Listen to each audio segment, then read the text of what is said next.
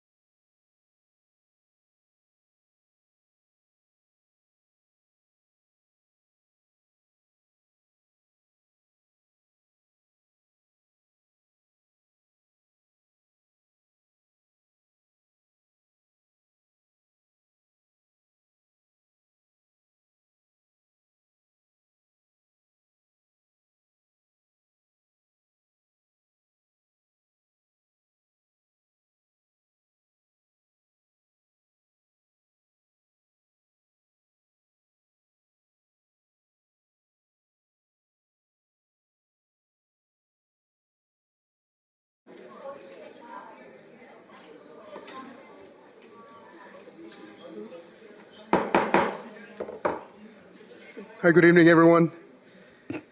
Just want to call the meeting to order for the Oxnard City Council and the Oxnard Housing Authority for Tuesday, April 15th, 2025. We just came back from closed session. City Attorney, do you have an announcement to make? Thank you, Mayor. The council met in closed session and reviewed the 4 items listed, and there are no actions to report out of closed session. Thank you, City Clerk. The next item on the agenda, actually, before we get to that, if we can have Madam Clerk, if we have a roll call and posting of the agenda followed by the Pledge of Allegiance, and we're also going to take a moment of silence, and I'll read that after this. Commissioner Andrade?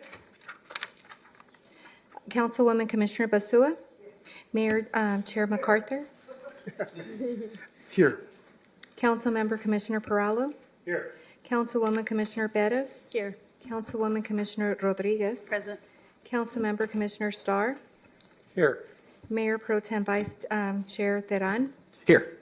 The agenda for this meeting was posted in the kiosk at City Hall, the Oxnard Public Library, the city administrative offices, and on the city's website on Thursday, April 3rd, and the amended agenda on Friday, April the 4th. I also have an announcement. Pursuant to Government Code Section 54952.3, each member of the Housing Board of Commissioners present will receive $50 pay for convening this meeting. Thank you. Thank you, Madam Clerk. We're going to have the Pledge of Allegiance. We're going to have a student from Ace Charter High School, Yvonne Castañeda Huichan, lead us on the Pledge of Allegiance. And following that, we're going to take a moment of silence. Many of us remember Dwayne Cozio, who passed away this past Saturday on April 12th. He was a former employee with a total of 14 outstanding service years to the city of Oxnard. Many of us here personally remember Dwayne. I certainly do. He first started working at the Oxnard Police Department and then came to the city clerk's office and retired in May 31, 2022. And he leaves behind his wife, Karen, his son, his daughter, and 2 grandchildren. And we send our condolences to his family.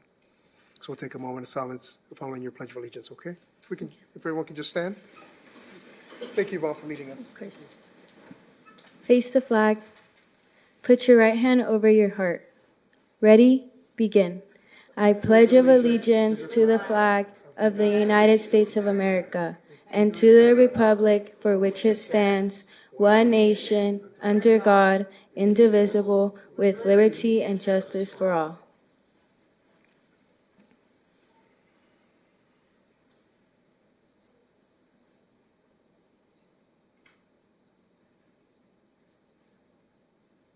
Thank you, everyone.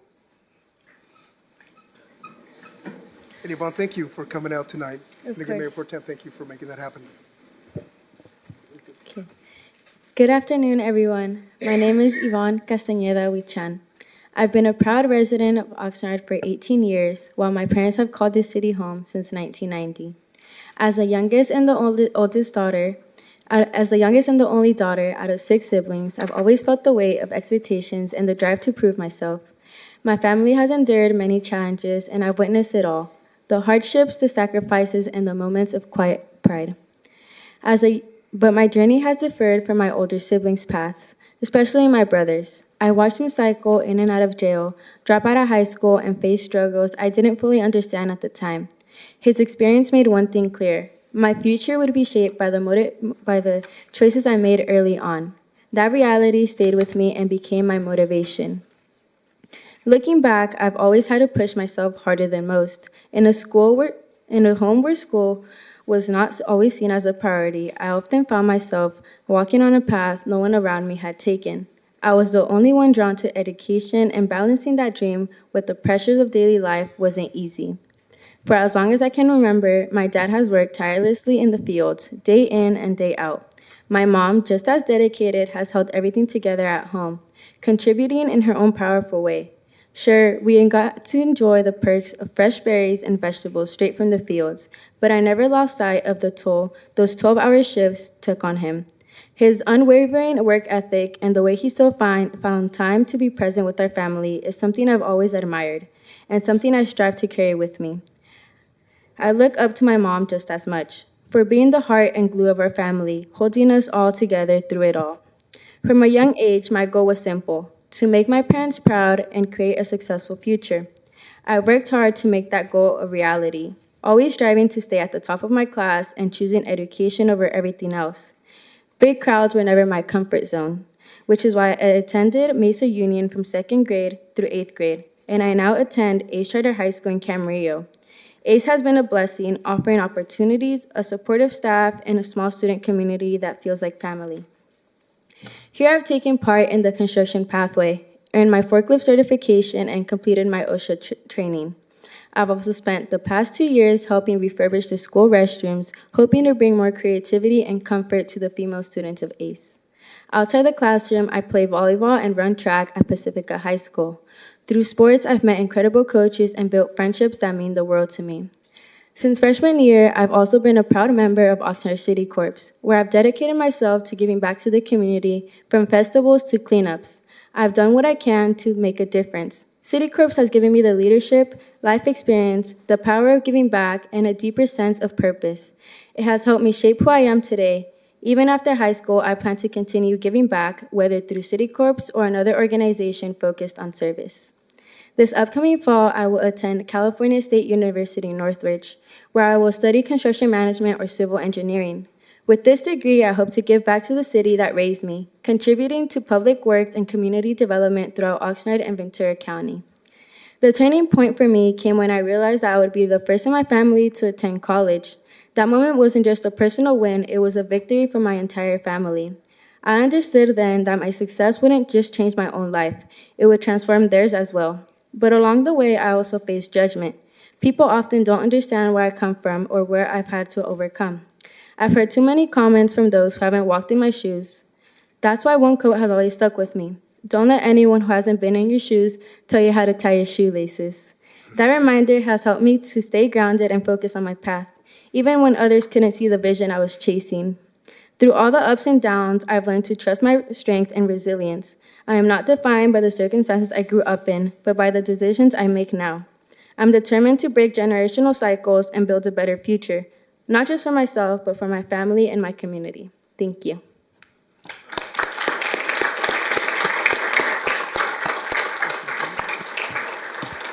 Great.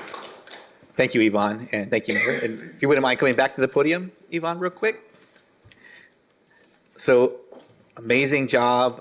That's just, your story is inspiring for so many, and at the same time, I think there are many people who can see you and hear your story and see themselves in that as well. Many people younger than you, probably a lot of people older than you who've walked similar paths as well. So, hope you're very proud of yourself. You really should be, because I'm super proud of you. It sounds like a lot of people, if not everyone in this room, is super proud of you and your accomplishments and what you're going to do as well.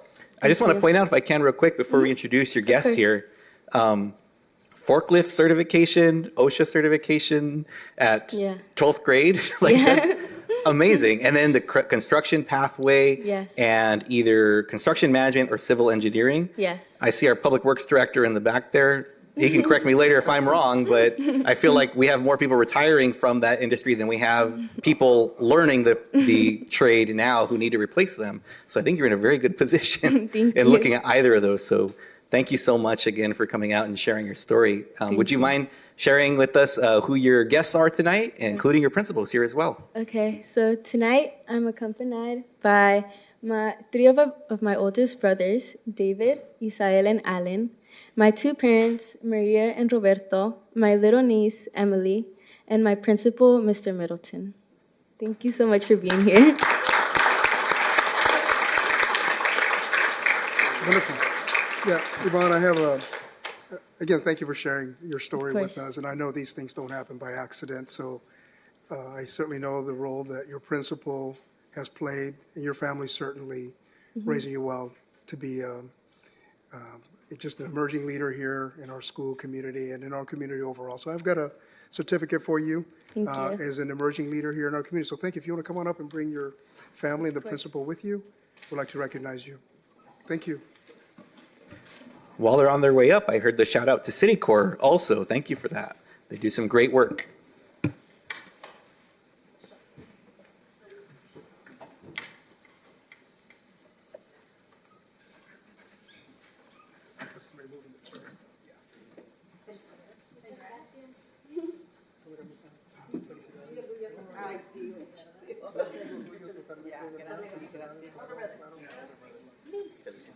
Muchas gracias.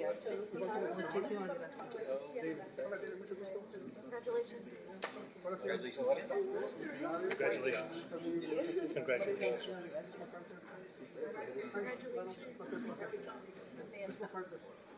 Nice to see you again.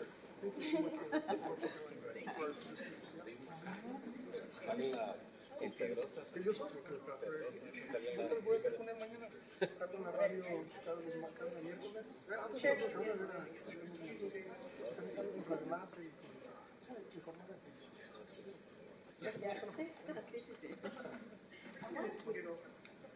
Can you see us all?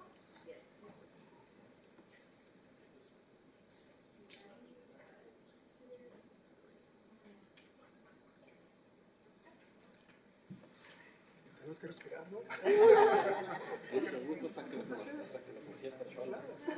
mi firma también ahí la tiene.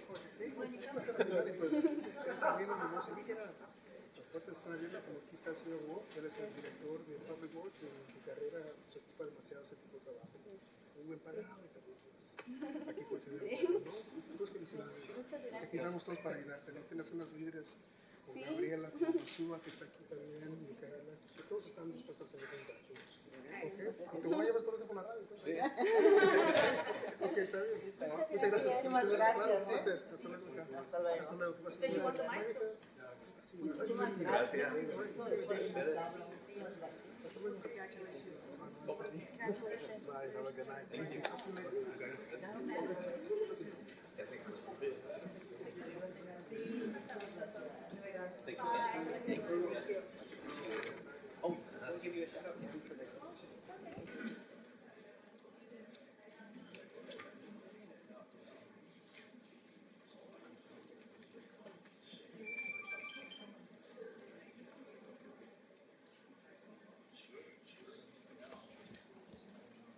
I also have a proclamation. Is there anyone here from, actually, is Grant Dwayne, is he, we'll move it. Sorry, Grant Dunn.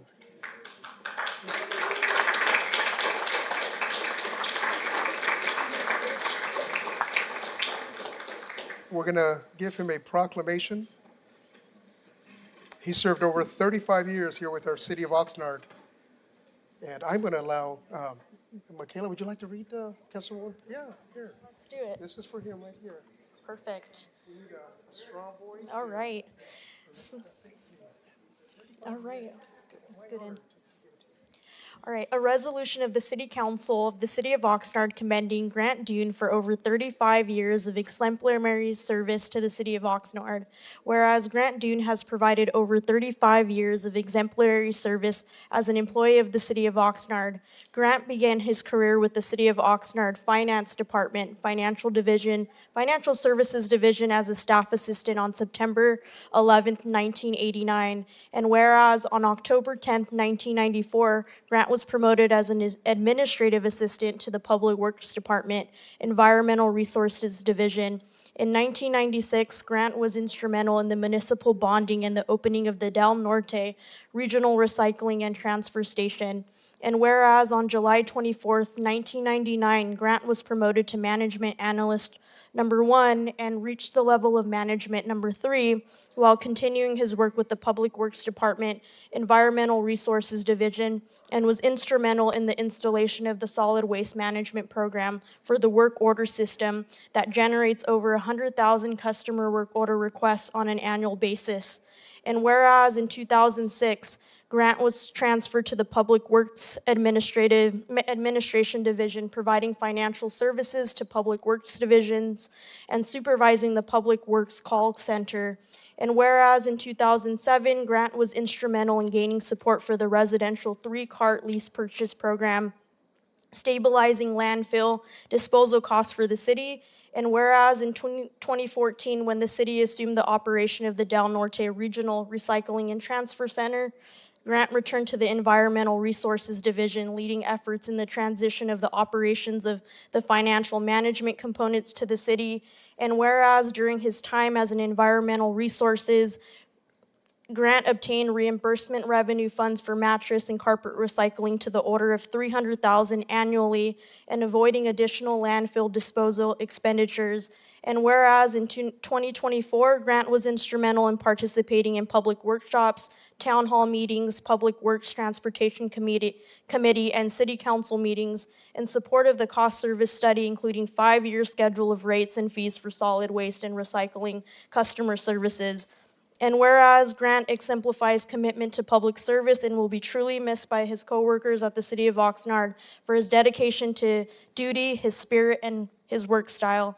Now, therefore, the City Council of the City of Oxnard does hereby resolve to commend, recognize, and extend its gratitude to Grant Dune for over 35 years of exemplary service to the City of Oxnard and extends best wishes for a fun and fulfilling retirement with family and friends. In witness thereof, I set my hand and cause the great seal of the City of Oxnard to be affixed this 15th day of April 2024. Louise MacArthur, Mayor.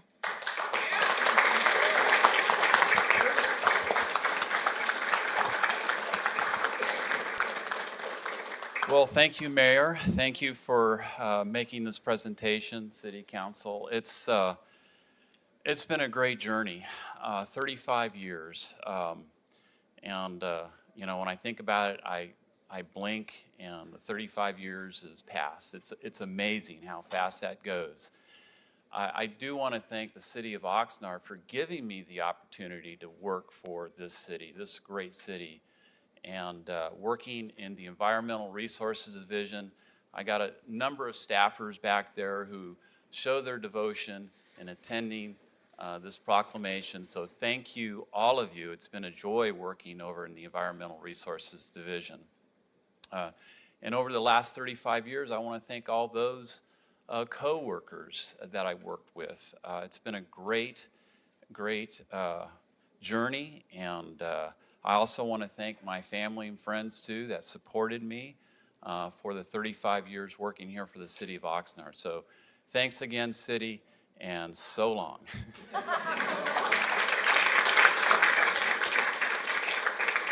Thank you, Grant. Not very many people make it to 35 years. And sometimes to capture, certainly probably all the sacrifices you made, only you know that.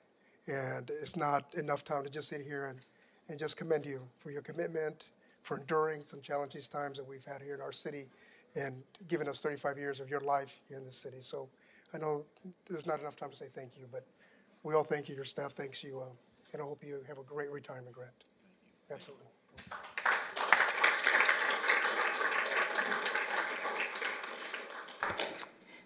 Mayor, before we move on to the next item, may we have a motion to adopt this resolution?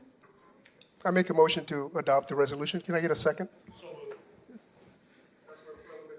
Okay, thank you. Councilwoman Basua? Yes. Mayor MacArthur? Yes. Councilmember Perallo? Yes. Councilwoman Perez? Councilwoman Rodriguez? Aye. Councilmember Starr? Yes. Mayor Pro Tem Teran? Yes. And the motion carries 7-0. Thank you.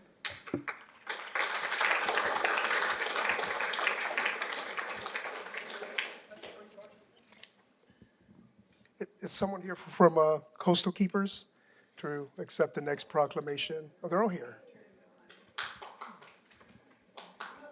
Yeah. Mr. Ochoa, come on up. Yes. Yep.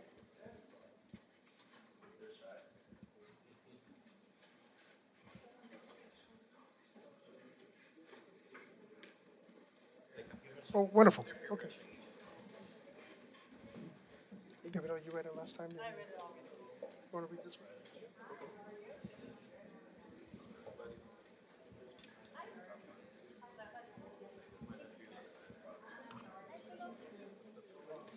Well, how are you doing? Muy bien, ¿ustedes cómo están? Hola, mijo. ¿Cómo estás? Hey, how you doing? Hi, how are you, sir? Yeah, oh, my honor. How are you? Miss MacArthur, pleasure. What an honor.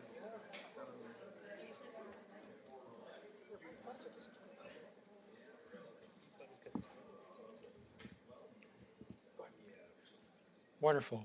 So we have a proclamation, Earth Day, April 22nd, 2025. whereas Earth Day is scheduled on April 22nd, 2025, recognizing that a healthy environment is the cornerstone of a thriving community and vigorous local economy. And whereas the first Earth Day was enacted in 1970 and engaged over 20 million Americans to advocate for a cleaner environment.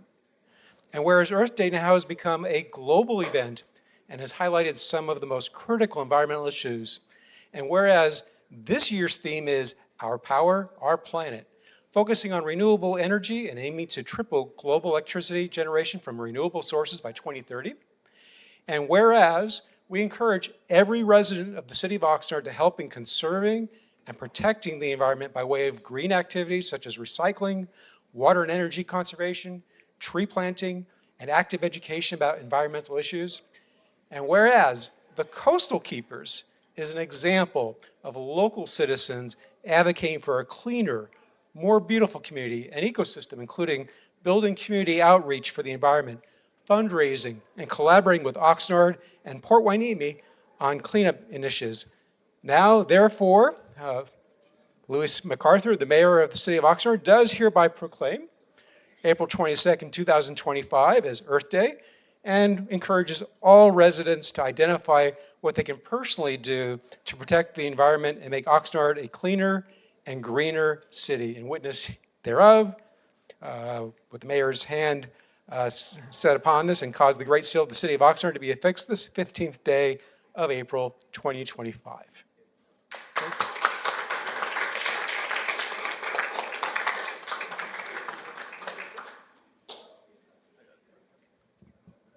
Happy Earth Day, Earth Week, Earth Year, everybody. What an honor. Thank you, City of Oxnard, mayors, city councils.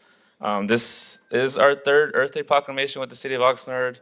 And with this, we hope to inspire, empower every age, young and old, to love and protect our beloved city. Saving the world one beach cleanup at a time. And with this recognition, we hope to do something great and everlasting for Oman Beach and South Oxnard. And also want to give a special shout out to Desiree and Eric Hummel. Been successful these past couple times.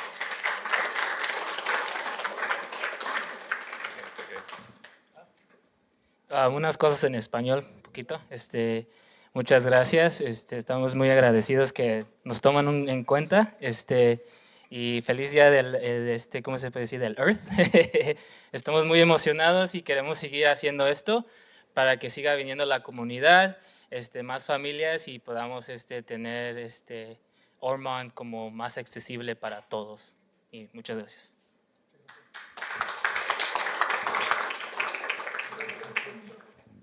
Yeah, please. Oh, yeah.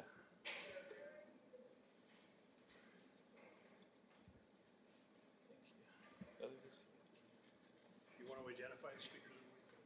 Give their name.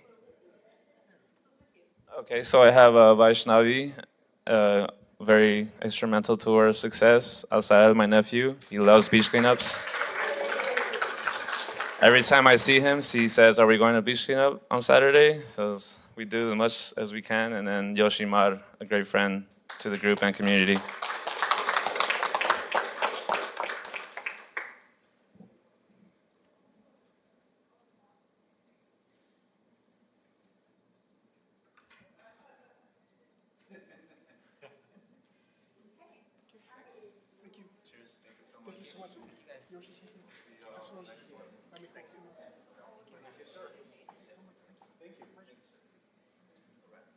Coastal Keepers.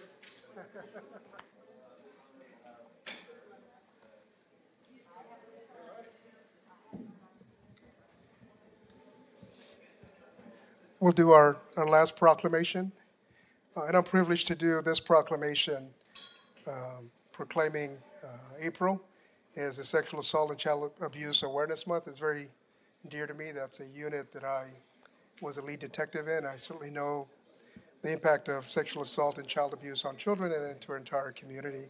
So it is my honor to present this proclamation to Sergeant Diaz, who's coming up to receive it. Detectives, hi.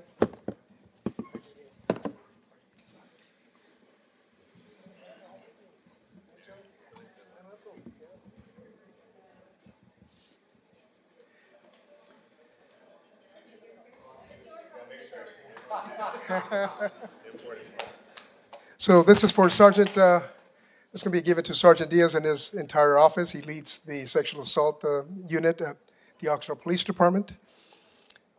April is designated as Sexual Assault and Child Abuse Awareness Month. Sexual assault and child abuse are crimes that affect all races, cultures, and social demographics, and has a profound impact on the family and the entire community. And children that grow up in violent homes are believed to be abused and neglected are at higher rate than the national average. And only a coordinated community effort will put a stop to these atrocious crimes. Sexual Assault and Child Abuse Awareness Month provides an excellent opportunity for the residents to learn more about preventing sexual assault and child abuse, and to show support for the numerous organizations and individuals who provide critical advocacy, service, and assistance to survivors. And the City of Oxnard's Police Department and community-based organizations are in positions to provide education, information, and services to assist survivors in believing that they have a right to feel safe and live free from violence at home and in the community. We recognize the survivors of abuse whose courage inspires us all. We recommit to offering a helping hand to those in need, and we remind them that they are not alone. And whereas we must continue to stand alongside advocates, survivors, service providers, law enforcement, and our criminal justice system as they hold offenders accountable and provide care and support for survivors during the darkest moments of their life. And the City of Oxnard's Police Department urges all its community members to take a stand against sexual assault and child abuse by raising awareness about these issues and the resources available to survivors seeking to escape abuse. We will continue our efforts to end violence in our homes, schools, and community. Therefore, I, as the Mayor of Oxnard, do hereby proclaim April 2025 as Sexual Assault and Child Abuse Awareness Month. Sergeant Joe Diaz from the Oxnard Police Department to accept this proclamation.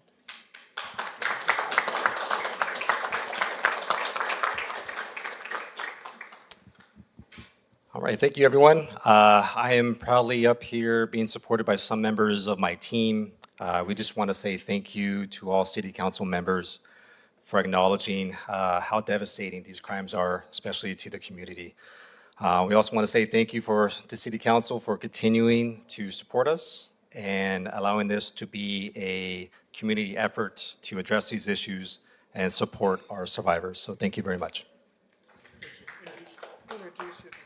Oh, yeah, I would love to introduce my people. This is Detective Andrea Mora. And I have two specialists here today that support a lot of the things that we do in our Family Protection Unit, Erica Escobedo and Judy Gilson.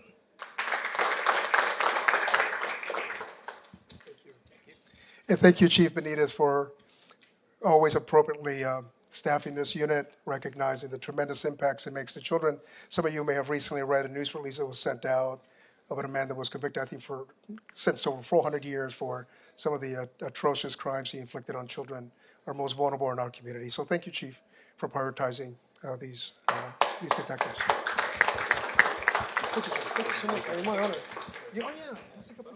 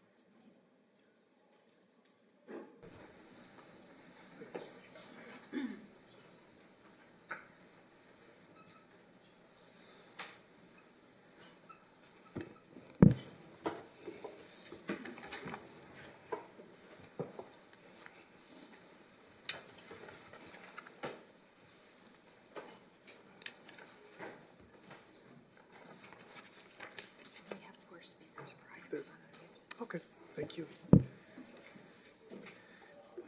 Thank you again.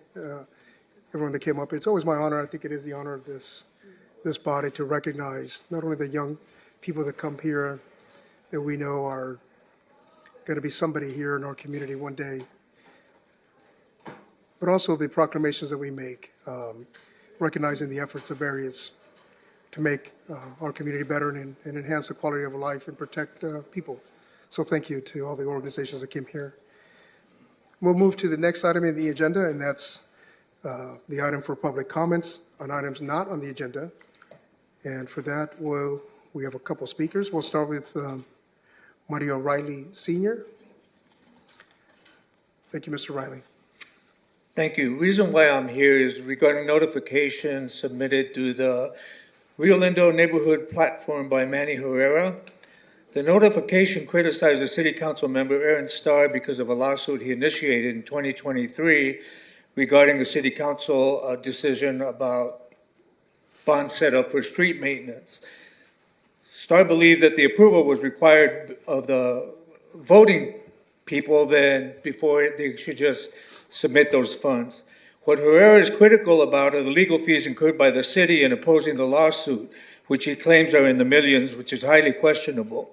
Herrera also claims in the lawsuit is still adding millions of dollars to the city in legal fees, and that the lawsuit has been forced the city to cash fund street repairs.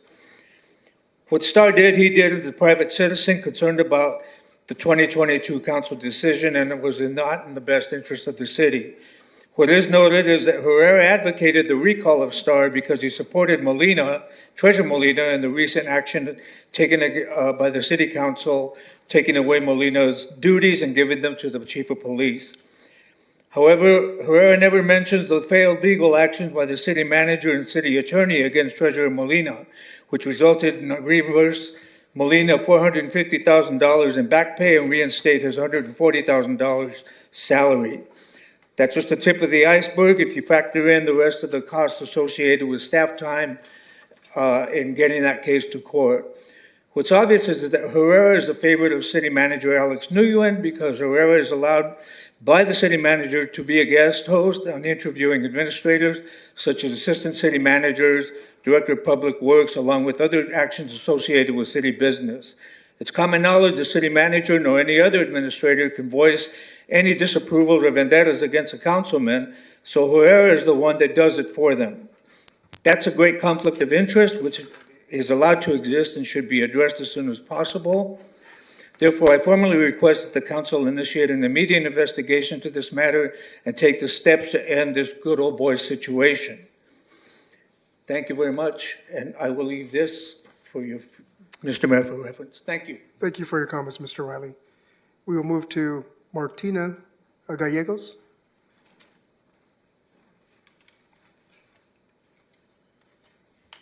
Good evening, Ms. Gallegos. Good evening. Good evening, Mayor MacArthur, council members, and the public. Okay, I need to go kind of fast. In trying to access my mail, when the carrier simply kept driving by, I inquired with the HOA about painting the curb red. They referred me to the city and called till I found the right department. I called them and told them what I needed and explained the reasons why. City employees showed up but painted the curb across the street gray. I called the city again and told them what had happened. I'm sure they were concerned about the blind dog across the street, but I'm sure it didn't call the city.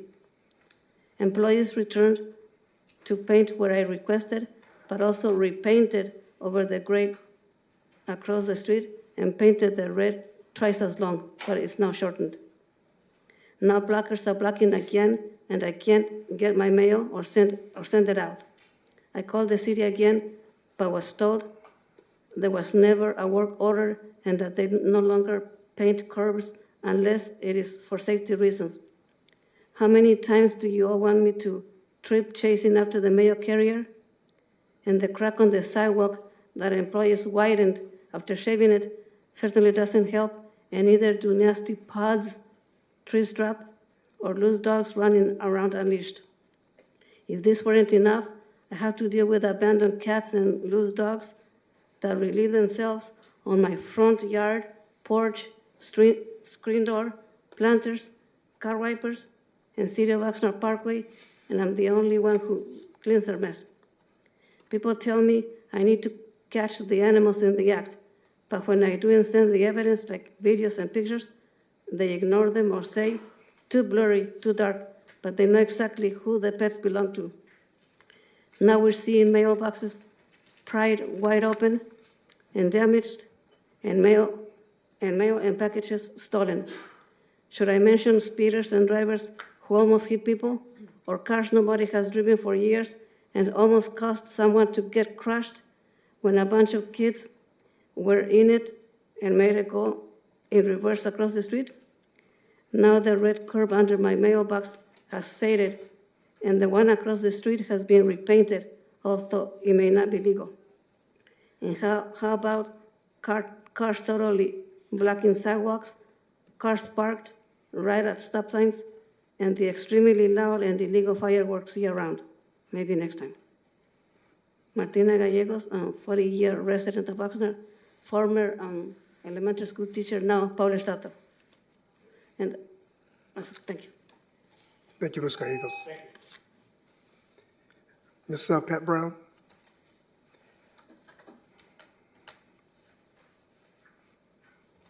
And Mr. Larry Stein, you'll follow Ms. Brown. I got up and spoke about this a few weeks ago, but nothing has happened. It's just gotten worse. And this is a problem that's just come up within the last couple of years. Before that, we didn't have the problem. On the east side of Oxnard Boulevard, in the downtown area, is a big vacant lot. Actually, it's several.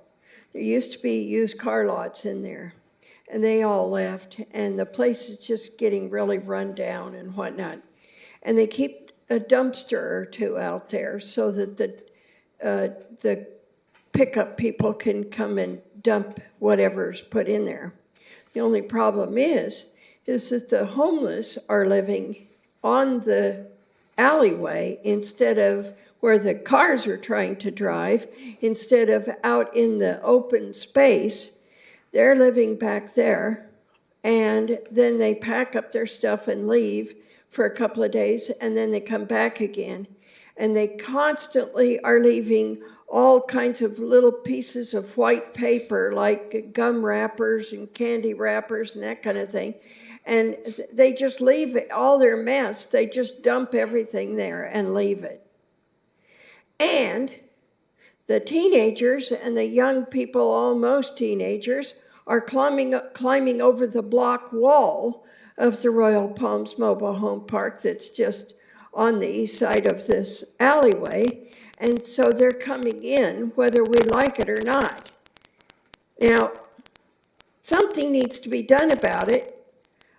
We've tried replacing the blocks, concrete blocks, but it doesn't seem to do any good. Even making them a little higher, one higher, doesn't help anything. And I've been here since the fall of 1993, and I have never seen it this bad. It just, in fact, for a few years in the 1990s, we didn't even have this problem. Why are we having this problem? I've talked to some of the people on the phone from the city, and they say, yes, that they're looking after it all the time, but it doesn't do any good. Well, then that isn't the answer, is it? That's not the answer.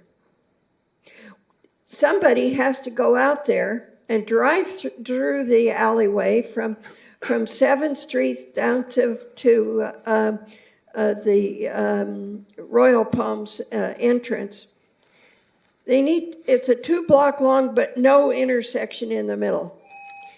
Somebody's got to drive down there twice a day, morning and night, Thank you, Ms. Brown. clear them away. I don't know what we're going to do with them.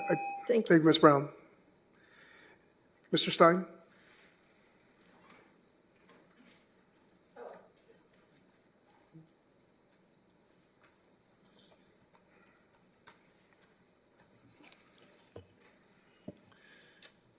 Good evening, Good evening, members of Mr. Stein. council, staff. I've gotten older. I don't know if you noticed that or not, but I've gotten older. In last December, I had a partial amputation on my left leg. I can use the stairs, but it's difficult. Last July, right after the Salsa Festival, I mentioned how the elevators were not working as a parking structure. So I couldn't use the elevator. I had to use the stairs. In October, we had the Multicultural Festival. The elevators weren't working there either. I had to use the stairs. Now, prior to my amputation last December, I found myself with the parking structure again, and the elevators weren't working. So what does it take for the city to comply with the American Disabilities Act? I mean, elevators are supposed to be working. You passed an ordinance in July, approved a contract in July to have the elevators fixed, but we got an attorney here that doesn't seem fine that the city violates federal law. I mean, there's no problems with him violating the federal law, the American Disabilities Act, but how about the people who actually have to use the stairs because the elevators aren't working? How about the people who have wheelchairs have to drive up the second story or the third story of the parking structure and can't use the elevators because it's not working? What are the benefits to the citizens of Oxnard? Where's the maintenance at? We can certainly fund the police department. We can certainly fund the fire department. We can certainly build fire stations and repair fire stations. But when it comes to fixing elevators, what's the problem here? I mean, why can't we maintain certain maintenance of the city? The city is responsible for the maintenance and providing safety for the citizens of Oxnard. Now, I'm not the most popular person in town, I'll grant you that. But I feel I'm still entitled to a certain amount of respect as far as having the elevators fixed so I can actually use them. And how many other people try to visit Oxnard during these festivals and find they cannot use the elevators? What kind of impression does this leave the city to the citizens who come to the city to visit? What impression does that leave? Will they come back to the city knowing they can't use the elevators because they're handicapped, they have disabilities? They still have money. They're more than happy to spend money at festivals, but why do they spend money if they can't use the elevators to go to the festivals? Thank you very much for your time. Thank you, Mr. Stein. Vanessa Valdez.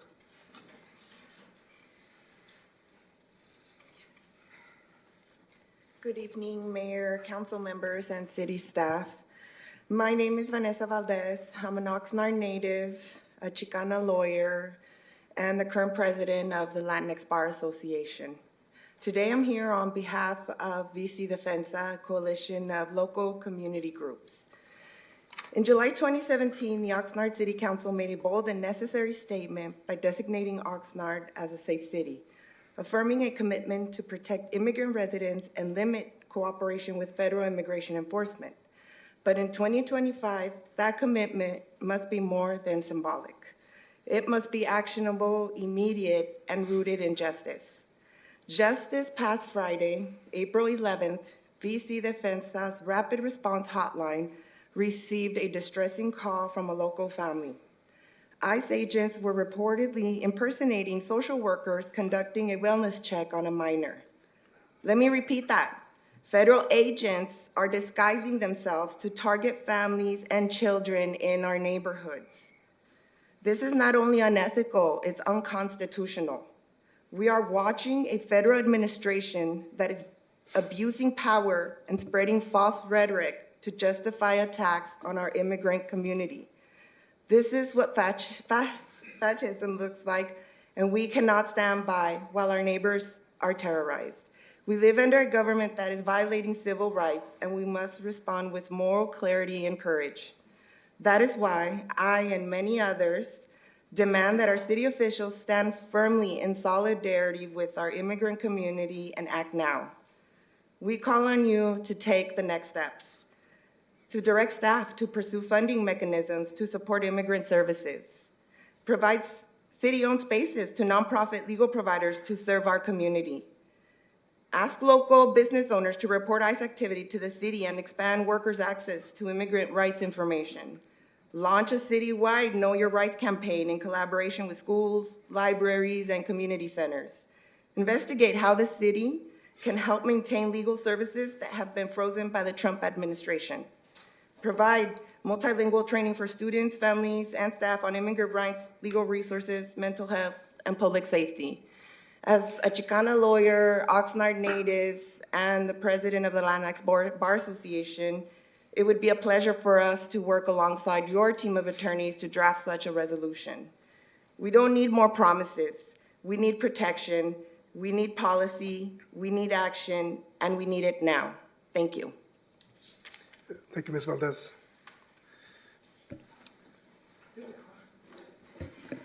Mayor, we have a virtual speaker. Speaker ending in 6377, please press star 6 to unmute, and you have 3 minutes starting now. Thank you.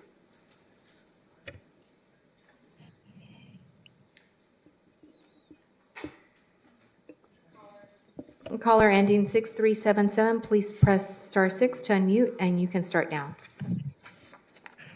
Okay, please restart my time. Hello, everyone. Manuel Herrera, Citizens for a Better Oxnard. When Aaron Starr ran for city council, one of the promises he made was, if elected, he would get our streets and alleys repaired. Well, now we can finally do that. Not because of Aaron Starr's help, but in spite of it. Allow me to explain. While at the very same time Aaron Starr was running for office, our roads and alleys were literally being repaired. $11 million alone for Gonzalez Road. Yet while on the campaign trail, Starr was claiming that our streets were in terrible shape, and if elected, he would get our streets fixed. What he failed to mention was that in 2023, he sued the city to reverse the setup of bonds which would have financed the street repairs. His reason was that the city needed voter approval before issuing these bonds. Starr lost his lawsuit, but as usual, he appealed. In a judgment filed a couple of weeks ago, on April the 4th, the appeals court ruled unanimously against Starr. In fact, in the ruling, the appellate court repeats nearly a dozen times that they disagree with Starr and were not persuaded by his lawsuit's claims. The bond funding would have allowed the city to obtain upfront funding for road work instead of conducting the work piece by piece and therefore costing the taxpayers more money. But because Starr feels that he knows better than the financial experts employed by the city, he sued the city. Fortunately for us, he lost. So while this is yet another loss for Starr, it's still adding to the millions of dollars in legal fees that have been spent against him in court and is paid by the taxpayers. Now that Starr is an Oxnard councilman who was voted in to look for the best interests of the citizens of Oxnard, I wonder what his thoughts are on his recent loss. Although he wastes no time on social media bragging about his lawsuits when he wins, he never mentions any of his losses. We taxpayers deserve to hear from Starr and have him explain why, as a councilman, he continues to fight against City Hall while costing us millions of dollars, instead of following his oath to work for the betterment of Oxnard, not against it. So, what say you, Aaron Starr? Do you care to explain yourself? Thank you. Thanks, Mr. Herrera. Go ahead. Mayor, we have a couple of other virtual speakers. So caller ending in 1275, please press star 6 to unmute, and you have 3 minutes starting now.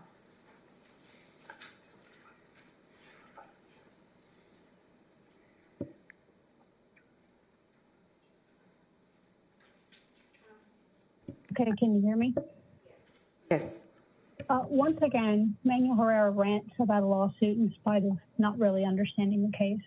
All he knows is what his handlers have told him to say, the same allegation that Aaron Starr has been impeding progress. And if you just fling enough allegations often enough, then maybe his haters can recall him from office, and then there won't be a watchdog on the council at all. When the courts are struggling with how to apply precedent, the only way to flesh it out is with litigation. maybe Manuel has no appreciation for the long-term benefits for city residents to protect voter rights to consent to debt, but that's what's at issue here.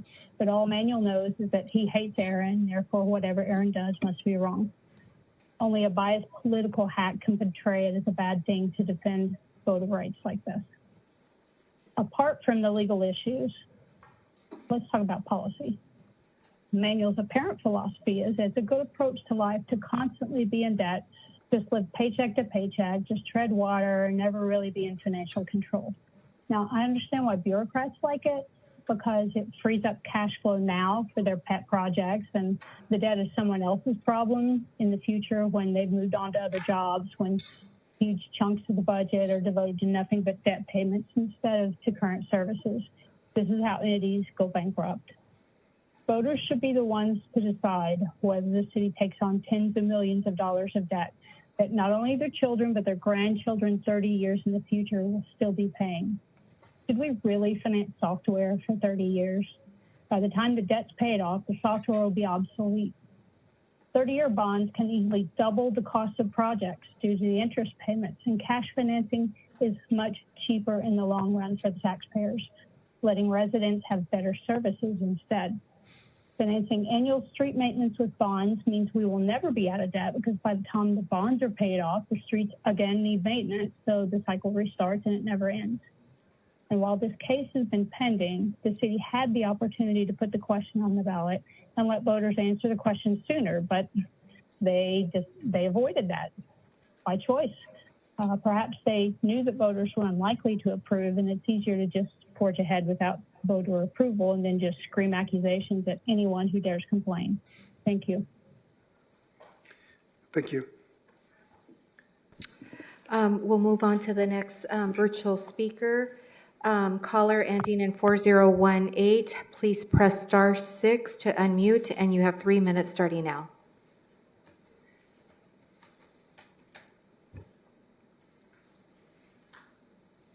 Yes, hi, can you hear me? Yes. Oh, good evening. Yeah, I'd like to just give my 2 cents on this issue about the bonds and also about the road repairs. If we remember back, some of us, to 2008, the city of Oxnard passed a general tax increase for sales tax of 0.5% with Measure O. At that time, Madam Clerk, you want to the start city promised to fix the roads, and that wasn't done. So then what happened is that the voters got another opportunity with Measure N to fix the roads, and that just said that do what you promised back in 2008. And if you don't do what's promised, then Measure O will sunset sooner. And it gave some pretty reasonable parameters for that. At that time in 2008, our PCI was 61. That's bad. The gold standard is 80.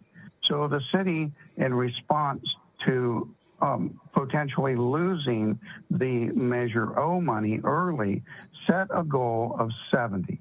So that's a very modest goal. And so now we're approaching 70 just now. But look where we are from 2008 to now. And I believe that it was Measure N that the city fought, and then they got that reversed in court because they really didn't want to fix the roads. And that's just the simple truth of it. Now, here we are today. We're getting some road work done, but really, should we be bonding out that when we've got Amazon, we've got the Measure O, we have Measure E, we have a lot new properties and businesses and a lot new revenue coming into the city? I mean, over $90 million extra. Do we really want to be putting this kind of work on the credit card?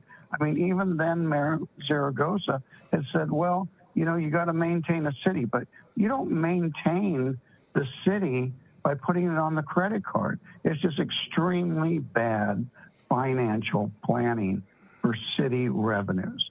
We buy a house and you put that on a loan, but you don't maintain your house by getting out these extremely high loans. Now, if it's not guaranteed by the voters' approval, those interest rates are higher. And why not put it before the voters? I mean, aren't we ultimately the ones who are going to be paying for this? because you know if you put it to the voters, they're not going to approve it. But you want to have a bureaucrat make these decisions for mega million-dollar loans to maintain our city when we have one of the highest sales tax in Ventura County. We have one of the highest city portion sales tax in the state. And here we are taking out loans for things that should be better managed over time with the money that we have. Let's start getting back to basics and using the money we have instead of just pulling out the credit card every time you want to get something done. Be a little patient, do a little better planning, and it'll save the taxpayers a lot of money. That interest over 30 years almost doubles the cost. So let's just be more wise in our planning with the money Thank that you, you Mr. do have. Portello. Thank you for your time. Thank you for calling in. We'll move to, is there any other virtual speakers before we get to the ones who submitted? Mayor McCarthy, that concludes our virtual speakers. Thank you, Madam Clerk. We'll go to Miguel Fernandez.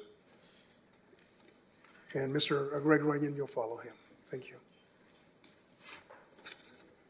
Thank you, Mr. Mayor, and hello, City Council. I'm not here to talk about the politics of fixing the streets.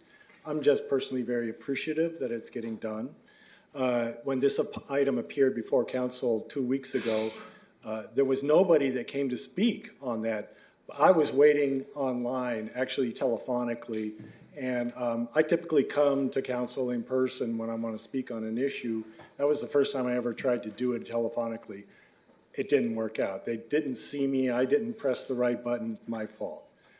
What I really wanted to say then, and I'm saying here tonight, is I actually live on a street that is shown on the maps that's going to get the repaving, and I'm very appreciative of that. But I want to say that I'm hoping the city can find some extra money to fix some gutters along with that project, because I have a storm drain just about 100 feet from my house, and whenever it rains, the water does not make it to the storm drain because there's tree roots that have caused uplift in the sidewalks and also in the gutter. So the gutter forms a little dam, and then the water comes down the street from the rain, and I get a big puddle in front of my driveway. So that's basically all I'm trying to say, is encourage the city to find some more money, however it is that you do it. I'm not into the politics of it. And see if we can fix some of these more egregious issues with the gutters where they're impeding the water flow to the storm drains on certain areas that you're spending a lot of money to repave the streets. Thank you. Thank you, Mr. Fernandez. Yes, Mr. Can you share, sir, can you share your address with the Public Works Director on the other side? Oh, where? Please. Thank you. Mr. Wolf. Thank you, Mr. Perla, for that. Mr. Runyon, welcome. I thought you were trying to take time away from me, Bert. I thought, yeah, you were like. Never happened. All right. Never. So, good evening. And I actually was going to sit back there and be quiet, but the last conversation got me going. We're adults and we can't talk to people without name calling. And it happens both ways. Like, you can't. If you guys can't learn to disagree without being disagreeable, everything's going to get litigated in court. Everything's going to happen like that. We're not going to have a council because everything will go to the voters. The truth is, voters voted you in to handle the business of running the city. And there are things that should go to vote. I thought districting should have gone to a citywide vote, but the council didn't want to get sued. So rather than take it to citywide vote, they chose to do that, districting. And guess what? It's worked out for some of you. And that's a good thing. It's not how I would have done it, but I can support it. I don't think the people that did it were weak-kneed or racially biased. I don't think that. Why we say these things? Because it's convenient. It just blows me away. And I mean this from my heart.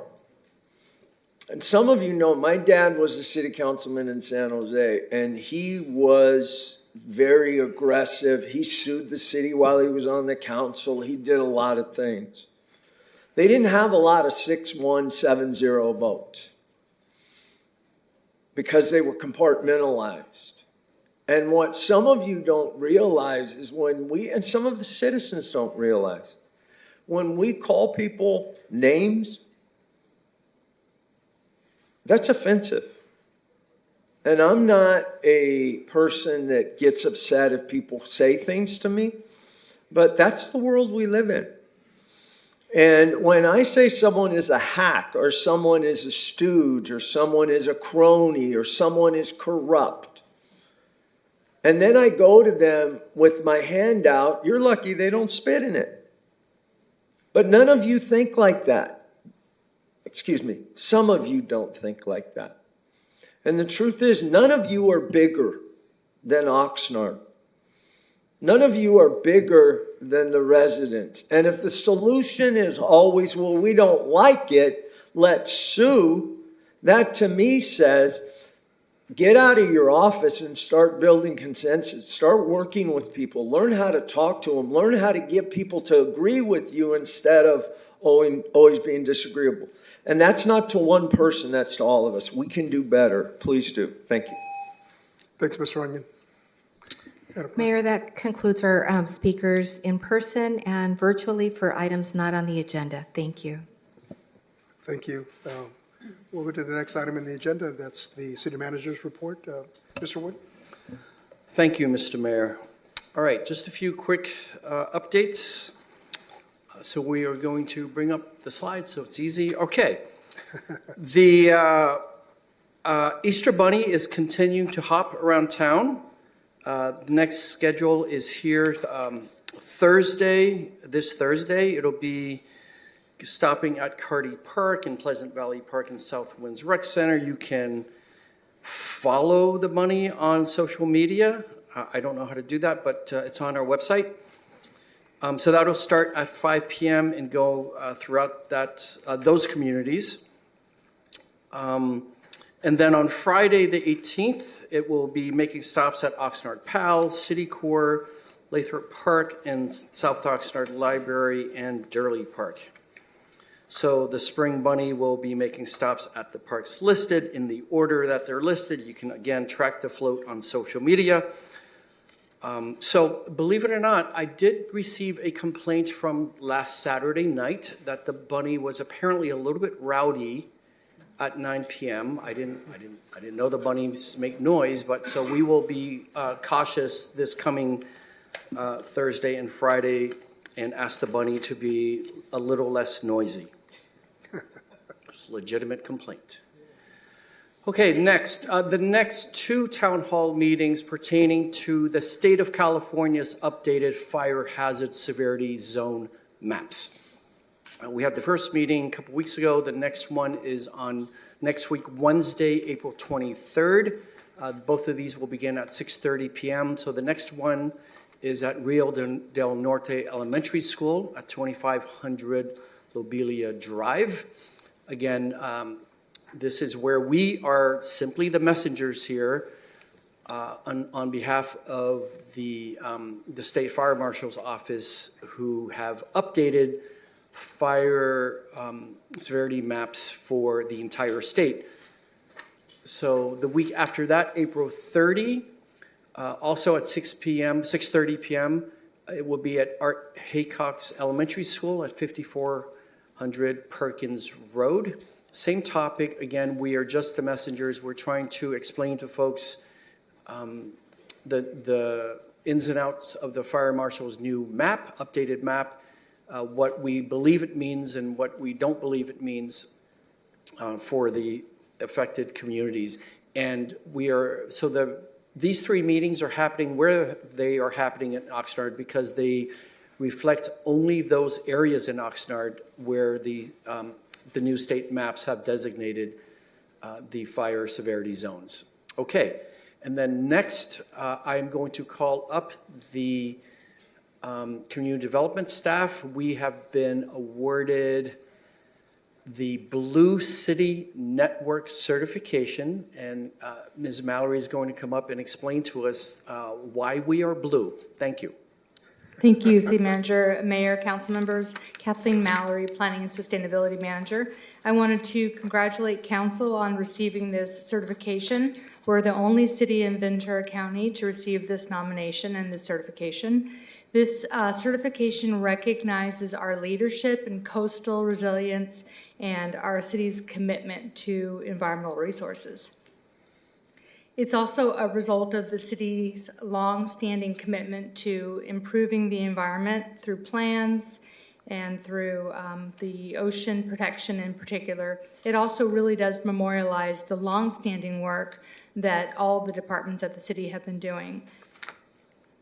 Finally, I think it's appropriate in receiving the proclamation for Earth Day. The fact that we received this certification recognizing the plans that we're doing and have been doing for years, it shows our commitment to Earth Day, and Earth Day is every day in Oxnard. So thank you. I'm happy to answer any questions. Wonderful, thank you. Mr. Pearl, go ahead. Ms. Question. Ms. Mallory.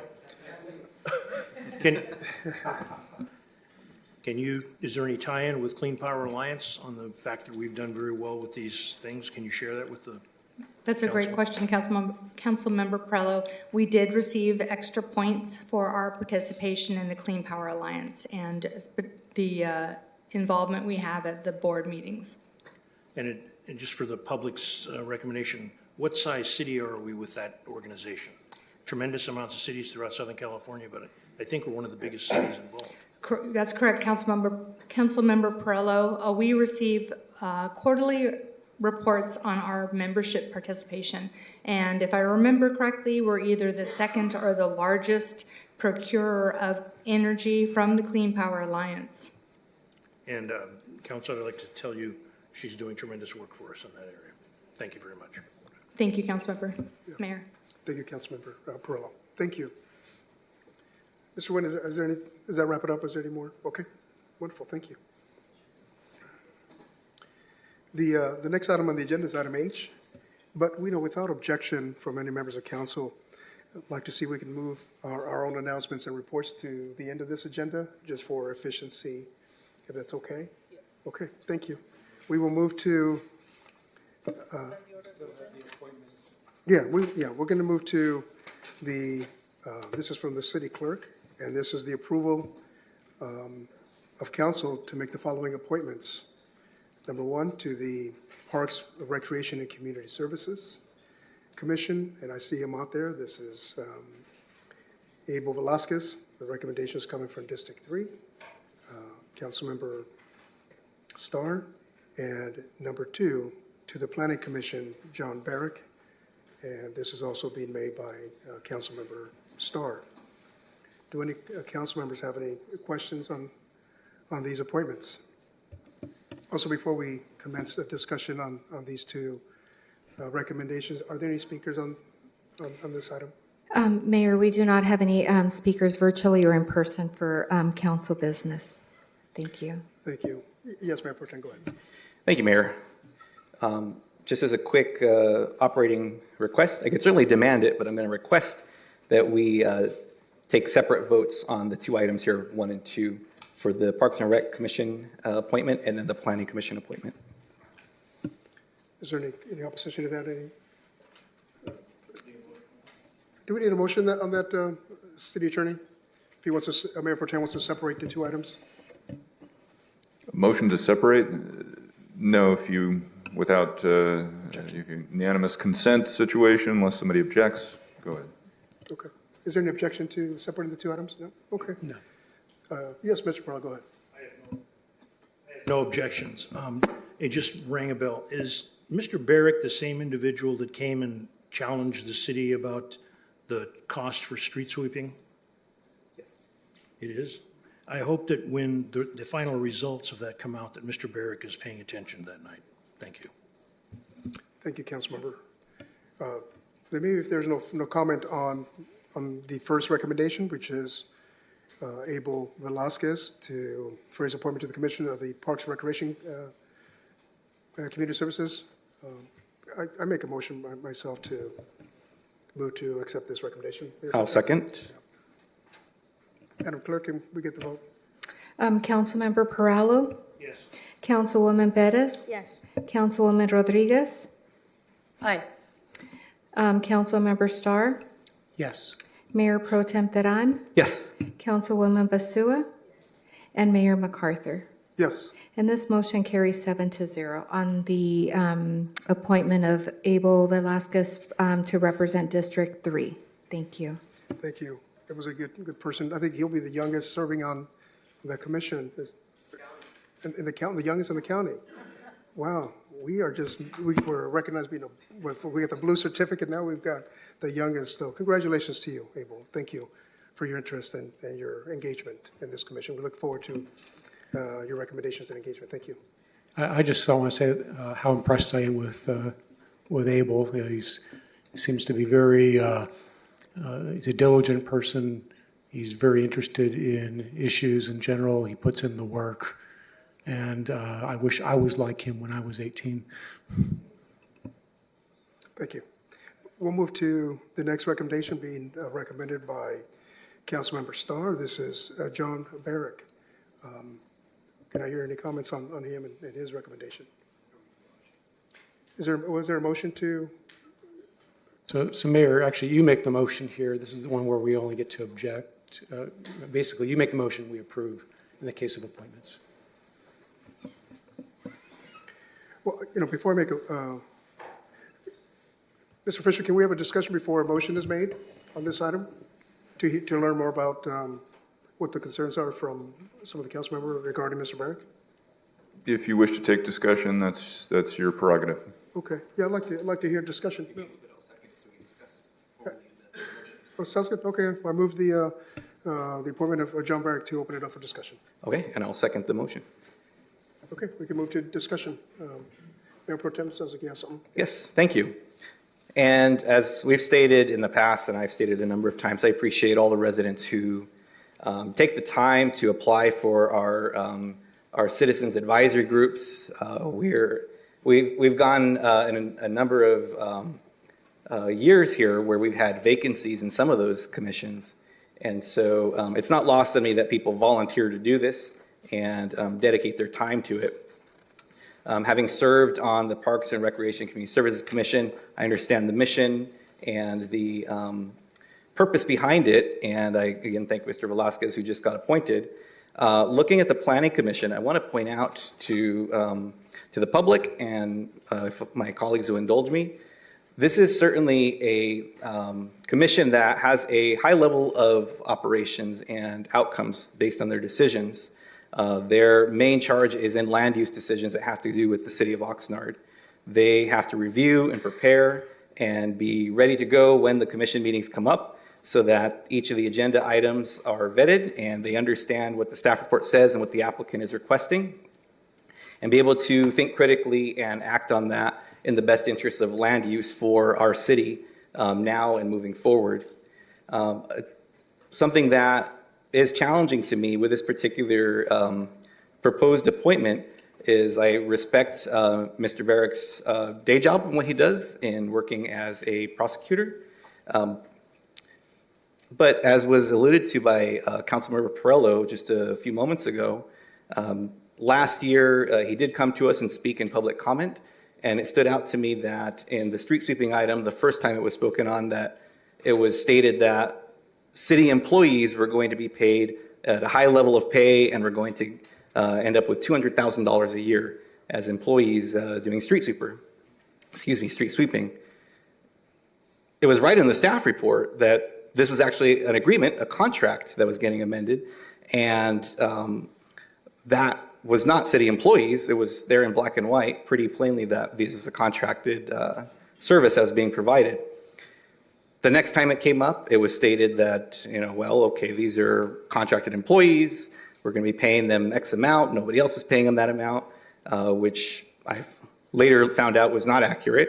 But the point being that these are very easily demonstrated, findable facts in a staff report that was only a few pages long, if I remember correctly. And it stood out to me because for someone whose profession, relies on facts and evidence, to not do that basic reading before speaking publicly on it, then to follow up with additional information that has since been interpreted by the public that we have people making $200,000 a year as street sweepers is troubling to me, because these are facts that could be verified. And I actually did ask for, through a public records request, the whatever could be shared as far as payroll for the street sweepers who are the employees of the contracted organization who's providing this service. And the Taxpayer Association is welcome to tell me if my numbers are wrong, but in extrapolating out what they have, I'm seeing people who are making $25,000 a year, $40,000 a year. I can't find anyone yet who's making $200,000 a year, even though that was stated or maybe even implied. And yet I haven't seen follow-ups from that. So I'm wondering, what additional digging have they done, with Mr. Barrick being the face of that when it came to the city of Oxnard and the public comments. So what gives me pause is that for someone, again, who has to operate on facts and evidence, to portray this or give it to the public in a certain way without any initial digging and then without any follow-up to what was stated, I have to wonder, will that translate well as a planning commissioner when we have land use decisions that could end up in litigation if they're not done correctly, or if there's any implication of bias by any of the commissioners, or if anything was not done properly. So for that reason, I can't support this appointment at this time. Again, I appreciate everybody who applies for these positions, but at Planning Commission, we do require folks who can demonstrate that they can do what needs to be done in a way that's going to keep us out of legal trouble and do what we need to do for our planning purposes in the city of Oxnard. Those are my comments. Thank you, Mayor. Thank you, Mayor Pro Tem. Any other comments, pros or cons? Councilmember Starr, go ahead. I've had the opportunity to get to know Mr. John Barrick, and he has a brilliant legal mind. This is a man who goes and prosecutes murderers. He's had a recent successful one that was very difficult to gather the evidence to prove, because the guy who was the perpetrator, who was found guilty, wasn't the one who actually pulled the trigger, basically. He basically worked through somebody else, and it was years and years later that justice finally caught up to this guy. And John Barrick, heroically over several months, had to put together a case to prove to 12 strangers that this is a guy who deserved to be in prison for the rest of his life. And it's that type of analytical thinking, his ability to understand the law, his ability to present a case, that presents me. Now, I understand that my colleague has a disagreement with some interpretation of facts, but I don't think this is something that we should be litigating here on this dais at this time. I think that we should choose people who are bright, who execute well, and who really care about this city, and he's been a lifelong resident. So I'm very, very proud to vote in favor of John Barrick to be on the Planning Commission. Thank you. Any other pros or cons on this appointment? What's the wish of council on this? Okay. Madam Clerk, can we get a vote? Excuse me. Councilwoman Perez? No. Councilwoman Rodriguez? Aye. Councilmember Starr? Aye. Mayor Pro Tem Teran? No. Councilwoman Basua? No. Mayor MacArthur? Yes. Councilmember Perallo?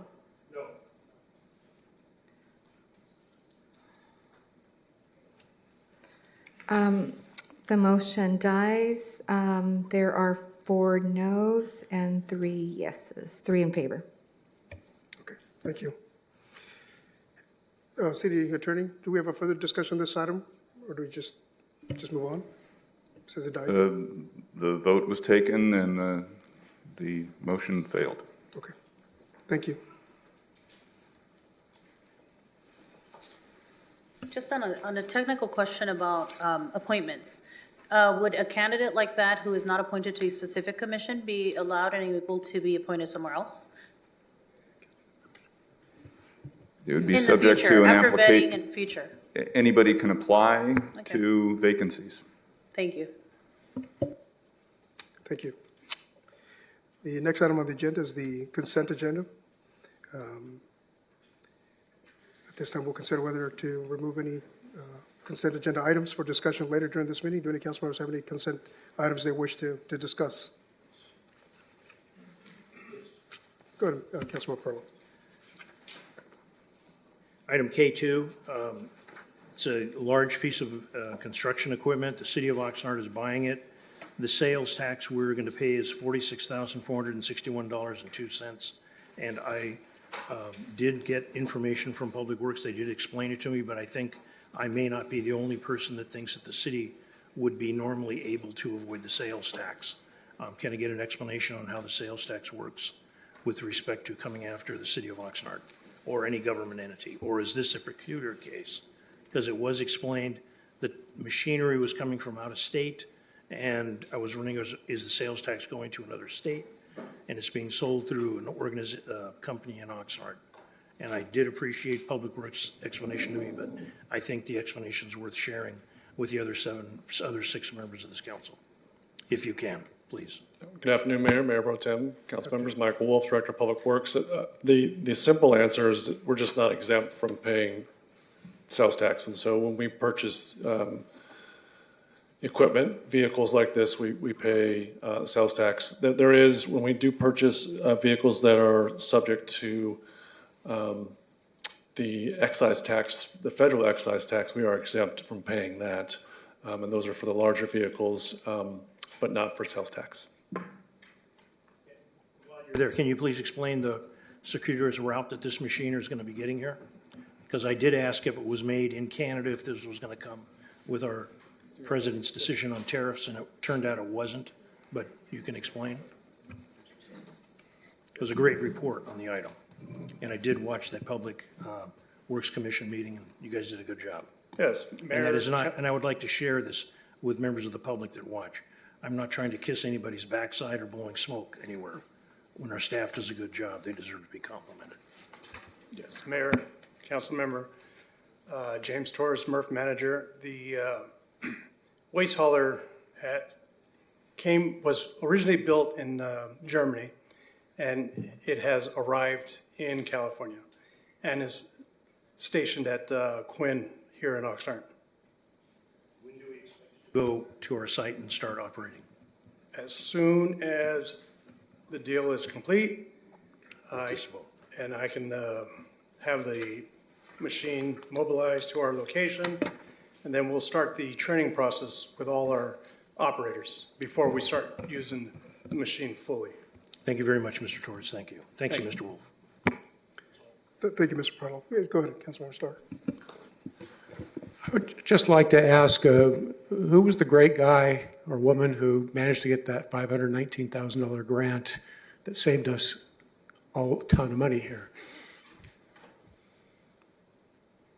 Councilmember, it was not I. Okay. But it was work from Robert Serrato and Grant Dunn that initiated the process. So we found the money, and then we took advantage of locating this machine that we desperately need for our operation. And so here we are. Well, if they can't hear this, maybe you can just convey my thanks for the taxpayers to be able to save $519,000 off of the cost of this equipment. Will do. Thank you. Thank you. Is there any further discussion on this item or any other item? No? Okay. Madam Clerk, are there any speakers on this item? Mayor, we do not have any public speakers in person or virtually for the information and consent agenda. Thank you. City Attorney, do we wait for Mayor Pro Tem to come back to take the vote? You can pause things briefly and wait for him to come back. Okay. We'll pause and wait for Mayor Pro Tem to come back to take the vote. Oh, here we go. Oh, there is? Yeah. I'm sorry, Mayor Pro Tem. Yeah. Thank you, Madam Clerk. We'll take the vote.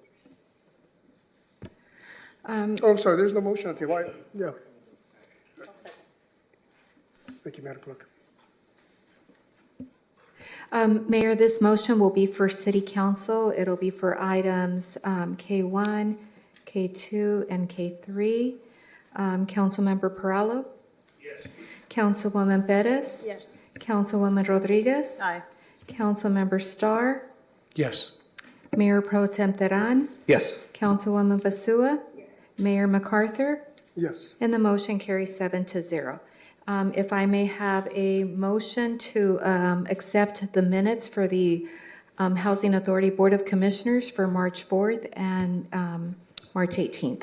So moved. Second. Thank you. Commissioner Andrade? Commissioner Perez? Yes. Commissioner Rodriguez? Aye. Commissioner Starr? Yes. Vice Chair Teran? Yes. Commissioner Basua? Yes. Commissioner Perallo? Yes. Chair MacArthur? Yes. And the motion carries 8-0. Thank you. Thank you.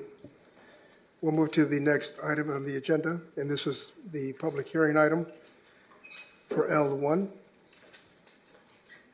This is from the Community Development Department. The subject is the Teal Club specific plan. Planning and zoning permits,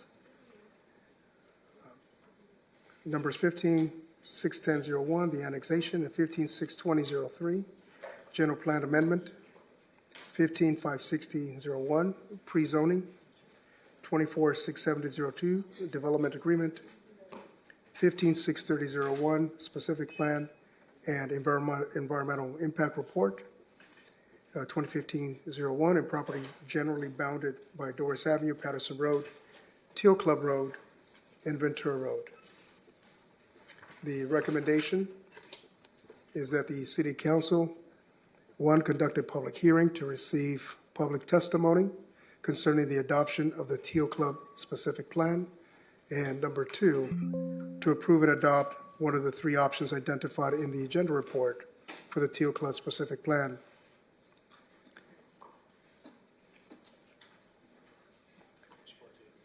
Madam Clerk, we'll start with the ex parte communication.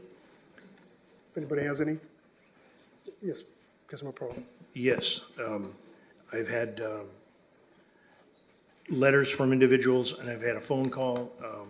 I did meet with the developers in person with city staff, and I've gotten multiple emails from one specific individual. Do we need to identify him, City Attorney, the individual? Individual constituents that you had discussions with, you don't need to catalog everybody. If you have significant contacts with project applicants and what have you, you certainly should list those. Thank you, City Attorney.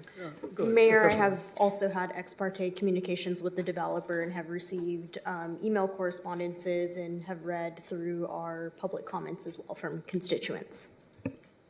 Thank you. Anyone else? Yes, go ahead, Mayor Pro Tem, go ahead. I've also, at the request of the developer, they did have a sit-down meeting and staff was present as well. No promises or commitments were made. It was an information session. And the only addition to that was I did ask if they were still open to doing community presentations, which led to the town hall meeting that we had a few weeks ago. And then, as my colleagues had mentioned, the written comments that have been coming into us from members of the public regarding this project. Thank you. Anyone else? Go ahead. I too had a briefing with the developers just to educate me on the project, and I also had folks just come and approach me, but as constituents, to my public library office hours. So besides the public comments, that's all the communication I've had. Go ahead, Councilmember Starr. Yeah, I've also received a briefing from the applicant. I guess it's Dennis Hargrave, and I want to say it's Bobby Lee Beeridge, I think was his name. So I don't know if I got that pronounced correctly, but anyway, I got to see their take on this. Thank you. Councilwoman Basila. I also have received ex parte communications from the developer. Thank you. Lastly, for me, I had a very comprehensive, informative session with the developer, with Martha Gee and their president as we spoke on that, and they were able to answer a lot of the questions I had. So thank you for your time for that. And Madam Clerk, can you just confirm the publication of this item for the public? Mayor, there was a legal notice for the public hearing published in Be the newspaper on March 20th. The city clerk's office has received 8 written communications on this item that have been previously provided to the city council, and there's a copy available here if anybody would like to take a look at them. Thank you. Thank you. Are there any public speakers on this item? Yeah, or we can do, hold on a second, Councilmember Starr, we can move to the presentation. I understand the applicant has a presentation that's going to be about 15 minutes. Thank you very much.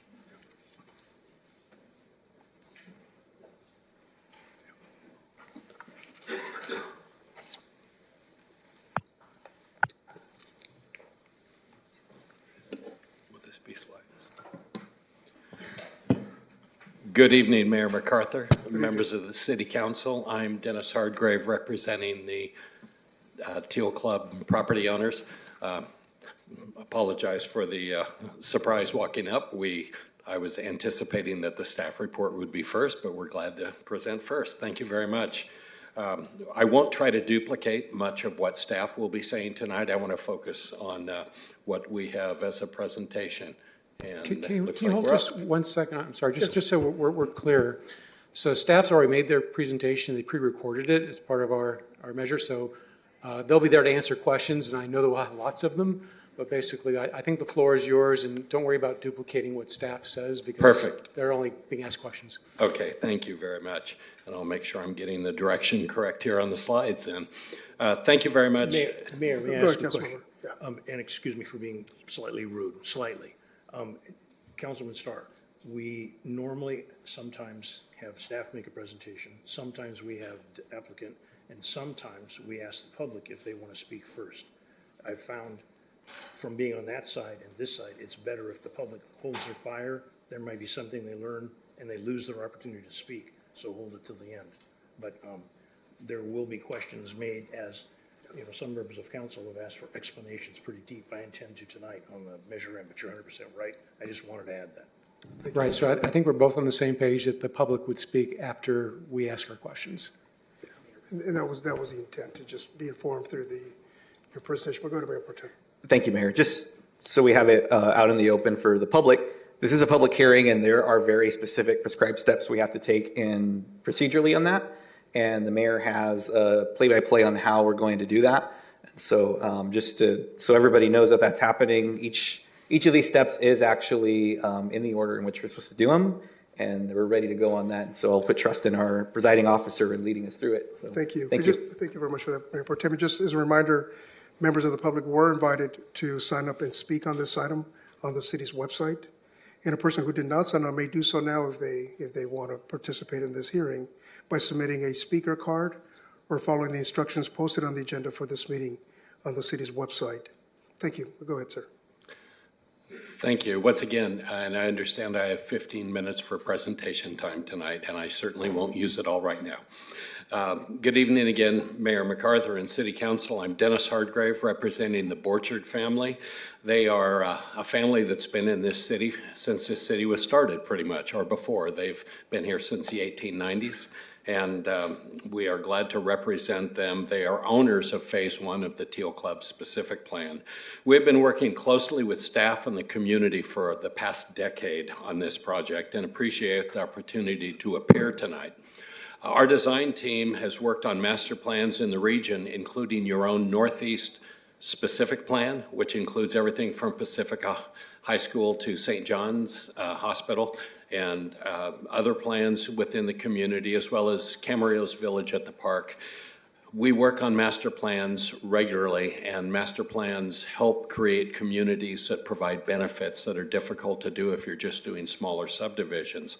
You're aware of where Teal Club is, but for the public, I'll point out that it's bounded by Ventura Road, Doris Avenue, Patterson Road, and Teal Club Road. The property is located within the city's curb boundary. It is not in SOAR, and it's been anticipated for development in the city general plan and the city housing element for really the past 2 decades. The specific plan is an urban village. It's highlighted by a transit hub at Ventura Road and the extension of Beverly. There will be a traffic signal at that location. It's got a mixed-use gateway that anchors the neighborhood as it comes in off of Beverly. It has single-family homes adjacent to Doris Avenue in keeping with the context and scale of homes that are on the north side of Doris Avenue. It has a central 10-acre neighborhood park. It has duplexes and townhomes in the central core area and apartments and condos in the southeast quadrant. And those building coverage and heights are all in keeping with the requirements of the Oxnard Airport Master Plan. It has a small commercial center anticipated at Ventura Road. We have a specialty grocer who has expressed interest for a number of years in this site, and we would hope to be able to work with them in the future. And the project design incorporates all of the airport land use plan requirements and recommendations. This is a very small graphic, but it represents the land use table that's included in both the staff report and the specific plan. The land uses in this plan are all consistent with the approved general plan for this property. One of the key features I mentioned is the Beverly Drive mixed use. It features a series of small shops and direct connection to the transit hub. We'll show you a little more detail on it next. The proposed mixed-use Central Plaza concept would promote outdoor dining, small-scale performance spaces, and a possible area for farmers market or other neighborhood functions. We've used these as a way to activate streets and keep people out of their cars and keep them walking. It's healthier, and it also provides some needed services within the neighborhood. And just for an example, this is a recent mixed-use building we developed in Camarillo at the Springville specific plan, which was also one of our projects. That project includes rental apartments and some office and retail spaces on the ground floor. We're very proud of the architecture that we've come across for the Teal Club project. We want to reflect the historic district timeless styles. We're very near to that neighborhood, and we find that that would be a more appropriate mix to introduce into this neighborhood. The Central Park itself is also in the core of the neighborhood, connected by visible green belts. We use green belts throughout master plans to promote biking, walking, and public safety by putting them parallel to the streets so that they have eyes on the street, promoting both walking and public safety. The EIR analyzed a reduced intensity plan. It eliminated industrial on the north side of Teal Club Road. Staff will talk more about the south side of Teal Club Road as we go on. The reason I point this out is there's a red line that shows phase one. Everything to the right and above the red line is what the Borchard family owns, and that is phase one of the specific plan. The other environmental impact alternative that was studied was phase one only. And the concern about phase one is that it wouldn't meet the objectives of the city. It wouldn't match what you've told the state in your housing element that you would be doing. And it really creates an incomplete neighborhood in our view. The roadways in the project will be widened. All of the perimeter roadways would be widened and improved, and interior roads would be built within each phase. I'll show you very quickly a couple of the highlights, but the audience can also look back at these.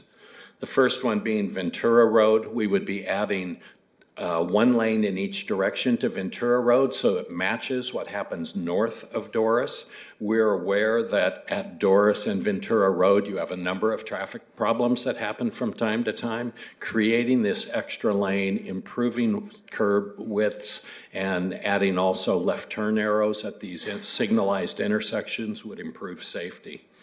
On Doris Avenue, we propose an enhanced median along Doris.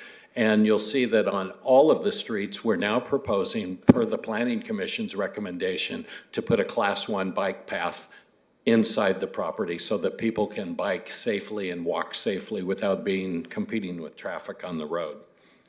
On Teal Club Road, we have to introduce a continuous left turn lane. And the reason for that is there's multiple small parcels on the south side of Teal Club Road, and we have to provide left turn access for those properties. It would be pretty inconvenient to have a long, long run there. Patterson Road would be matching exactly what happens to the north as you go up towards Gonzales. So it would be the same form of roadway widening there. And again, if you look at the right-hand side of the picture, that's where the school district property would be located, as well as the Phase 2 park. So we just indicate on this plan that there'd be a structural setback from SOAR properties required in that area. Some of the key points I would like to point out just briefly have to do with our land use consistency with the general plan. Some of the facts. First of all, it's located inside the curb boundary. It's inside the city's sphere of influence. It is not subject to a SOAR vote because it is within your curb boundary. It complies with the Oxnard Airport Master Plan, and in fact, the compliance was confirmed by the Ventura County Transportation Commission when they reviewed the plan and found that it was consistent with their master plan as it exists. It's consistent with the City of Oxnard General Plan land use designations. We're not asking for additional density. We're not asking for anything different than what the general plan is anticipated for a decade or more. It is included with both the current state-approved housing element and the prior housing element. So the state has been on notice that this is a property that Oxnard intends to develop in their master planning. We do know that it requires city council approval, and further, it goes to LAFCO for their approval. It's been asked what our timing would be. The track map would follow this application after approval, and there would be a separate public and entitlement process, and estimated construction would be from 2026 to 2029 based on market conditions. The development agreement outlines very clearly what has to occur for development to happen, and we do not have the ability to occupy any homes until the streets are in and a lot of the services are in place. So that's an important component of that. Public benefits we're very proud of on this. I think we've crafted a very creative process here on this site. First of all, we have something that hasn't been done to our knowledge in Ventura County before. We have a local buyer preference program in the development agreement, which would give local residents and local employees a 30-day window before homes went on sale to outsiders to purchase homes. The reason for that is we find at the price points of entry-level and second-time buyer homes that outside investors will quickly snap up properties like this in all-cash transactions if they're given the opportunity. We want to see the housing crisis addressed with local employees, local residents, and move that forward. Secondly, we provide a wide range of product types, from small duplexes to detached single-family homes and some townhomes. So we meet a lot of different market demands. We have a affordable housing component in the development agreement, consistent with your general plan and your housing requirements that specific plans have 15% of the total project affordable. We have 15% of our total units would be rental units, and they would all be at low and very low income levels. River Park and Wagon Wheel had that same affordability, but they did not all act as low and very low income. We want to press to lower income levels so that we get more effectiveness in that.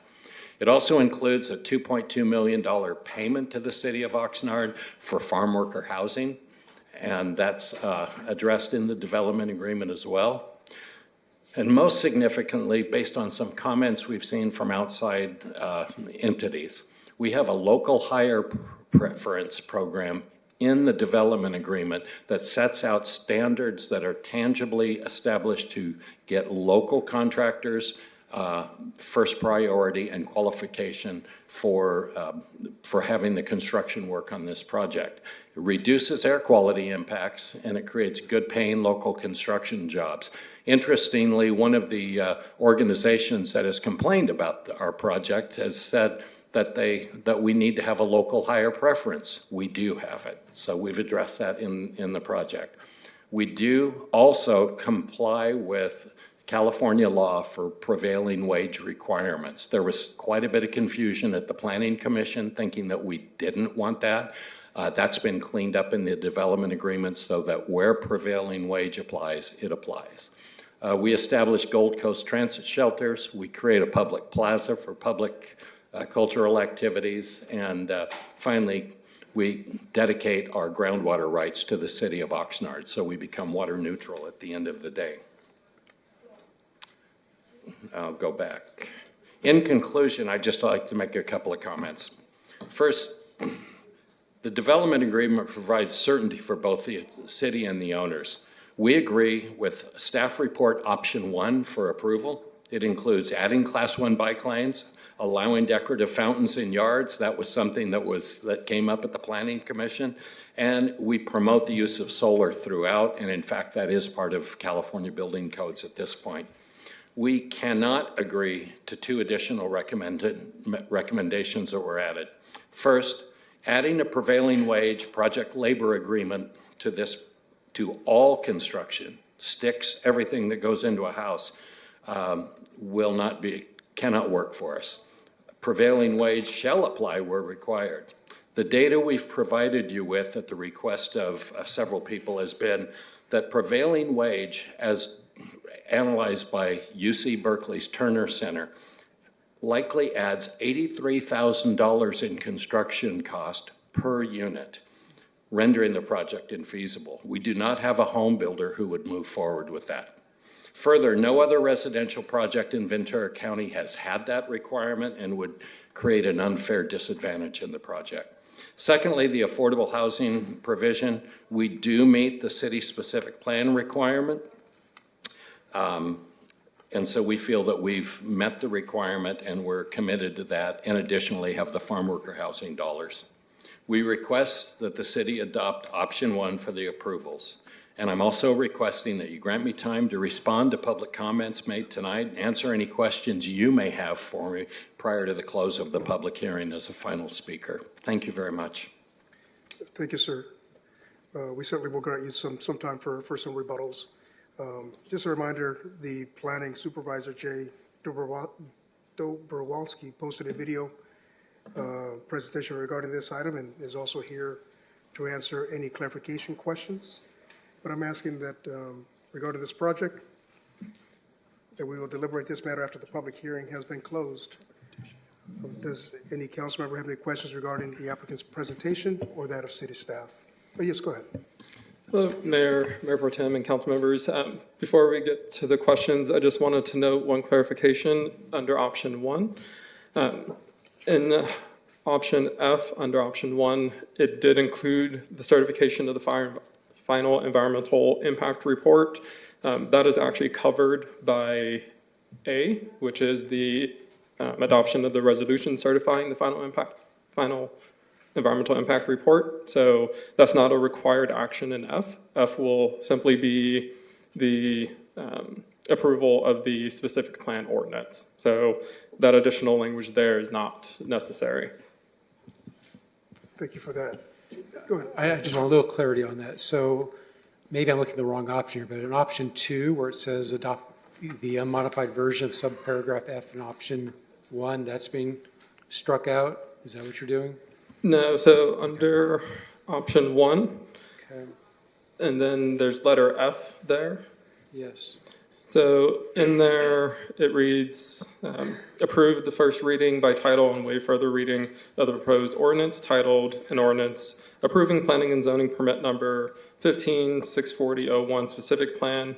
Then it goes on to say, and certifying the environmental impact report number 2015-01.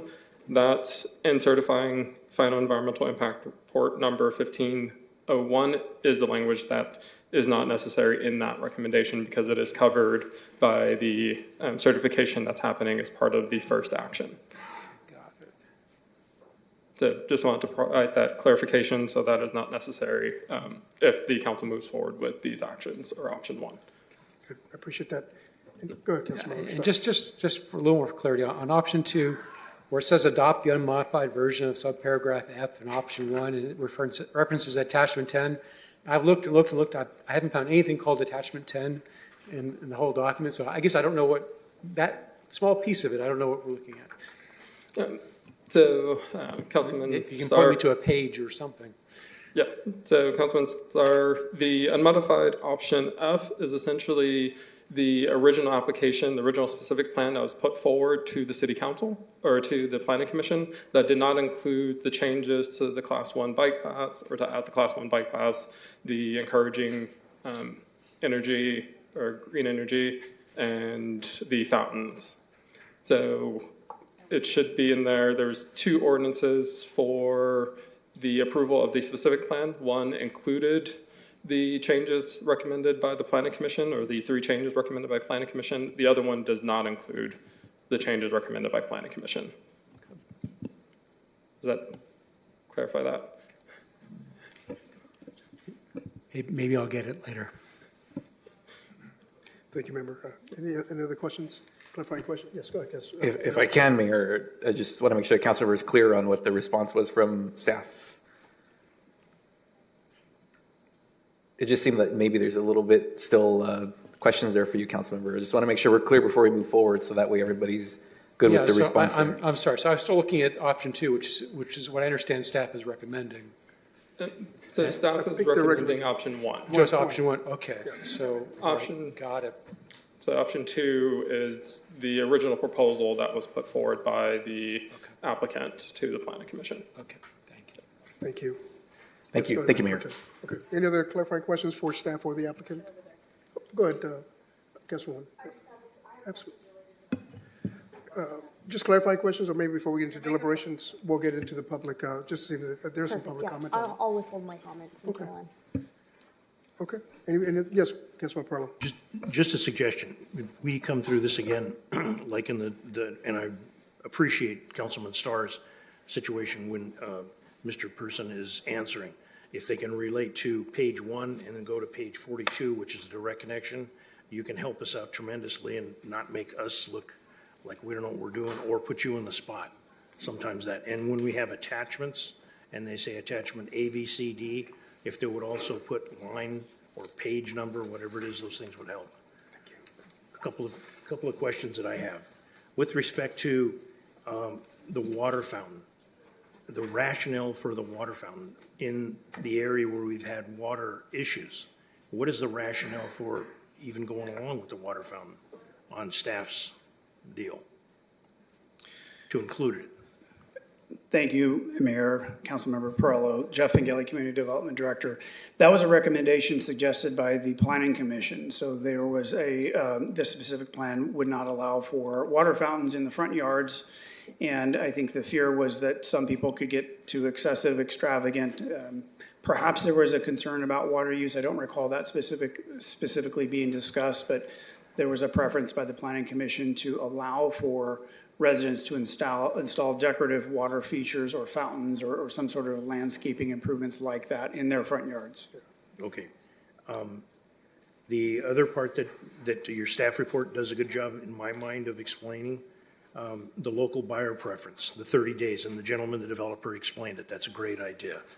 I also think, and I appreciate the developer pointing it out, that apparently nobody else in the county has done that. I hope that they're piggybacking on what the city of Oxnard did with the Amazon employees, because our city allowed locals to apply first. It's an excellent idea. And I know we're talking about the one that's in the phase 1, but in phase 2, if I can address a question in phase 2, there are 2 houses that are going to be, I travel this way a lot. There are 2 houses, one on Doris and one on Teal Club. The one on Teal Club looks like a tremendous amount of work has been done to improve the house and the property and everything else. But I know that we're not really addressing that, and I know that the people that are the owners of there, I don't know if they're in the audience or if they've made comments on this, but is there going to be a real distinction where all of a sudden when phase 2 comes up, we could have a problem? I would ask developers to address that. I don't have direct knowledge of that, but I would assume those property owners will be directly involved in phase 2 when it moves forward. But I'll let Dennis or the other reps speak to that. Okay, and one of the other things, and I don't need the answer right now when he comes up to rebut. Okay, all right, okay, thank you. Yes, Councilmember Perello, the Phase 2 house could remain if that property owner elected to have it remain. And I will tell you this, that because of the uncertainty of when Phase 2 may happen, we put all of the Coronado extension on the Phase 1 property, where quite often people will put a center line of a roadway on the common property line. We took the full weight of the road within Phase 1, so that house will be unaffected by Phase 1 in terms of roadway or, you know, Teal Club Road would require some right-of-way transition probably on their property, but we would do full build-out of Teal Club Road from Coronado easterly back over to Ventura Road. Hope that answers that. And Yes, the other, it does. and the other house will probably not remain. It wasn't declared historic for any reasons, and it'll probably be part of the retail center long-term if that occurs. Thank you for that. In one of the PowerPoint from city staff, one of the PowerPoints they identified along the phase, LAFCO. Explain please how this approval, if it does approve, how everything goes, and just exactly how significant is LAFCO involved in this process and why it's involved in the process.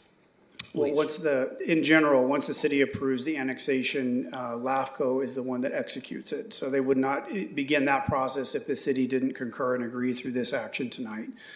The developer with tonight's action, if it is approved, the annexation is approved, they would take that up, they would make an application to LAFCO and go through that process. So we've had communications in advance, city staff has with LAFCO. Obviously, this is a project 20 years in the running, the most recent version, and more recent than that. And so there's been dialogue and conversations with LAFCO, making sure they understand the details of the project, and the developers team have obviously been discussing it with them. But the formal application has not come to LAFCO. That will happen after, hopefully, tonight's action if the annexation is approved. Okay. Thank you. And one more question. I think this is my last right now.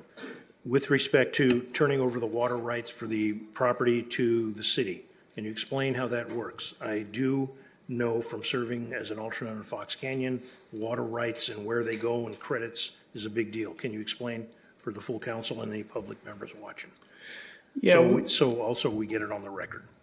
Yeah, absolutely. This project is water neutral, so that when they come back through this, again, this action tonight is the annexation, the specific plan, the development agreement, and a few other related items to those. They will still need to go through the annexation, and they will need to submit a tentative map to the city. We will condition that map to dedicate all water rights before an early milestone in the project, most likely before a grading permit is even issued. We've done that with, for example, the Mulhart property where the Del Sol High School is being constructed. So they go through a process with the Fox Canyon Groundwater Agency. They actually dedicate a specified amount of groundwater from a well. In this case, they're going to be dedicating the entirety of specific wells. Those will cover, and for the project as a whole, all water rights will be dedicated to the city in that process. I just don't know how many wells are in phase 1 or 2. Phase 1 has adequate water supply to cover all of phase 1. Phase 1 and 2 combined, they will dedicate all water rights to the city through that process. It'll be documented through Fox Canyon Groundwater. We can coordinate that with our Water Division of Public Works and confirm to the nines before anything moves forward. So there's more than enough water for both phase 1 and phase 2 individually and collectively. Thank you very much. That answered. Yep. Thank you. Go ahead, Mayor Pro Tem. Thank you very much. And thank you to Mr. Hargrave and to staff for bringing this forward to where we are now. A couple questions I have related to what's being discussed tonight and laid out in the staff report. And I'll defer to you all on who's appropriate to respond. First question I have is regarding the affordability percentages that were mentioned in the staff report and discussed at the Planning Commission meeting. And Mr. Hargrave alluded to it in his presentation. I'm wondering if we can get just a little bit more elaboration on the difference between the 15%, which is currently where we are, or what's being proposed tonight, and in the recommendation, and what the developer has given concessions to or is willing to do as part of that, versus if we do 20%, what the implications are at the higher percentage of affordability, but what we might be giving up in doing that, and so we can weigh out the pros and cons of both of those. I would ask Joe Pearson to finish the answer in more detail, but in general, this development is meeting our inclusionary housing ordinance. They're in fact exceeding it, but they're also meeting our general plan requirement for an urban village to meet the 15% affordability. However, they're going a step further. They're doing what we would call generically a deeper level of affordability. They're steering all of their affordability towards low and very low income. Other developments of an urban village type, even if they're proposing 15%, I don't want to name a specific development that's coming out of the ground still, but they can and use moderate affordability in addition to low and very low. It's more of a challenge, and there's a more pressing need to fill the low and very low categories. In addition, there is in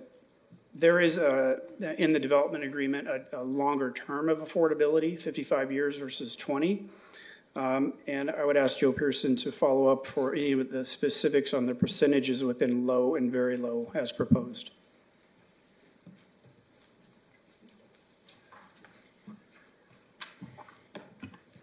So, Mayor Pro Tem Teran, as Jeff mentioned, this project is providing the 15%, which is required under the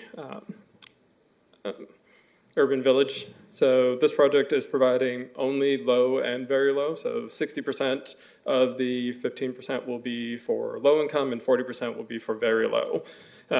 As part of the Planning Commission's request, they were requesting to increase that to 20%.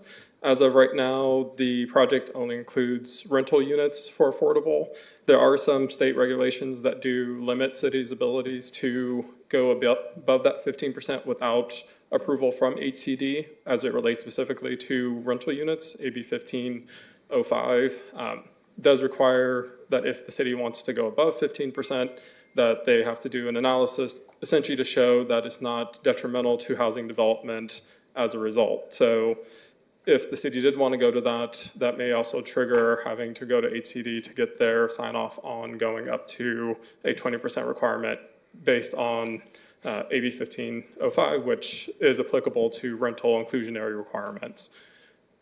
Okay, and maybe this is a follow-up for Mr. Hargrave or his team.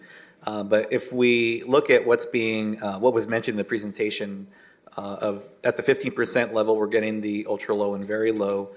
Does that still pencil out, or does that math work differently if we, as a council, were to entertain the 20%?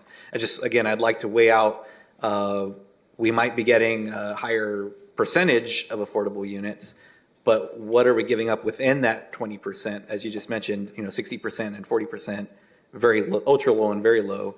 If they end up becoming 20%, but mostly moderate, then it's almost like we're giving up accessibility or affordability at those lower levels. Is that correct? So, Mayor Pro Tem Teran, essentially, yes. If the council wanted to increase that percentage and they included moderate, then we'd potentially be losing out on some of those very low and low income units, which is obviously something that is very much needed.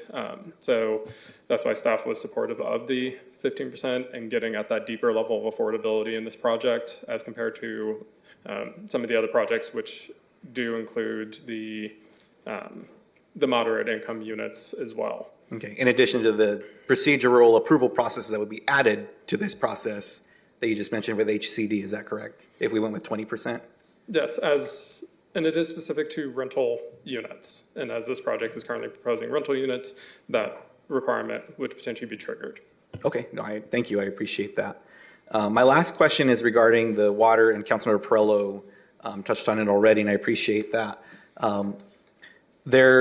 A concern that I see in some of the written comments, and then what I saw mentioned in previous hearings, as well as at the town hall meeting that we had on this subject, was regarding the amount of water that would be required by developing this project, phase 1 and then phase 2.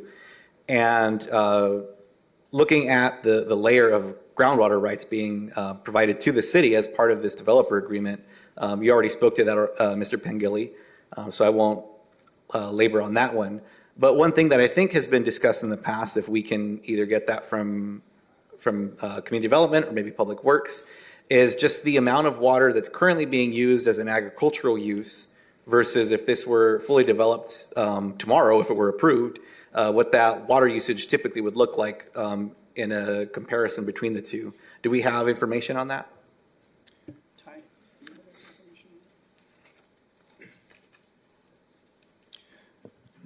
I'd like to bring up my heavy hitter, Ty Chow, our Assistant Director. All right, thank you. Thank you. Well, good evening, Mayor Pro Tem, and honorable members of the City Council. You probably don't see me a lot. I am the city engineer for community development. And Mayor Pro Tem Tarrant, that is an excellent question. How does the agricultural water rights associate or be transferred to basically municipal use?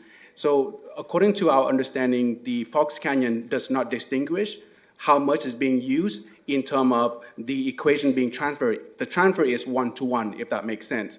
So if the wells at the project site has a certain level of allocation and that is being verified and validated with Fox Canyon, that amount will be directly transferred to the city and the city can use that for municipal services. Okay, and I think thank you for that. So my kind of detailed question on that is, if we have this information, when we have an agricultural use, does it seem that we're using more acre feet per water, gallons of water, however we're measuring that, or about the same as what a development would be, or the development be more water on a daily basis? I'm just wondering, how does that compare if we are able to speak to that? That is a great question. I do not have the data to answer your question, but this information is probably going to answer your questions anyway. When the Fox Canyon look at the well, they are going to look at the historical use of that well. From that data, then they use the metric in order to convert the allocation that is available to that well.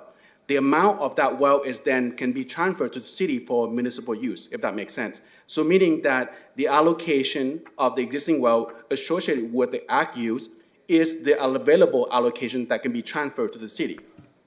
So the water that's being used is going to continue to be used. It's not like we're having to pull water from somewhere else or create water from thin air, which that's an ironic statement because that's kind of where water comes from, isn't it? So it's a one-to-one, as you had mentioned, but it's not like we're having to grasp for more water or there's going to be less water available to the rest of the city if this were to be developed. Is that correct? That is correct. We are not grabbing water anywhere else. It's directly be transferred from the ag use to city use. Okay, thank you. And along those lines, I know I said this is my last question. This is my item B to that question is around the wastewater. And I don't know if it would be our community development staff or public works. There has been questions around, well, will our wastewater system be able to handle a whole development of 990 units coming online in the future? And do we have the infrastructure for that? Will our wastewater treatment facility be able to handle that? What is our information on that for the public? Yes, I'd be glad to answer those questions. In fact, the project will only generate approximately 0.23 millions of gallons per day. And the capacity of the system at our waste treatment plant is approximately 32 million. And currently we're operating at about half capacity, which is 16. So the plant is more than enough to take on this project. And the percentage of the project site only account for roughly several percent of the whole entire city. So we do have more than enough capacity. And I would say that our wastewater treatment plant is currently oversized, although the public works director can speak to that more. But in terms of the capacity of the sewer collection system, obviously this project is going to generate a lot of sewer flow. So they do have in the AR document the technical assessment that talks about what will need to be done and the different ways that the project will need to mitigate by upgrading the sewer trunk. Okay, thank you very much. Those are my questions. Thank you, Mayor. And thank you to staff. Go, Councilwoman. Thank you, Mayor. I have two questions. They're two separate questions. One of the questions is about funding regarding the farm worker housing, and then the second question is about the environmental impact report. I'll start with the first question regarding farm worker housing. I'm just curious if the funding that's being offered, is that specifically for new development, or could that also be utilized for existing development that is being built now? I would be happy to answer that. This is for new development, so this would be the gap funding. There's a number of projects which are out there, but this would provide, upon completion, $2.2 million, which could be used for projects which are dedicated to farm worker housing. Thank you, I appreciate that response there. My second question, as I mentioned, is really around the environmental impact report. I've received a lot of just comments from community members regarding the public health concerns, specifically around air quality, noise, lead from our local airport, and just curious to, for public awareness, how we're going to ensure that the negative public health impacts of the community are prevented and mitigated with this project. I'd like to ask Jay Dobrowski, our project planner, to start off on that.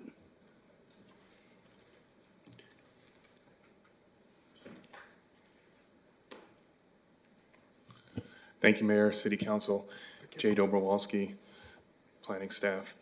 I do want to address concerns regarding the air quality. Staff did receive a number of comments during the town hall that occurred a few weeks ago. And in particular, I'd like to point out that the city has prepared an environmental impact report.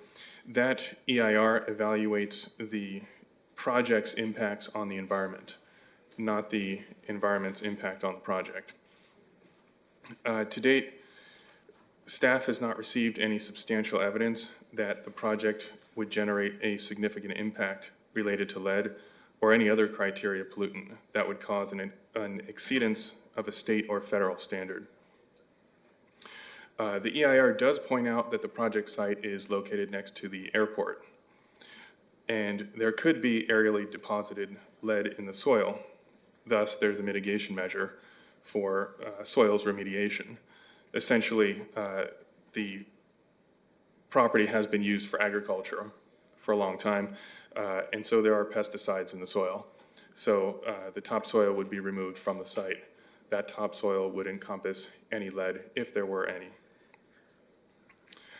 And then I'd like to add that this project was reviewed by the Airport Land Use Commission, and that commission determined that the project is consistent with the Airport Comprehensive Land Use Plan.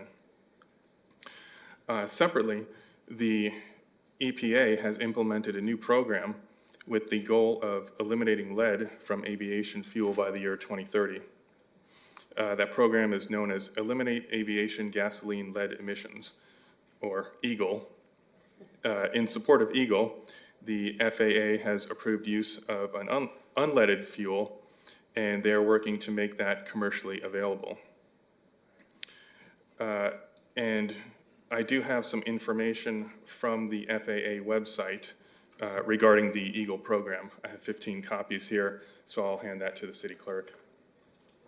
Thank you. And so staff wants to point out that this project site has been designated as an urban village in the 2020 general plan. So for quite some time, the city has realized the importance of housing in that location. And so in summary, the potential risks to any residents living in the project site due to lead from aviation fuels would be reduced by the project's design, implementation of mitigation measures in the EIR, and eventually eliminated by the FAA's commitment to eliminate any lead from aviation fuels by 2030. I hope that addresses your questions. Yeah, that does. I have one follow-up question specifically regarding the removal of pesticides on the topsoil. Will there be further testing or monitoring once the first layer of the topsoil is removed to ensure that the deeper we go into the soil, that all of the pesticide residuals are removed? Yes, that's correct. So there is a mitigation measure for soils testing, and so that includes in the event any lead was discovered, then there would be a plan put in place. Furthermore, soils testing is also done during construction. Thank you. Thank you. Any other clarification questions before we open it up to public speakers? Go ahead, Councilwoman. I just have a general one, especially because you brought up the Eagle project right now. And just the timeline of going lead-free would be 2030. I know that right now the proposal or what was presented to us in the PowerPoint is not necessarily like the construction or development yet. It's just beginning the process. So should there be construction and, you know, some folks that I talked to were potentially excited about maybe owning a house in the future. What would be an ETA for folks if that was the case? If there was construction and rolling out the project, how long would it take? Because I know I've heard, you know, buzzwords here and there about permitting process and just how long things take. So the Eagle project, their goal is 2030. What would be an expected ETA per se? In the developer's presentation, he mentioned 2026 through 2029 timeframe. And again, adding to what Mr. Dobrowski said, that there's existing residential development in place adjoining this to the north and closer to the airport to the south. I know there's some concern about the airport and lead. Again, we've referred some of those commenters to the EPA, to the Ventura County Air Quality District. The fear of a risk does not constitute a risk. And I don't mean to dismiss those concerns. We have a school on the south side of the airport recently constructed. Again, there's no significant evidence that there's a hazard for homes being built in that area. In fact, we were looking at even the CARB website, California Air Resources Board website in 2023. I believe only the LA basin and I think all of Southern California had any significant lead exposure levels, nothing in Ventura County or the vast majority of the rest of the state. And construction is not stopping in that Los Angeles basin. Again, there's a hazard. We've learned this from our fire hazard maps discussion. There's a hazard, but what is the actual risk? That's the gap in knowledge, and we can't let fear fill that gap. Thank you very much. Thank you, Councilwoman. Any other question? Go ahead. I guess I first want to start off with a big picture question. So assuming the council adopts these recommendations this evening, what decisions will the council be required to make on this project at future dates? What happens after this? The biggest next step will be for them after annexation, they'll submit for a tentative map. That tentative map will be reviewed quite heavily. It'll have more detailed traffic and infrastructure studies and a lot more information that's required. But that will give staff from a variety of departments the opportunity to write project conditions on the entirety of the tract. Those conditions are substantial and they're much more detailed, what improvements have to happen at what time. They tie back to the DA, but they're much more specific. And so that tentative map will be the major piece of the project that'll come back before this council. The individual submittals for the entitlement of the homes, if I'm correct, Joe, would that be a DDR process? So that the actual entitlement for the structures, the architectural and the entitlement to build the structures comes after the tentative map approval.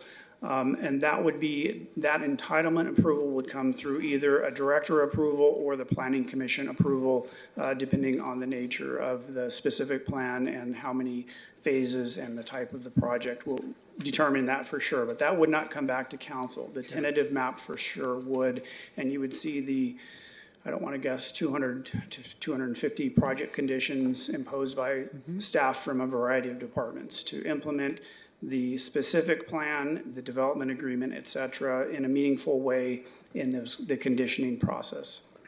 And are there other things that we're going to need to do in the future? Like, I mean, are we, as far as LAFCO is concerned, or are we done with whatever we have to do here, or does that have to come back to us later for any reason?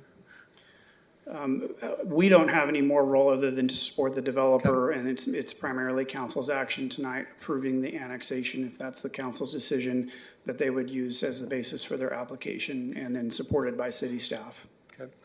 And at some point, I guess there's the approval of what staff calls a finance district. When would that take place? So the CFD is called for in the development agreement. So A couple of things I want to point out about the CFD. It's, there's some discrete things that it can be used for, but regardless of what it's used for, there's a cap on it. So I'm just interested in the timing right now. Do we come back and we approve that at some point, or we put out the call for the election of the landowners, or how does, I mean, would that be happening this year? Would it be happening 2 years from now? that timing would be specified in the conditions of the tentative map. Okay, so it could be a long way off. Yeah. Okay.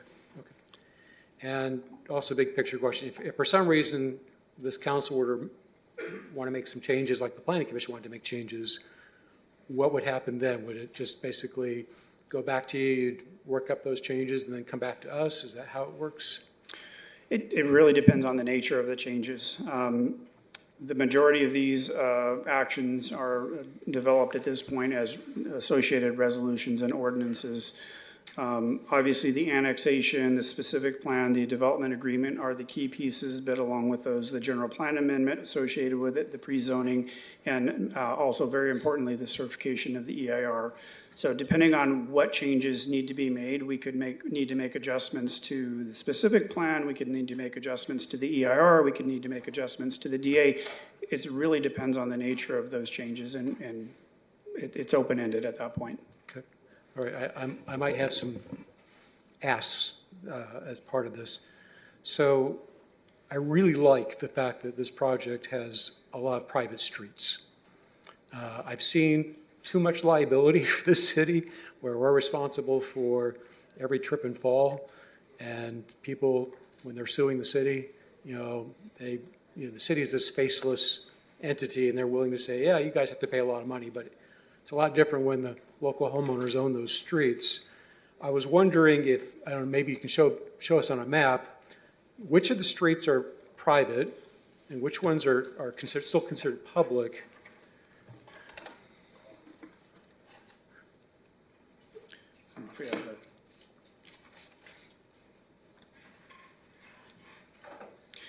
I can describe it in general. Ty, do you have a map? Okay.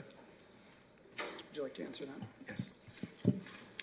Councilmember Stahl, if you have access to the agenda package and more particularly to the specific plan, if you look at page 78, you will see all the public streets that are shown on that map. So now, I'm just so we're on the same place. So I'm looking at the 1,400-page staff report. Should I go to page 78, or where would I go on the?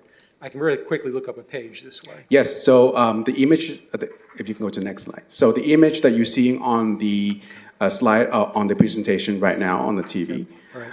all those are going to be public streets. Now, the private streets are going to be developed within each of the vacant area that you're seeing there, and the decision on those private street in terms of its geometry and design are going to be dictated by the product that the developer is going to bring forward. All right, well, certainly the more that's private, the happier I am just because of the liability, and certainly having the homeowners association take responsibility for that is a good thing. I want to ask about parking. So allay any concerns that one might have about there being insufficient parking in the neighborhood. I'm particularly concerned when down the road, not the developer doing this, but down the road, people end up converting their garages into living quarters, they become ADUs, and suddenly people are no longer parking in their garages, they're parking on the streets, and how, can you address that? Councilmember Starr, so when we get to the actual products that come through for entitlement, again, the tentative map would come back to the council, but the actual projects and the details of the specific project designs would come back. The basic flavor of them is spelled out in the specific plan. The HOA, there's going to be a master HOA to cover some common area maintenance and other things. And then there's going to be most likely sub-HOAs. We will review those CCNRs for consistency with the requirements in the development agreement in particular. Those HOAs will likely, but I cannot promise this, maybe the developer can come up and talk about their intention, would be the ones to talk about street parking, driveway parking, et cetera. There's nothing we can do at this point or any point in the future with ADUs and garage conversions. I do not believe, I'm not an attorney, that HOAs can forbid ADUs. But that would be the mechanism. And again, I think the developers intentionally designed this not to spill out into adjoining neighborhoods with the internal streets, the private streets, et cetera. So one thing that we have, I live on a private street. It's in the East Village neighborhood. Of course, it's accessible to the public. It's just that technically it's private street. And one of the advantages that we have is that we're able to assign parking spaces in front of the houses. And what I recommend, and maybe I want to ask the applicant if he's willing to, if maybe this is already part of the plan, would it be possible to have the parking spaces assigned in front of the various houses? Because that'll tend to actually discourage the ADUs, because at that point people go, well, I don't have a place to park because the parking space is already committed. Maybe the applicant can address that if he's willing to.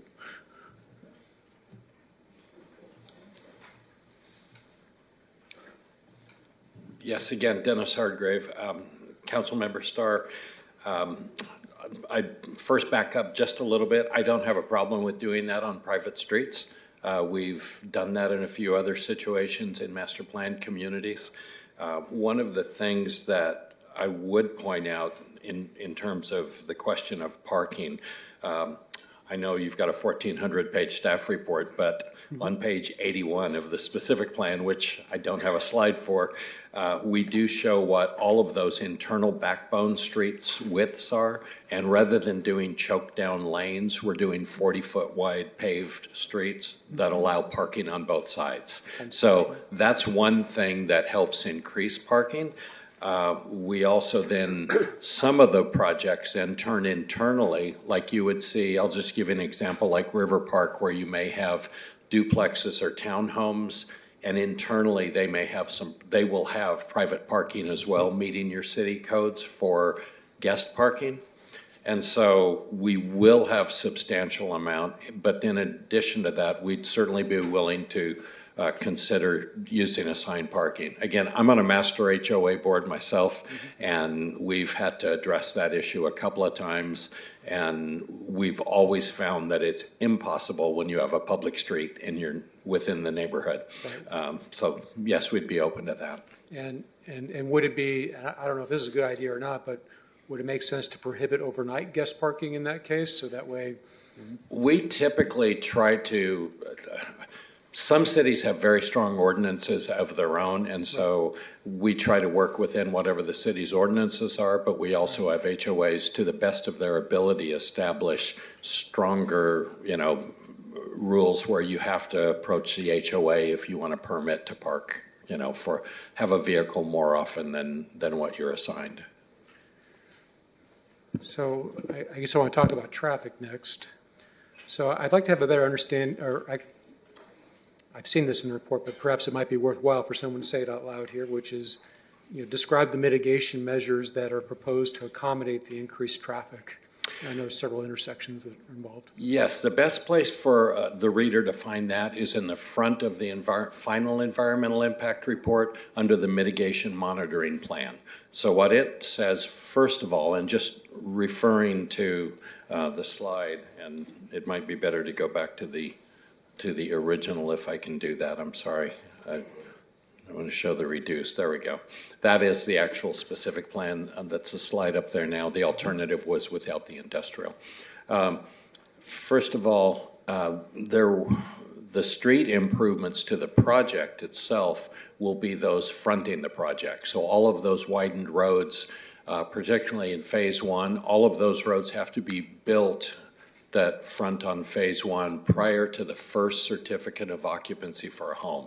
So we won't be looking at, we've got a half-built Doris, or we've got a skinny Teal Club with nothing built yet. Those have to be done before the first home is occupied, which also has impacts on getting signals at Beverly, signals at Teal, upgraded signals at Doris. So a number of those improvements all have to be in place.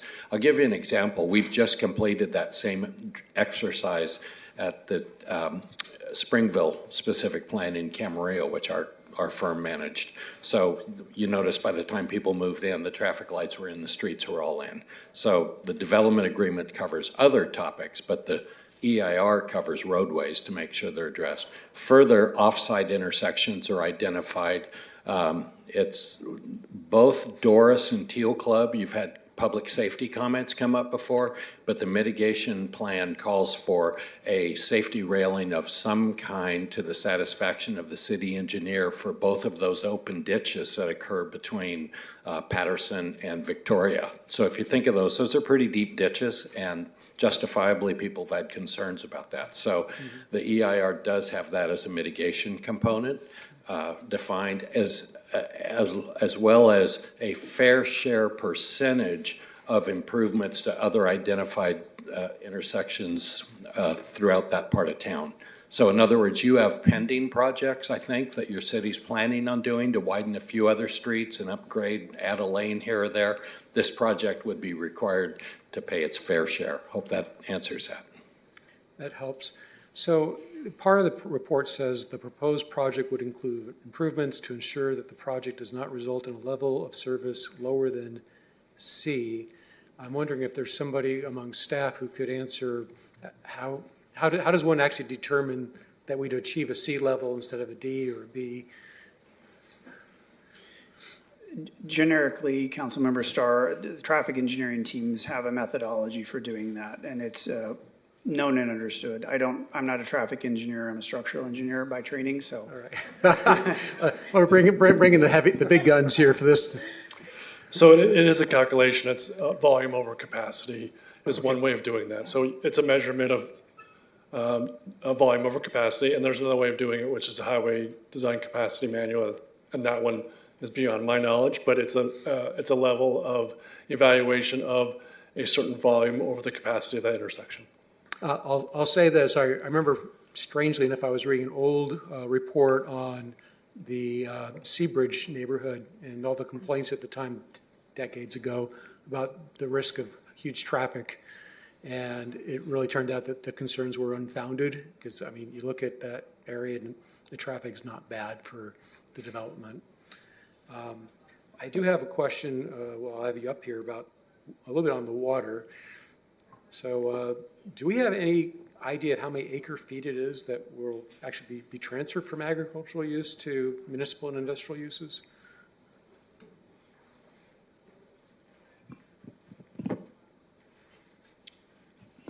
Council members, according to the EIR report and the available well and allocation at the whole entire site for the specific plan, there is an estimate of 500 acre feet to be transferred to the city. Right, and that's the allocation. And my assumption is that in the real world use, that farms tend to use a lot more water than houses do. At least that's my impression. Is that your understanding, or am I just off base? Your question was very similar to Mayor Pro Tem Teran. Is that the Fox Canyon look at the water availability associated with the well, and so as part of the development, we as a city would require all that transfer to the city.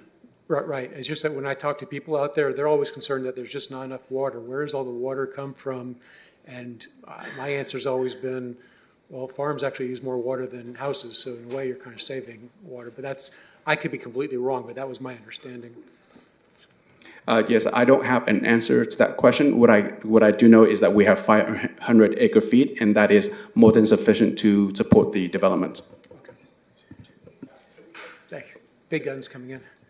So I don't have that specific answer, but I'm going to cover a couple of things I think that will be helpful in this conversation. Okay. And so I think some of you will remember that groundwater is not our only source of water. Right. And so we do have a couple other sources of water. So we do have import water through Met and Cayugas, and we do get groundwater through United. So our own groundwater allocation is not our only source of water. And so the water allocation that we will get through that transfer from Fox Canyon for these specific acres is part of that calculation that we use for our total water supply for our customers. And back to what Ty had mentioned earlier on, is the way that Fox Canyon does its current allocation is by wells, and it's by properties, and it's based on a base period, and it's a 10-year base period. And I'm blanking on the period of time, 2008-ish to 2014-ish. It's a rolling period, or I'm sorry, not rolling period, it's a period of time. And so the question earlier was, how much water did it use when it was a farmland? You can assume that the base period allocation was done based on when it was a farmland usage. And so that 500 acre feet is what it was using in that base period, and that's how Fox Canyon assigned it its groundwater allocation. Now the question that you're asking, which is, does farmland per acre foot use the same as residential? I do not have the answer to that one. Okay. But again, groundwater, Fox Canyon groundwater that we pump is not our only source of water. Okay. And I've got a question about the farmland mitigation fee. So I think that's page 323 of my big staff report, but page 14 to 15 of the development agreement. So I guess the one thing that kind of confuses me a little bit is that our current general plan already anticipates that this property will be developed into housing. So why is the loss of farmland something that we need to actually mitigate, since it's already part of the general plan anyway? So that's I guess that's my first question. Jay or Ken, can you start on that? But I'm just saying our general plan already accounts for it. So Councilmember Starr, so the requirement for this mitigation ultimately comes out of the environmental impact report. CEQA requires that we basically take actions to try to mitigate that. So we have to take all available mitigation measures to offset that impact. The EIR, or the general plan, did already identify that this was going to be impact because it did state that there would be development there. However, that is not enough to satisfy the CEQA requirements of actually having a mitigation measure to actually offset that impact. So the general plan did identify the impact, but it didn't take steps to actually mitigate that impact, which is what this project is now doing. So why do we include the option of a $2.2 million payment for farmland mitigation to be used for the construction of farm work housing? I'm not getting the nexus here is how loss of farmland is fixed by getting farm worker housing. I mean, how would the construction farm worker housing mitigate the loss of farmland? Councilman Starr, the project would remove land from agricultural production. That land can either be preserved by a agricultural conservation easement, but in Ventura County currently there are no agricultural conservation easements available. So the developer could in fact preserve farmland in Northern California. That'd be fun. And while that would preserve farmland in the state of California, it wouldn't preserve farmland in Ventura County or close to the city of Oxnard. And so the city has entered a development agreement and was directed by city council to pursue a farmland mitigation fee to assist the farm workers that would be displaced by the loss of that farmland. So to answer your question, the project, the $2.2 million fee, would be used to construct farm worker housing for those 24 farm workers that would be displaced by the loss of this farmland. So, I mean, if the goal is to preserve farmland in general, I mean, couldn't we have the applicant be able to get these easements in, let's say, Kern County, where there's lots of farms today? And it seems like it'd be a lot cheaper to do it that way. If we're just looking at like a statewide concern of adequate farmland, why wouldn't that be a solution? Right, good question. So the preservation of farmland really should occur where the impact occurs. And so the farmland should be preserved here in Ventura County. Okay. Is that a state requirement, or is that just we think that's a good thing? I'm sorry, can you clarify? Is that a state requirement, or is it just that we just think it's a good thing? Per CEQA. So CEQA says where the loss occurs, that the preservation should then occur right right next to it. Okay. So I'd like to talk next about density. Wait, before we leave that item, I personally would just like to give my 2 cents on the farmland and my excitement about the thoughtfulness behind, Oxnard. I grew up in Oxnard, just driving through and thinking of like, wow, seeing this farmland and the impact, right? So there's some sort of loss or mourning that's happening, but the fact that we are investing in our farm workers and considering low-income housing and very low-income housing, that's something that excites me a lot. And I know that folks that I've talked to are very excited about those possibilities. So I really appreciate the thoughtfulness there. How much more time you need, Councilmember? I just know we have a number of speakers here. We'd like to hear from them as well before we move into a discussion. About half a dozen more questions. How much more time do you think you need? Can I Absolutely, go ahead. Yeah. I appreciate Councilmember Rodriguez's comments. I grew up on agriculture. I wasn't born here, but I came when I'm 8 years old. The farmland that's going to be lost here is what I grew up with called cream of the crop. But I understand that the city of Oxnard needs housing. I also understand, Councilman Starr, that we're going to pay a fee because it's going to displace people that could have been working on that farm. Now it's going to potentially build some housing for those people. There's no guarantee those guys are going to get a job. That's right. But we're trying to accommodate something. And in my belief, common sense is you try to help the area, the community, not just the farm workers, not just the developers, and not just the dirt, the community of Oxnard to get the best they can out of it. And you can't replace the farmland. I will personally probably be sick when I see them take off the top of the farmland, they take it somewhere, and then they bring some, what I would call crap, and put it on top, because they have to. And the reason they have to, in the neighborhood that I grew up, in the neighborhood that I live in, South Bank, they built a school, and they found there was DDT in the soil. In River Park, they found there was DDT in the soil. At Rose and at Rice and Channel Islands, Mr. Larry Stein's in the audience, they found there was DDT in the soil. They got to mitigate this stuff. One of the mitigations is we have an opportunity.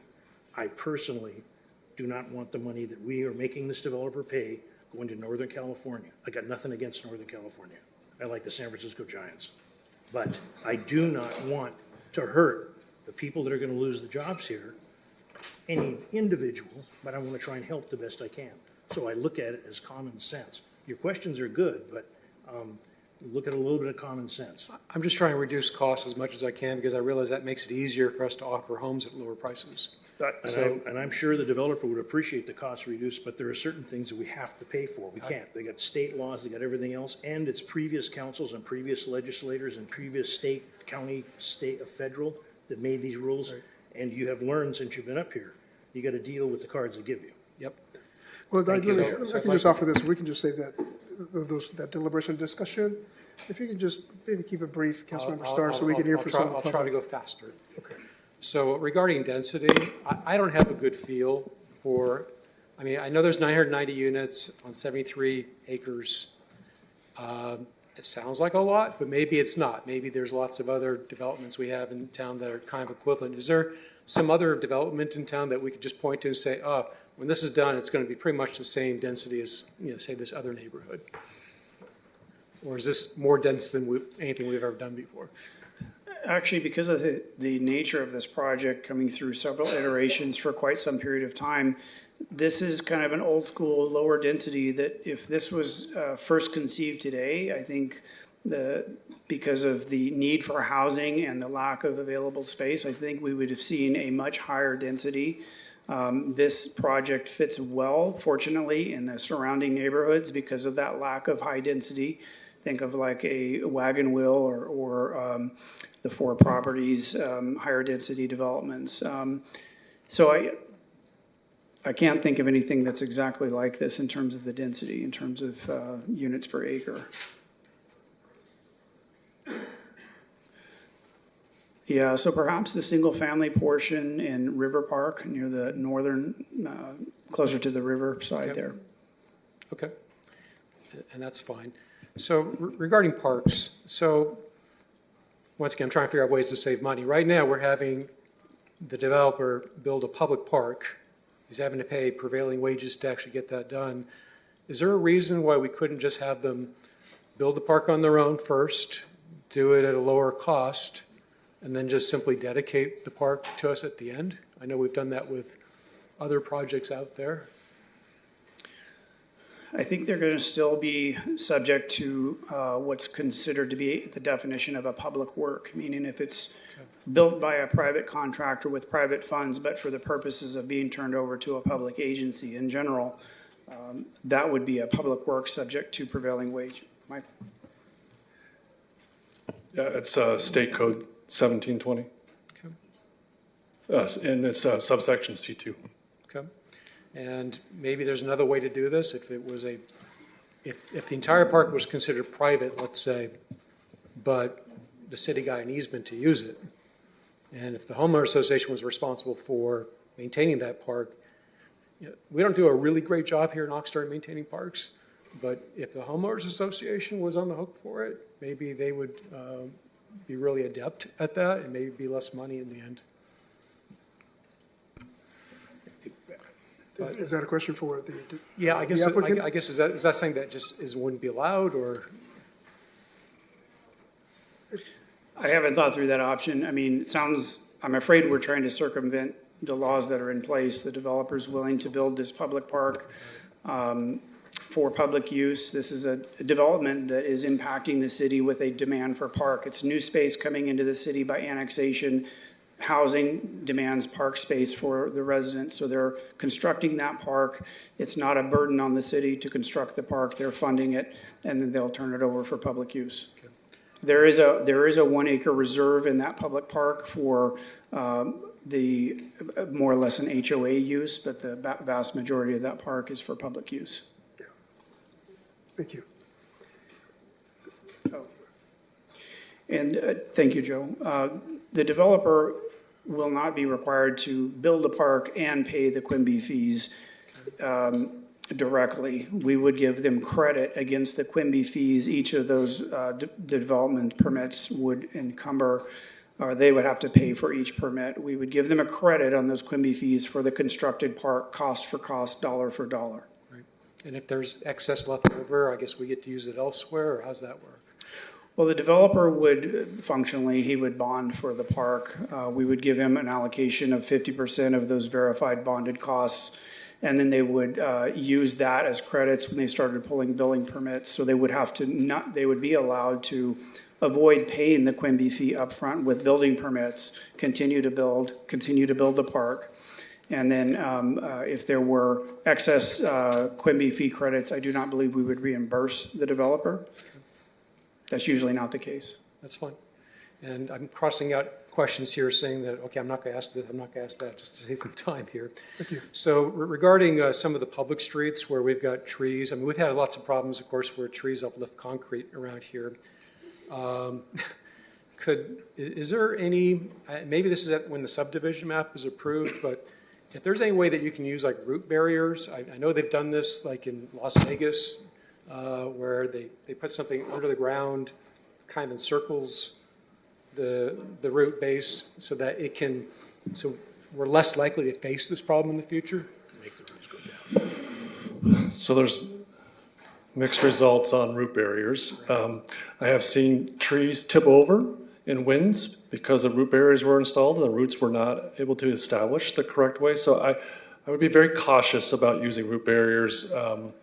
They're not the end-all be-all in terms of these kinds of results. But there are certain ways to make sure or to try to mitigate these issues. And a couple of years ago, Steve's still here? Was it 2 years ago, Steve, we did the DUDAC? 2 years ago, we did a report with the consultant that identified the right tree for the right place. And so it's called, we refer to it as the DUDAC report. That's the company that did it for us. And so the best way to address this is to make sure we identify the correct tree to put in the correct spot. There's not a perfect tree to put in these locations, but there are certain trees that we should not be putting in smaller parkways and in very limited areas. But I would be very, very cautious about using root barriers. That they are good in certain situations. I would not use ones that are completely surrounding the root ball. Some of the more directional ones tend to work a little bit better, and those would be details that we can work out in the street improvement plans, things like that, but be cautious about using them extensively. Okay. So, crossing out more questions. We're coming right to the end here, I think. I'm really concerned about the annual $164,000 police services mitigation payment and the annual $462,000 annual fire services mitigation payment. That's on page 12 to 13 of the development agreement. It seems like that's over $600 per year per dwelling, which is a lot of money. Can you tell me what goes into the calculation of these two mitigation fees and what they're supposed to offset? Thank you, Councilmember Starr. So you were asking about specifically the operating mitigation payments, $462,000 roughly per year and $164,000 per year. Correct. So there's no, it's a negotiated number, and I can explain to you how we got there. A lot of city staff participated. There was a lot of back and forth with the developer. There's different ways to calculate it. So there's no right answer or standard for that. So what they did, just from some notes I took down, and we've got, spreadsheets. Our CFO participated in some of the calculations and budget assumptions. So there was an average for the fire department, there was an average cost per capita for fire services developed over an average of 3 years of our actual fire department budget. That came out to a number that was, let's say, $215 roughly. That was rounded up to $300 per capita. And then the proportioned that cost per capita to the area of phase one versus the total city. We acknowledged and calculated with the developer's input as well the additional property tax revenue that this phase one development would bring in. Ballpark increase in assessed property value of $483 million. That was not ignored. So that was deducted. The proportion of that property tax revenue that would come back to the city and the portion of that would go into the fire department's budget, and that was the help from the CFO on that. So that took it down to the payment of $462,000 per year.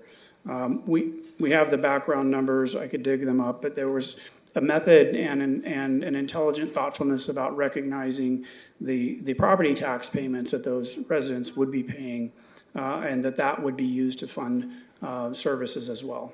So is this a change in direction for us? Because I remember a few years ago when we had the issue with River Park and they were pushing back on the fire protection costs, and we said, no, you're right, we shouldn't really be charging people through a CFD for fire protection. But is there a reason why we're not applying that same sort of logic here? So both of these fees, and there's a capital fee for fire as well, these came out of mitigation measures straight from the EIR, and that is what this calculation was in response to. I have the specific mitigation measures here, but that was the basis for these calculations and the methodology. And we tried to recognize for the capital costs, the capital impact fees that would be paid. We factored the property taxes, everything that we could, so that they're not essentially paying twice. But wouldn't the alternative be simply to say that, no, we can't mitigate for this, but we're still going to find our statement of conclusions that this is a project worth doing? Couldn't we legally do that? The statement of overriding considerations. Statement of overriding considerations, thank you. I mean, it just seems to me that this is new to me, that we're charging this type of fee. I haven't seen that before. Maybe it's been around there before. But,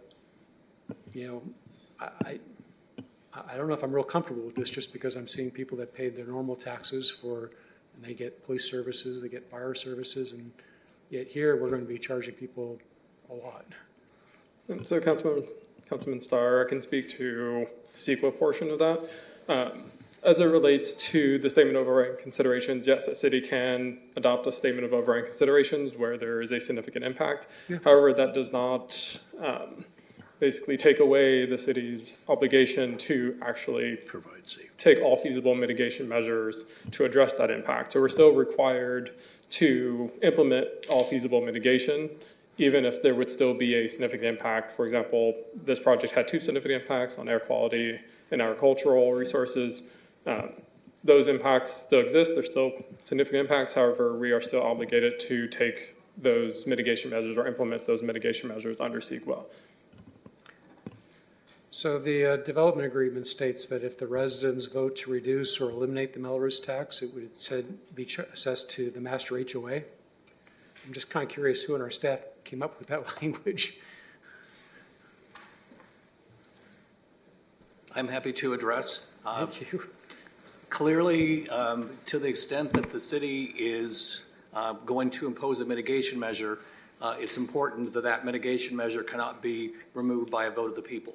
So this is something, if someone buys in this development, they will know that for a period of 50 years after the development agreement expires, which the DA can last up to 20 years. So for 70 years, this is something that from a legal basis cannot be repealed. So this is something that, because this is an annexation to the city, these are costs that we were looking into. Is this going to be fiscally feasible if we're not getting this mitigation? Because this development will add new impacts on both police and fire, and it's important that the other taxpayers in the city do not have to pay these costs. So this is basically a price of admission. If this area is going to annex to the city, they need to pay their fair share, and the rest of the residents do not. So this was a creative mechanism that we included here to help mitigate against the possibility that there would be an attempt to repeal this at a future date. So it's basically requiring the developer to use a deed restriction to deprive residents of their constitutional right to reduce their taxes, right? I would strongly disagree with that characterization. This is actually basically an agreement that the developer, who is the property owner now, is agreeing to in the future. Clearly, you have the right to your take on that. Yep. But this is an important, before the city council considers whether or not to go forward with this annexation, is there going to be impacts of $700,000 or $800,000 a year to the rest of the city? So this is an important mitigation measure. I'm also concerned that the Melrose tax in general will make these houses less affordable. It just seems like we're grabbing as much as we can here, but not with any understanding of what it's going to do for the public who are buying these houses. Well, I think it's also important, though, to note, and we were very cognizant that in River Park, because of some of the fees, the residents were paying as much as 3% in property taxes. That was too much.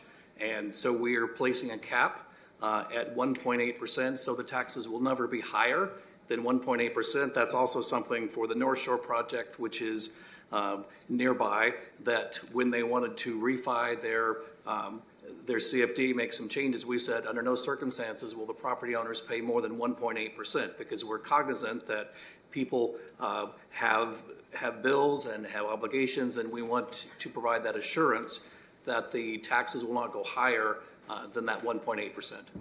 Well, let me ask the applicant a question, and I think this will be it. It does say in the agreement that this was, I guess, the developers requested this be placed in. Let me ask you this. If I could convince my colleagues on the council, I'm not saying that I can, that we shouldn't have this Melrose tax, would you be okay with that outcome? The property, we won't be using a CFD or for any other reason except what's been outlined here. We won't be financing infrastructure with it, even though it did allow that provision that it could be done for the sewer lift station. But we would not need a CFD just on our own for the project. So it's a process of the development agreement. So if you were given the option to not have a CFD, that would be your preference. Is that a fair statement? Yes, the property owner said that statement would be accurate when we were just discussing it now. So it's really not that you're requesting it, you're it's based on your sufferance, I guess is the word I'm looking for, that you're agreeing to this. It is. It's really a total package, the development agreement at this point, which is why we've stood firm on several other things that the Planning Commission brought forth, that we've reached the absolute limit of what this project would bear. It will sit as it'll sit as farmland, which would satisfy some people. It wouldn't satisfy the state of California, because if the burden was made too high by having all of these other layers added, certainly HCD would be the first to get wind of it. So from our point of view, that, we're at the cap of what we feel like we can do, and we feel it's an exceptional offer that hasn't been done elsewhere in the county. And I've done most of the master plans that have happened here. All right. Well, that's really all my questions. I feel like we're squeezing you. Thank you. Councilmember Perlow, do you have a question? Right now. Okay. Thank you. I'm sorry, City Manager, go ahead. He said he's going to wait. So I have a few points I'd like to make. So let me start with the issue about the CFD. We're not squeezing anybody. Traditionally speaking, for many decades in California at least, I can't speak to other states, housing for full-service cities has always been a dead money loser.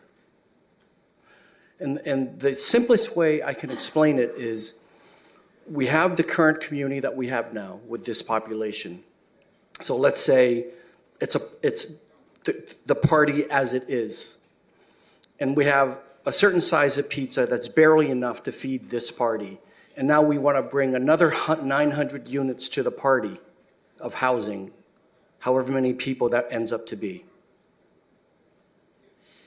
But we can't increase any revenues any other way. That's why these mechanisms exist.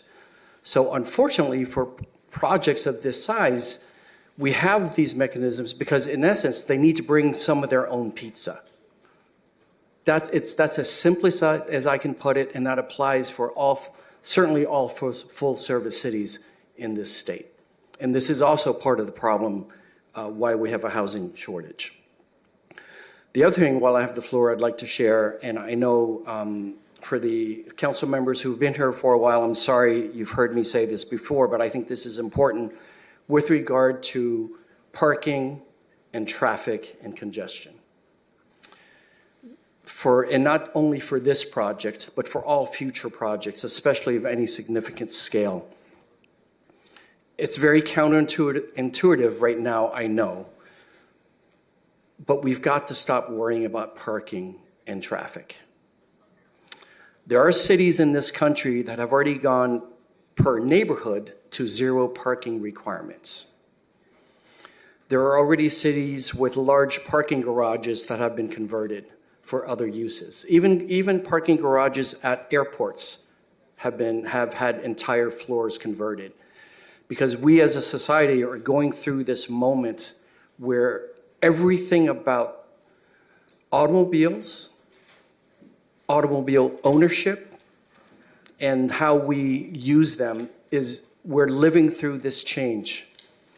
You can see it in the data in terms of what the automobile factory manufacturers are working towards, and you can see it in the data of how few 16-year-old teenagers are looking to get a driver's license. Everything about cars and our relationships to cars are changing.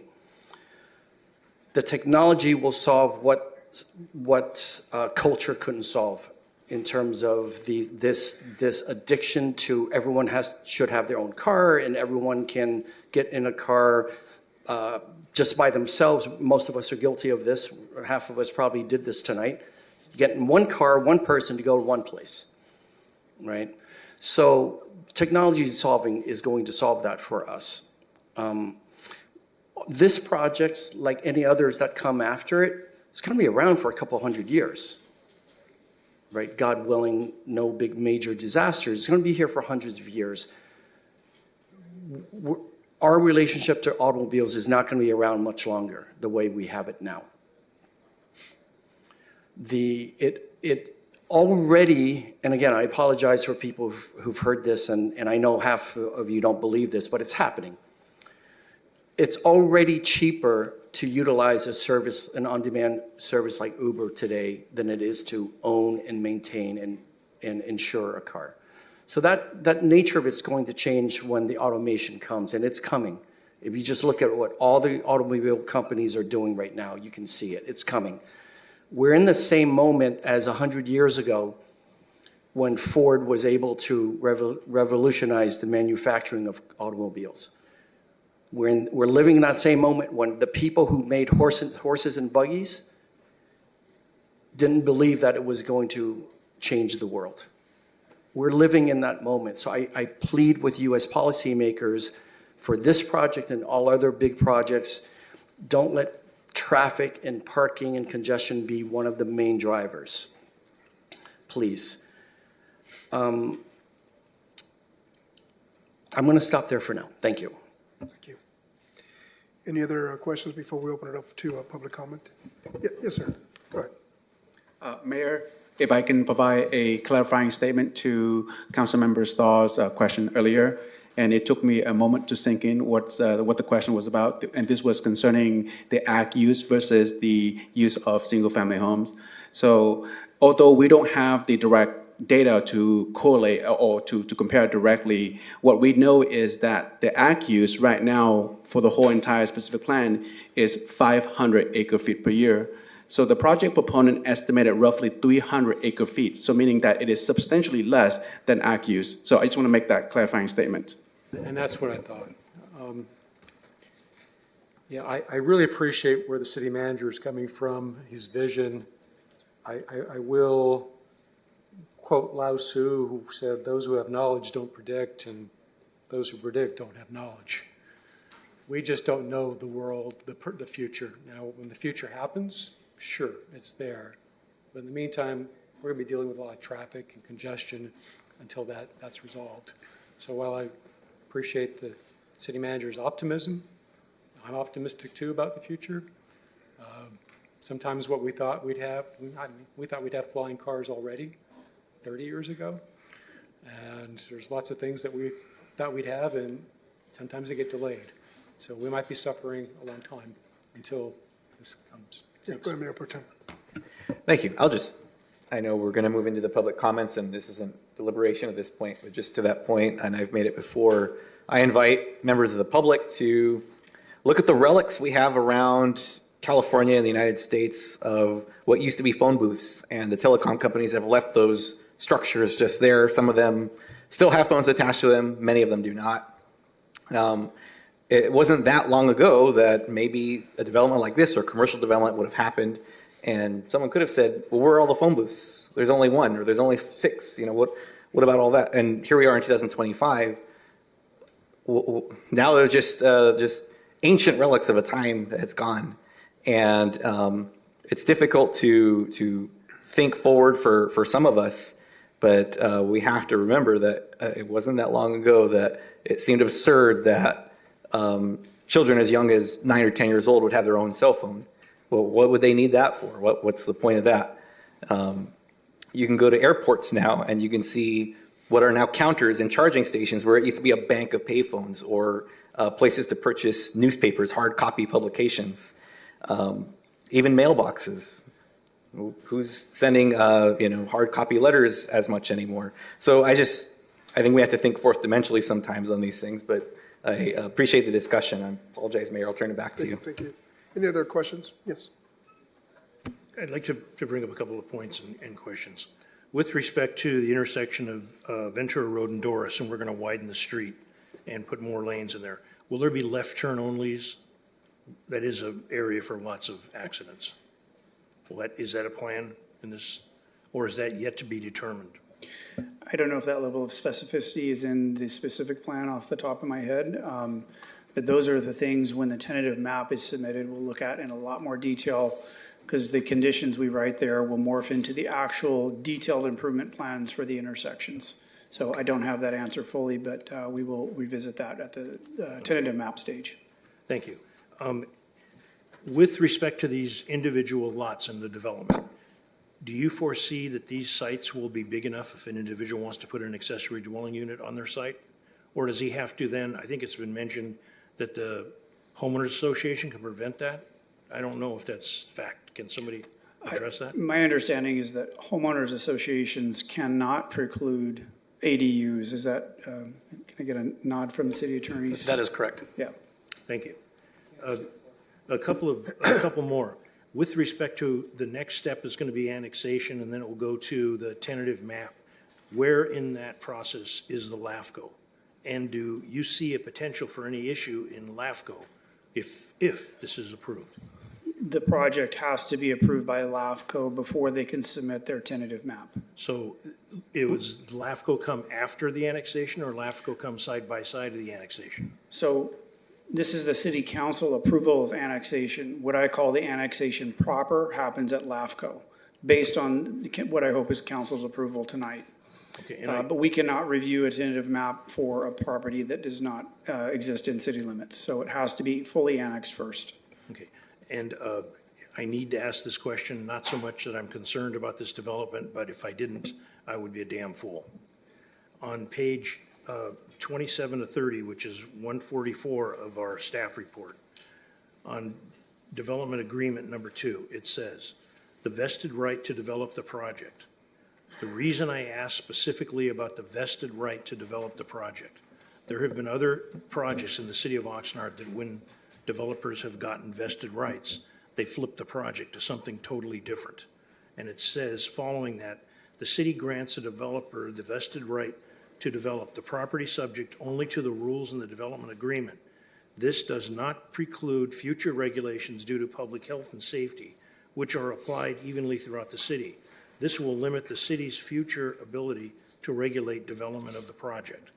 I think to myself, a couple of sites in my district, Harbor and Woolley, where it was supposed to be single family and it's multiple story things.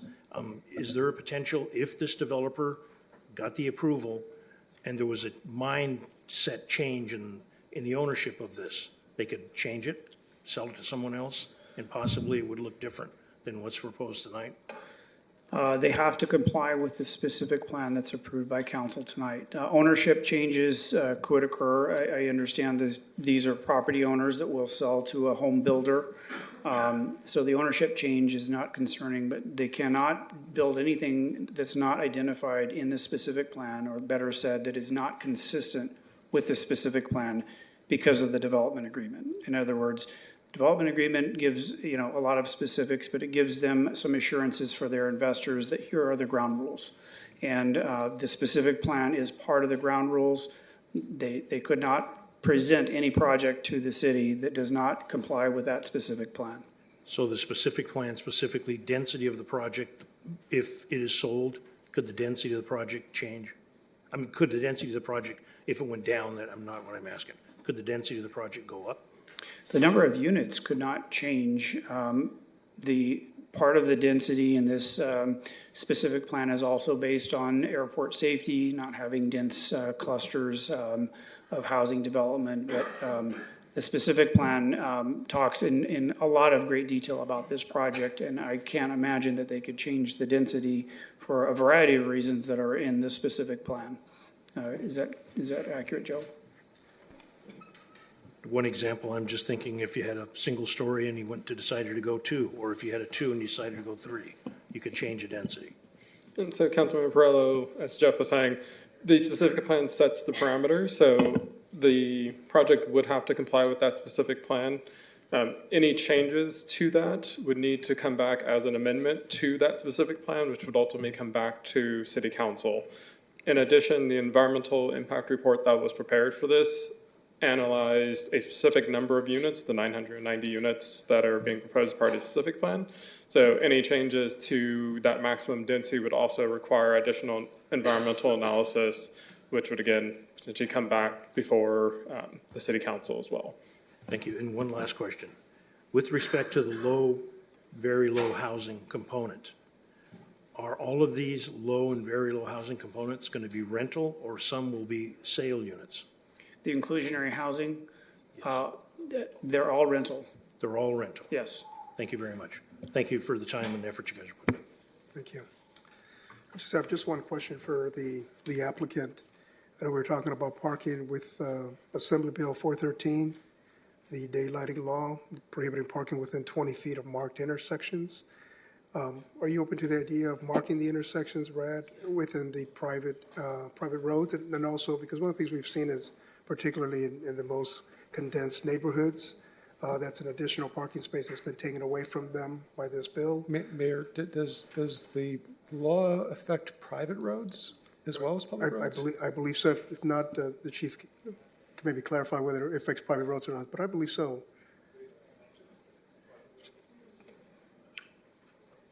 I defer to staff on the private road application component, but two things to point out. First of all, there will be no parking on those perimeter roads. Okay. Doris, obviously Ventura Road, you're used to that not being there, but there'll be no parking on Doris or Teal Club or Ventura Road. The internal streets, I would defer to them in terms of how that impacts it. We found that most, it's generally where a crosswalk or an ADA crossing occurs, seems to be the interpretation of it that I've seen. We've been dealing with it in current design in Santa Clarita right now on another master plan. And most of the internal roads, when you have townhomes, aren't curb return sidewalk type access points anyway. They're private walkways and smaller lanes that occur. Thank you. You can just do some more research on that. And also, I'm glad that I just want to confirm you're open to the idea of not necessarily assigned parking, but delineating the parking so that they can park within those lines and not, just to maximize the parking space. So thank you for that.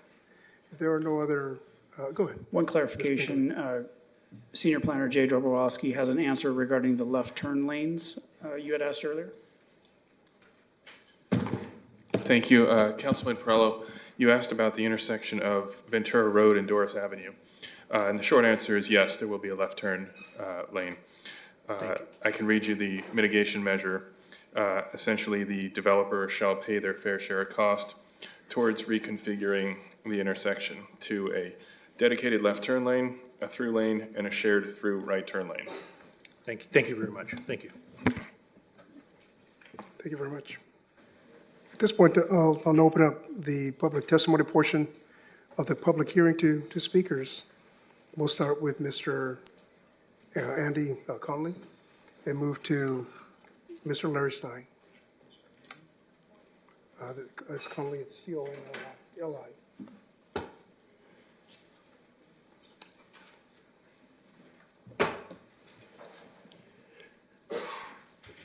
Hello, Mayor MacArthur, City Council members, City staff. Thank you so much for having a great discussion tonight on this project. As the President and CEO of the West Ventura County Business Alliance, we're the Chamber of Commerce serving Oxnard and Camarillo, we are in full support of the Teal Club specific plan. We pride ourselves in being the voice and advocate of business in the community of Oxnard. And there are many aspects of this development which are beneficial for both employers and employees in our community. It is well documented that there's a housing shortage here in the county, and it is affecting the availability of workforce housing, especially for well-qualified candidates. This development will be critical in getting the number of housing units closer to where it needs to be, as well as provides the opportunity for local workforce to own their own home. The local buyer preference program is a phenomenal way of making this possible. Another aspect of this development, which excites us, is the local hire preference, keeping business here within the county and providing the opportunity for good paying jobs. The partnership with Ventura County-based contractors will benefit this community greatly. For these reasons, and many others which have been shown tonight in the presentation, I would like to strongly urge you to support this development, support our business community, and approve this specific plan, specifically option 1. Thank you very much. Thank you, Mr. Conley.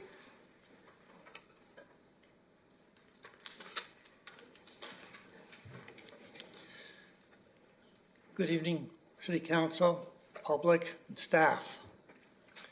I've been following this project for 15, 20 years, pick your number.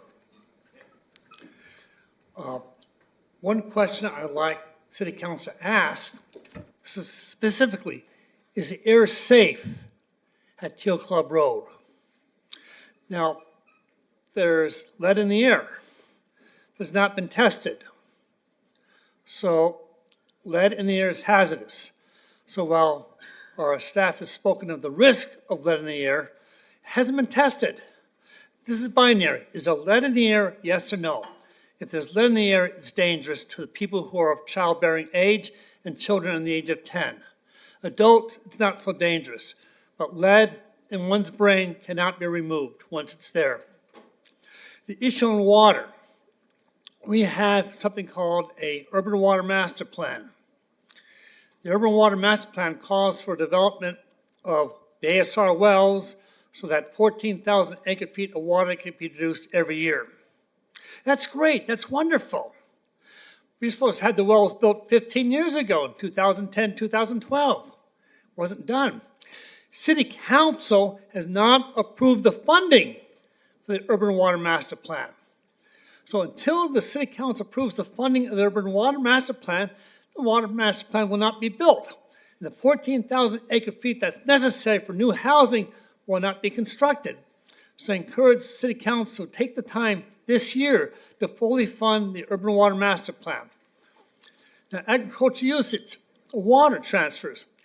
Is there something in writing from Fox Canyon stating that the developers will be the city will be granted the water rights to extract water from the wells at the Teal Club specific plan? The city's in litigation right now with water rights and pumping rights and allocations. Why is this 500 acre feet going to be any different? Now, just for a matter of ratification, the amount of water you can extract from the farmer is based upon the crop the farms have used. So if farmers have been using crops that include a large amount of water, such as strawberries, the allocation is higher. If you grow something that uses less water, such as flowers, the allocation would be less. So the real issue is, will Fox Canyon give the water rights to the city to pump the water out? I have numerous other issues to talk about, but my time is limited. I thank you for your time and consideration. And please vote no on this project until you know the air is safe, and you're guaranteed the water that's supposed to be transferred to the sea will be transferred. Thank you very much for your time. Thank you very much, Mr. Stein. We'll move to Ms. Pat Brown and Greg Runyon to follow. Oh, Pat Brown.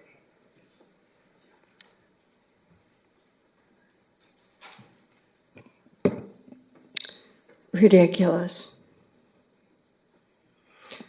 I live in Oxnard, north of the 5 Points intersection, and about a half a block north of that, and a block from the city main street there. And I got tired of hearing the horns from the trains honking all the time. And whenever they're going through that intersection, the trains are going through there almost every day, and they are honking and honking and honking, and they just keep at it, even if all the cars are all stopped up, awaiting and being patient. They're still honking away, and it drives me up the wall. So what I did, I was going to have a new roof put on the house. And I asked them, they weren't going to put any extra insulation in the roof.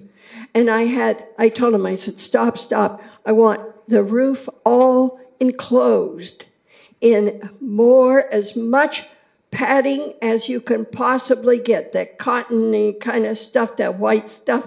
And I said, just pile it in there and smash it down and whatnot.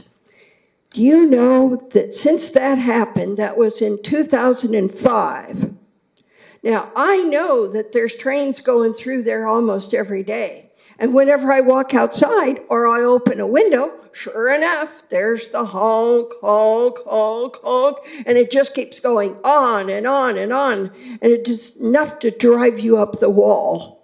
I hope you understand. But I don't hear a thing when I have the doors and windows closed. But as soon as I open a window or a door, I can just, hold your breath. We may have a honking train out there. course, I can't see them because there's other buildings between me and them, but it's just enough to drive you up the wall. So if any of these people who are going to buy these homes, if they don't like the noise of the airplanes, they might want to put in extra insulation in their roofs. I've told people who do already live near the airport. I've had them come to me and complain, and I said, well, you know, just open up the roof and put more insulation in it. Just jam it and see what happens. And they finally do it. Oh my God, I wish I had done that years ago when I first moved in here. So I know it works. It's not just me. So I just wanted you to know that. Thank you. Thank you, Ms. Brown. Mr. Greg Runyon, followed by... Any questions? No? Yeah, followed by Miguel Fernandez. I need to hear what you're saying. Somebody was giving my name and whatnot. Yeah, I'm wearing this because I have Just thanking you, Ms. I have Brown. a hearing problem. Time is up, thank you. And I still have the noise from the dang trains. So I don't hear it unless I go outside. Thank you, Ms. Brown. And these other people don't hear it either anymore because they got the, yeah. Thank you, Ms. Brown. Go ahead, Mr. Runyon. You have 2 minutes left, please. Just kidding. We already started the clock. All right.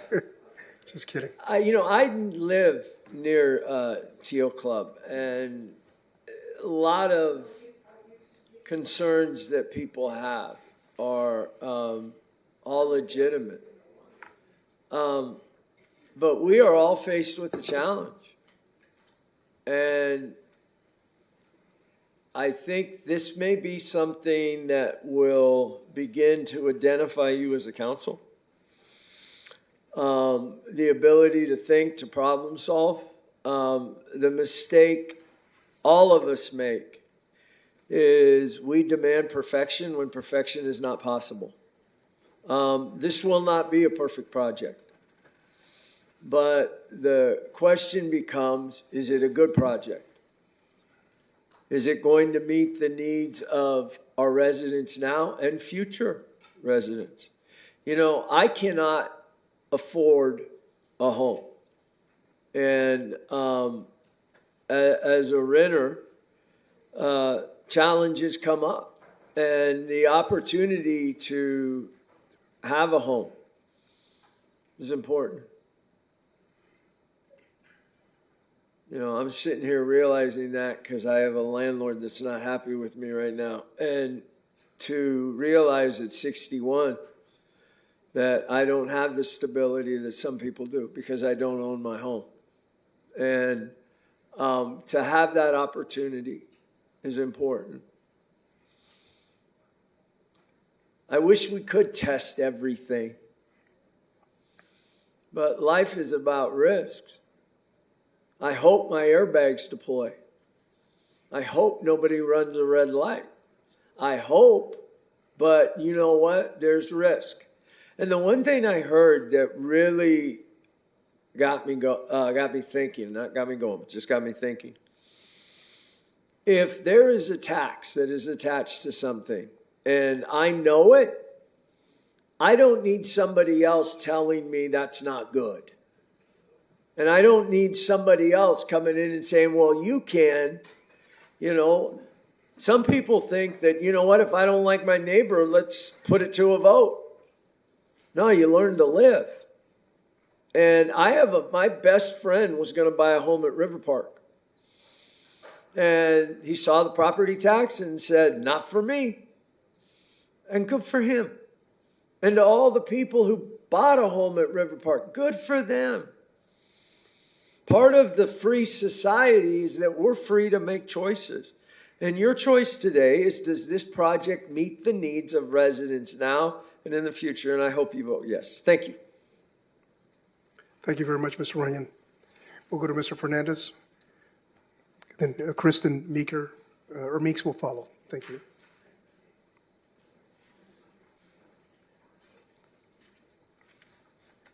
So I've got some handouts just to describe what I'm talking about. I could probably do it verbally, but it's easier just to go with graphics. And as much as I hate the idea of losing the farmland here, and I live just up the street from here, and it's been an amenity for the last 35 years that I've enjoyed being next to, I'm in general favor of the proposed project. What I'm here to talk about tonight, and it's perhaps just a little bit premature and could be something that should be discussed for the tentative act a little bit later on, but I know that Doris Avenue is a drag strip. I mean, people just scream down Doris Avenue. So when this project gets developed and the details of it get a little bit further codified, I'm advocating for adding traffic circles at the intersection of Doris and Coronado, where the project proposes to extend Coronado from the existing housing to the north into the new project. And if you look at the drawing that I've provided, which is actually from the specific plan, I just added the red notes on the left. It shows a traffic circle right in there that they're proposing. I'm proposing to add one just to the north, right there at the intersection with Doris, as a traffic calming measure, and also to help with the flow of traffic. When you've got the school site developed later on, there may be times when that traffic is going to be flowing through there, just like it does at Gonzales. The other thing I'm also proposing is potentially looking at other opportunities, like, for example, that street that's shown on the drawing as it intersects with Doris. That could also be a potential use or location for a traffic circle. So that's basically what I'm talking about now. Also, I wanted to say that in the future for phase 2, which is not up for real consideration right now, phase 2 indicates in this area that's sort of purple, the PA13, that could be light industrial or business park usage, just because it's compatible to the stuff that's on the other side of Teal Club from there.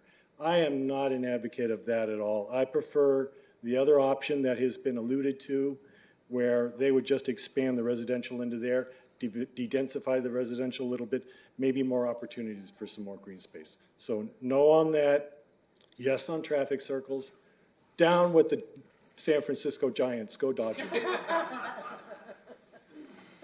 Thank you, Mr. Fernandez. Kristen? And then Mr. Andrus, you'll follow Kirsten Kristen. Meeker.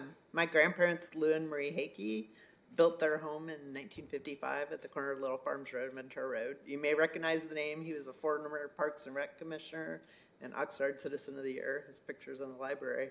So I came to comment about item D, which is to annex the property south of Teal Club and to change the zoning to light and manufacturing. Right now, those are residential, and that's our residential neighborhood that my grandparents built their house in 1955, and I feel like this is going to change the character of our neighborhood, and I don't agree that it should just be changed in the usage, and I'm not even sure why. Is it because they've given up the business park on the Teal Club specific side, so now they want to change, the existing neighborhood? I'm not sure why this measure's in here.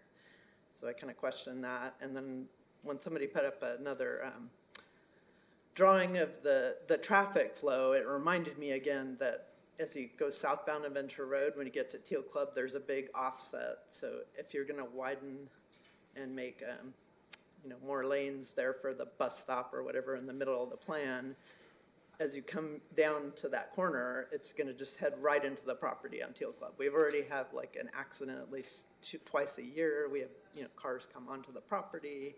I kind of caution that, these things where the road goes this way and then offsets this way are going to create a problem. So that might be a little bit of an issue to look at the traffic flow south of that.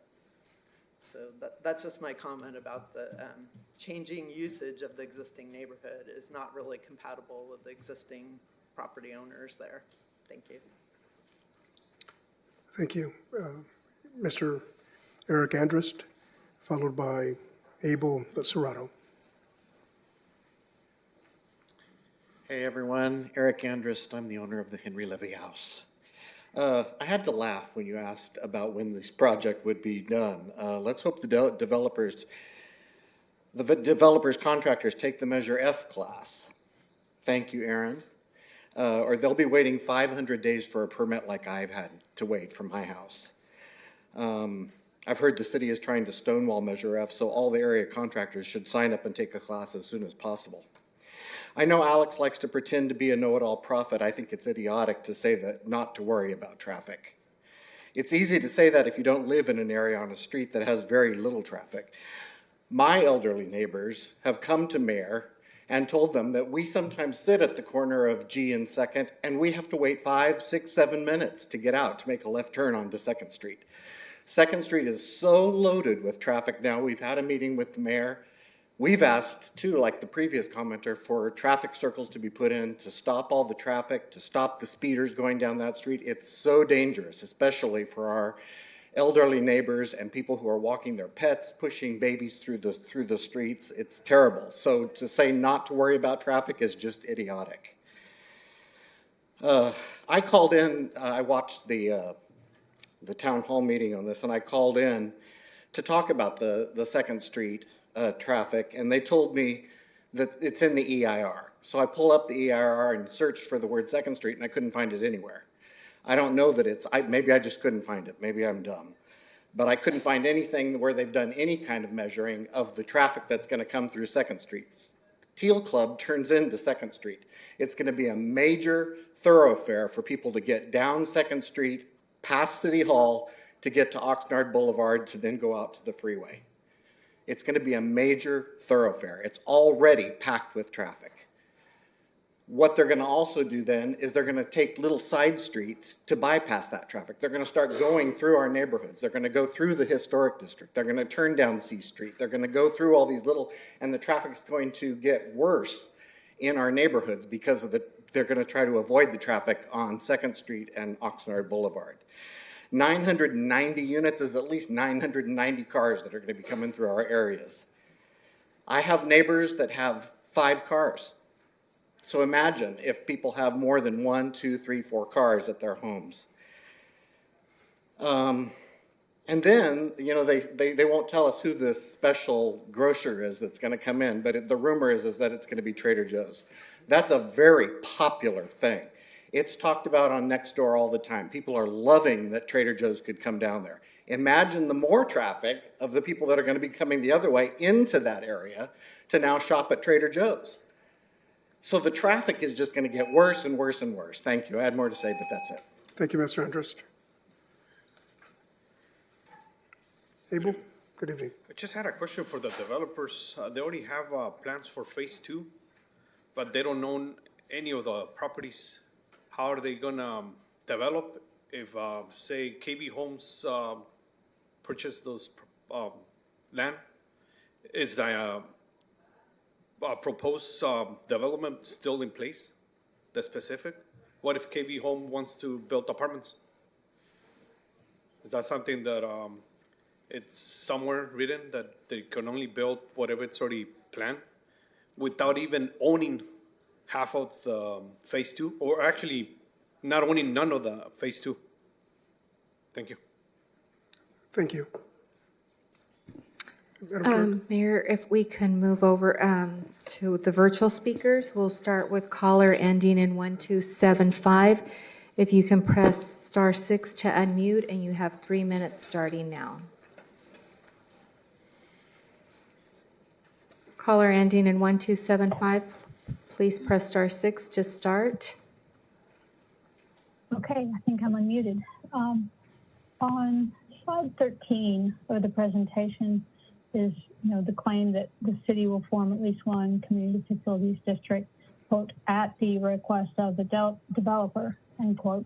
And that same claim is in section 7 of the development agreement, but it doesn't take a mind reader to know, and I think it was confirmed earlier that no, it's not at the request of the developer. City requires it by policy, or else the project wouldn't be allowed to go forward. So this request is under duress, I think.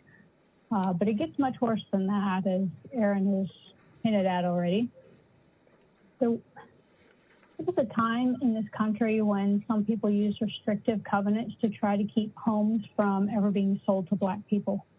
And so it took too long. Thankfully, those shameful covenants have been declared unenforceable by the courts, and you can't use restrictive covenants to violate people's constitutional rights.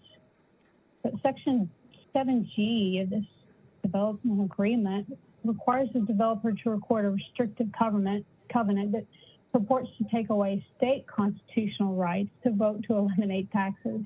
And if somehow the CFD is eliminated, this would just shift to the tax over to the HOA without voter consent. I doubt that's going to work, and it may only be a matter of time until a court finds this unenforceable too. I don't understand how this is portrayed as an environmental mitigation fee, but whatever the state legislature has required for EIRs and mitigation, I don't understand the city's belief that it somehow supersedes the state constitution.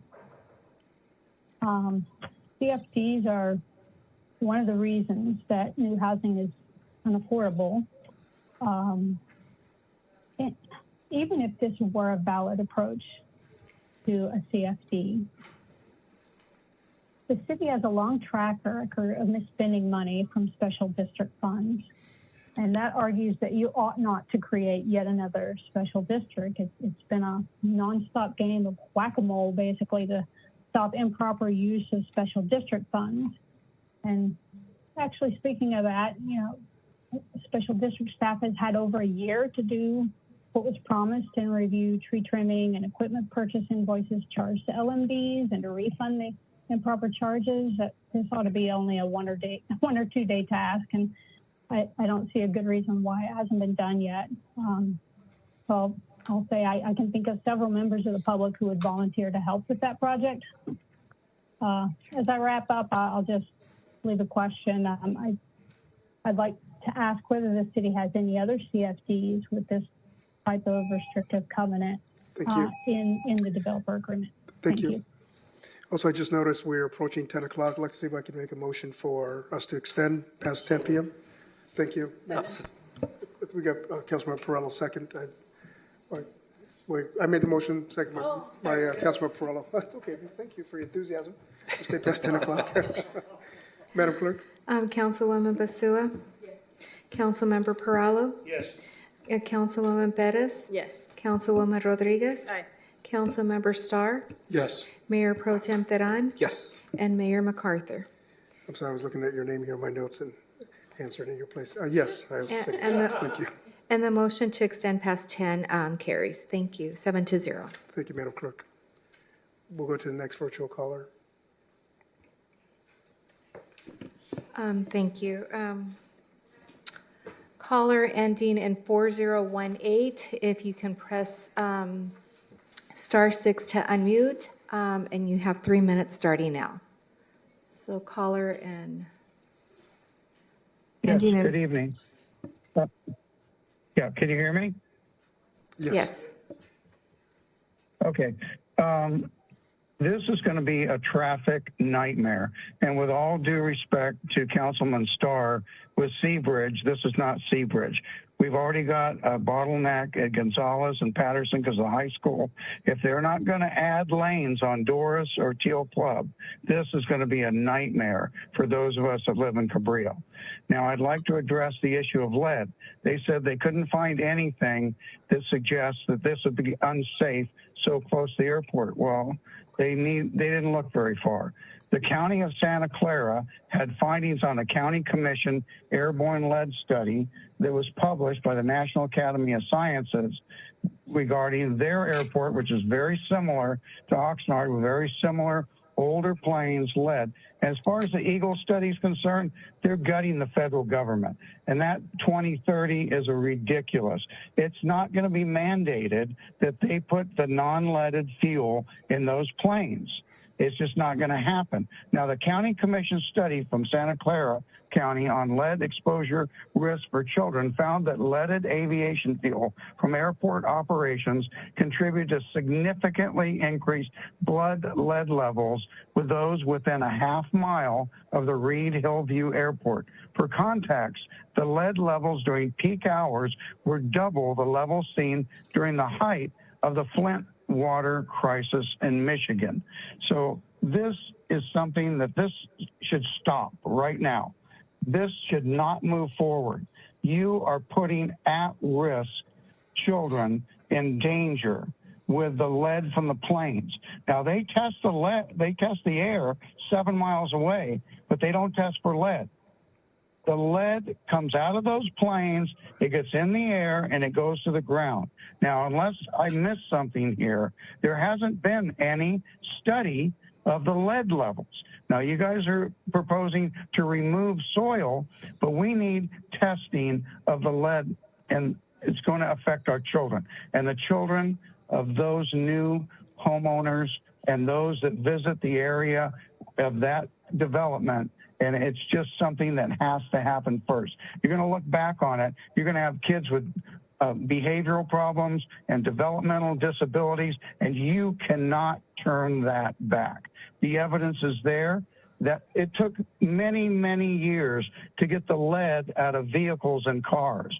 It's going to take decades to get the lead out of these planes. It's optional. It's voluntary. So you talk about health and safety, this is major health and safety. As far as the Mello-Roos, to put a 50-year moratorium, that is unconstitutional. Thank you. And you better Thank you, Mr. rethink Porcello. that. We're out of time. Thank you. Thank you, sir. Thank you. Thank you. Mayor, we'll move to the next caller ending in 6377. Mr. Herrera, you have 3 minutes starting now. Please press *6 to unmute. And Mayor, while the caller unmutes, after we're done with the public testimony portion, if there are any further commenters, just want to throw that out there. I'm wondering if we could entertain a recess after the comments. Public comments Mr. are over. Herrera will be right with you. Thank you. Thank you, Madam Clerk. Mr. Herrera, you can start now. You have 3 minutes. Thank you. Manuel Herrera, Citizens for Better Oxnard. Although I appreciate that ongoing development is inevitable and necessary for every city, I want to remind our council, the decision makers, to please not forget the original caretakers of this land when it comes to new development. Obviously, I'm referring to the Shumash. Although Oxnard is the largest city in the county, not one single street or neighborhood is named in honor of the Shumash.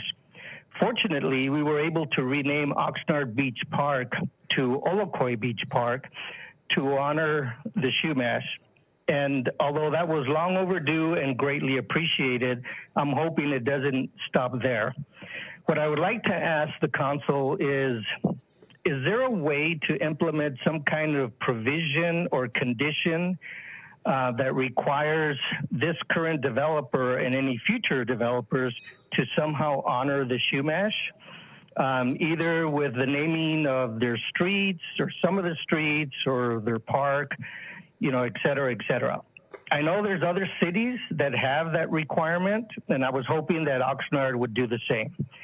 For the record, I made this very recommendation to the developer of the Teal Club project at the recent public forum, and he said he had no problems with it, but he said to bring it up at today's council meeting. So that's what I'm doing. So I'm hoping the council can discuss my recommendation and therefore make sure that the Shumash are always honored and therefore never forgotten.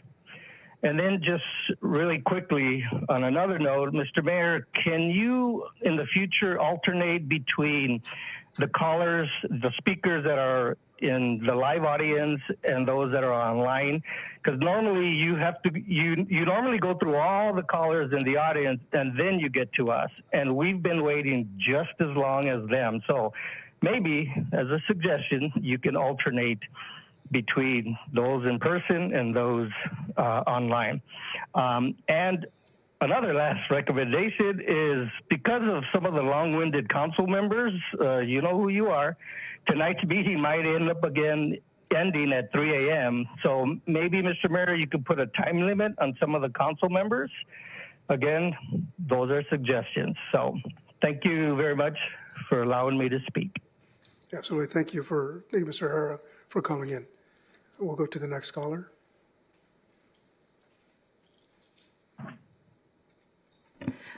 Mayor and council members, that actually concludes our speakers in person and virtually. We don't have any additional speakers. Yeah, thank you. Go ahead, Mayor Pro Tem. Thank you, Mayor. I did kind of give a quick warning before the last speaker that if there were any members of the public who wished to speak, it was an additional call, but I would like to request if you wouldn't call just one last time for members of the speaker. Just it's a big item and an important one for us to consider, so I just want to do that. And then if not, I would like to ask if we could do a recess just for a few minutes as the council. Thank you, absolutely. Is there any members of the public before I close the testimony portion of this public hearing, and we recess for, what, 10 minutes? 5 minutes? Okay, 5 minutes. Just wishful thinking, yeah. Yes, sir. Come on up. Yes, I apologize for approaching, but okay. If we're closing the public hearing and you have any further questions prior to the close, I'd be happy to do that after the break if you want to do that. Absolutely, or thank you. response to some comments that were made earlier that might bear some input. I appreciate your graciousness. I want to stay around. So we'll close the hearing is now closed. We'll resume in 5 minutes.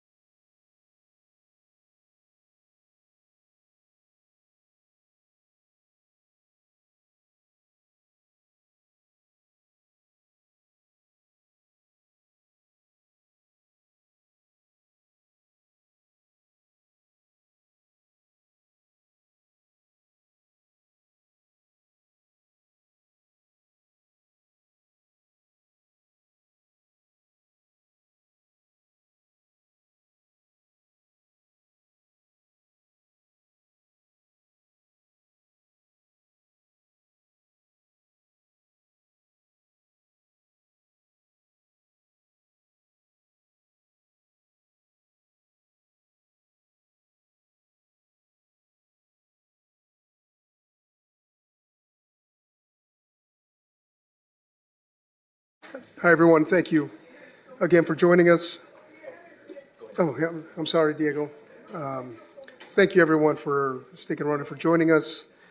We've closed the public hearing portion of this item, given that there were no additional speakers.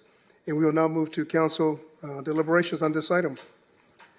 I'll open up if any member of council wishes to speak at this time. Yeah. Yes, I'm sorry. Go ahead, Thank you, Mayor, Councilwoman. for the recognition. I just wanted to highlight what was mentioned in the public comments. If I'd like to make that recommendation that the council consider adding a street name in recognition of our Chumash community here in Oxnard. Thank you.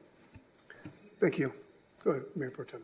Thank you, Mayor. The development team had offered to do some responses based on the public comments after we came back from the break. If council, without objection, would be okay with that, I'd like to bring him back up for that. Sure. So the applicant is here to, should anyone have any questions or anything he needs to clarify? Maybe you can clarify first and then we can ask questions. Great. Thank you very much, Mayor and council members. Probably just a couple of things I might mention. First of all, the well transfer that was being discussed tonight. I can tell you from personal experience that at Springville and Camarillo, after the Fox Canyon moratorium on transfers was canceled several years ago, that the city of Camarillo did transfer all of the groundwater rights from our Springville project to the city of Camarillo. So it is actively being done now. I can confirm that from personal experience. So the GMA transfers do occur. And you are right that new construction with the drought tolerant requirements both for landscape and interiors, that residential does use less water than farming in Ventura County, particularly the historical amount of water that's in your groundwater rights, which is, as staff said, based on an earlier era when people were growing multiple crops year-round. You notice now people are farming a little less because of the groundwater requirements. But historically, you would see a cycle of a short season crop plus strawberries, right? So you would see groundwater use that would be up to 5 acre-feet per acre per year. And to give you an idea, an apartment or a condo with current water use, we've verified this, uses less than about 0.15 acre-feet of water per year. Even a single family home with a lawn uses you get about 5 houses per acre foot. Now, if you've listened to the radio for years, they'd say, oh, a home uses an acre foot of water. That is not true with modern plumbing and the size of yards people have. So that's just the well part. Roundabouts, you know, if that's something that we could look at from a traffic safety point of view during the tentative track map stage, we're open to working through that. We use them some places, they work well. Some places, if too many people have bad habits, it's really hard to teach people to drive in roundabouts, but it could be considered, so we have no issue with that. As was stated about street naming and other kind of naming, we're open to whatever the city wants to do on street naming policy. The transition of Ventura Road south of Teal Club Road that was raised by the property owner, that will be addressed in the tentative track map as well. That's a detail of design that gets picked up during that process to make sure it works. And lastly, I'm going to give you my observation on soil, because it's been an ongoing comment from the community. Almost all of us live on farmland if we live in Oxnard, Camarillo, or Ventura. Almost all of us do. And the standards that are now in place with the state for analyzing soil are very stringent. And you have to go through a process that either the County Environmental Health Department or the State Department of Toxic Substance Control oversees, and you have to get their approval for how you remediate any pollutants that are in your soil. There are very specific factors that you have to address. The EIR, I believe, has a phase 1 toxic report in it. Phase 1 deals with known spills and known events. But I can give you this information from my own observation, that typically what happens is toxaphene is what's found in the soil now, less severe than DDT, which was mentioned by somebody. Toxaphene is like an old legacy chemical that appears typically in the first 2 or 3 feet of just what's been tilled over and over. It doesn't tend to sink, but before you do construction, you have to do a phase 2 environmental site assessment, and that's where they do borings all over the site, and they log samples and take those, and it tells you, do you have to process in this soil and aerate it and bury it deeper, or do you have to haul some of it off? So I hope that answers the question regarding that. And on a very specific case, because I tracked it closely after the Oxnard School District acquired by threat of eminent domain a portion of the Borchard site, the school district did their own environmental impact report. They also processed with a phase 2 assessment to get approval from the state education department for that school site. They did a phase 2 and they did not identify anything like lead at any levels that were of concern. They did have a couple of spots where toxaphene was found, and they have to remediate that, but they did not find DDT as well. So that's the only things that I can offer any insight to, just based on personal knowledge. With that, I'll answer any questions you may have. Good, Mr. Perlow. Just, thank you very much for coming up.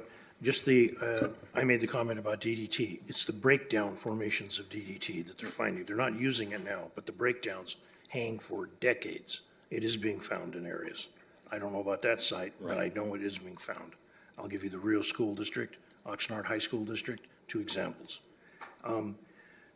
With respect to the young lady and the gentleman that asked about the property south of Teal Club Road, there has been no real staff input on what's going down with that.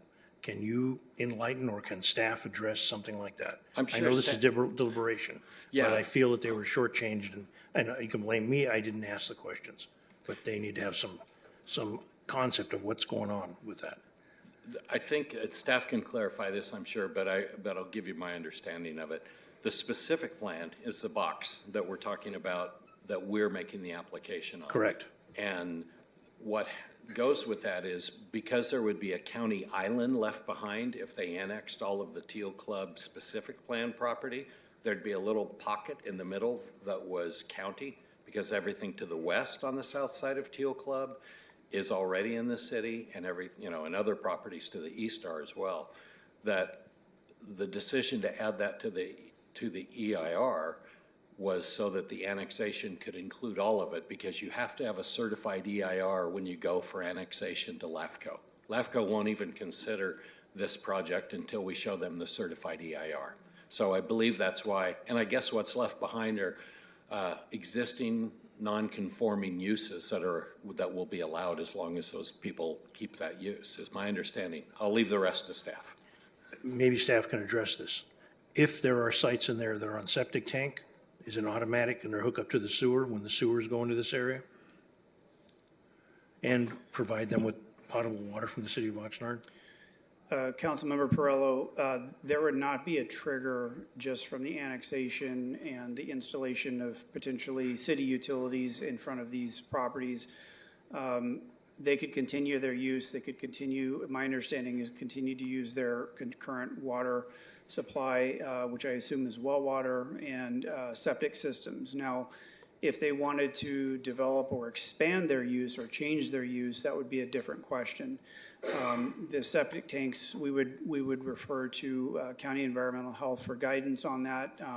If there was a septic system failure, could it be repaired, or do they have to connect to the city system if there was a failure in the future? That's something we'd look to County Environmental Health for guidance and work with that property owner. As part of the later infrastructure reviews that would come through the city, we will be keeping those property owners in mind in their properties. So if it's feasible, we would propose the developer design in sewer stub outs if there is a sewer line going in front of those properties. so that those property owners don't have to connect by digging up the brand new roadway, for example. So we'll keep that in mind, but there's no trigger for them to discontinue their current legal non-conforming uses or to connect at any point in time if they don't change those uses or have a septic system failure. Thank you very much. I appreciate that. I hope the people heard that asked the questions. With respect to the properties on the south side of Teal Club Road, the zones will change. Is their property assessment going to change, and will that trigger a property tax increase? Increase the value of their property to now potentially increase? I can't And I would speculate think that reason, well, I know why I'm asking. If they possibly are not in support, this could be detrimental to them in their mind. I understand why the city is doing this. I understand the concept of the island. But if somebody could address that before we leave, it'd be nice. Through the chair, if I'm happy to address that. Unless the property is conveyed to a third party at a higher price, or unless they tear down the structure and build a new one, their property will not be reassessed. It will go through the standard 2% increase per year in assessed value, as every other property does, assuming there is no other kind of economic downturn. Thank you very much, Mr. Rizzo. That's my question. Thank you. Thank you. Any other questions? If I could add on to that as well on the street, just a further clarification. There will be no right-of-way take from those existing properties on the south side of Teal Club Road. All of the improvements, sorry for the visual aids, but all of the improvements will come out of the Phase 1 property. There'll be a new, in the street section, it shows there'll be a new curb put in, and in all likelihood, sidewalk in front of their homes and driveway aprons poured in. So at the time you do all those improvements, I agree with staff that sewer laterals are customarily put in behind the curb so nobody has to tear the street up again. Thank you. Thank you for that. Go ahead, Councilwoman. Thank you. I just have one question. It's specifically around the effort for green energy, and I appreciate that aspect of the development project. And I'm mostly thinking about the city and the availability of charging stations throughout the community. And curious if you can share more about the effort around electric car charging stations in that area. I'll give you my understanding because I'm in the process of doing permitting for both a residential and a commercial project at this point. There are Title 24 requirements for a certain percentage of EV chargers to be put in any commercial project now. And you have to have, even beyond that, you have to have pre-wiring for future ones to be added if the state goes to a higher standard for that. So that takes care of that side. My understanding is also that under Title 24 that homes have to be pre-wired to allow now for individuals to put in chargers in their garages. So that's how that's being addressed. Thank you. I just want to make a quick comment. Just want to express my gratitude to all the speakers, staff, and certainly you, sir, as the applicant for your commitment to staying and addressing each of the points that's being discussed here and writing those down. Also want to address Mr. Herrera, who called in, suggested the possibility of limiting the council's questions. I just want to state that on an issue such as this, with this magnitude and significance, I think every question must be considered to ensure a well-informed policymaker by us. Also, just want to recognize the city manager. I think you want to make a statement or a comment as well. Yes. As you lead up to hopefully taking a vote, I also am glad that you're not limiting council time on this, a project of this scale and significance.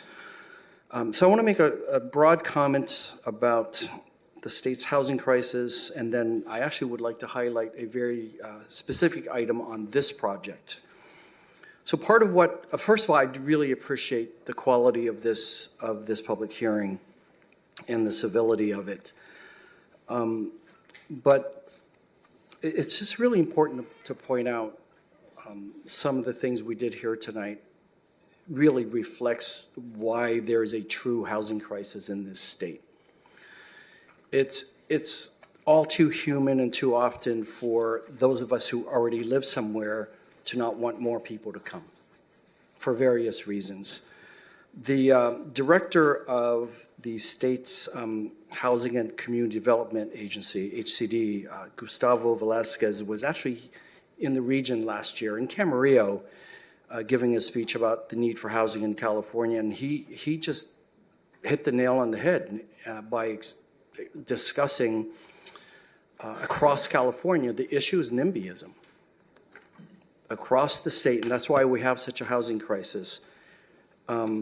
So it's not unusual to hear all kinds of things about traffic is going to be a nightmare. In this case, the lead fuel in the air. These are all different reasons for just no more housing near me.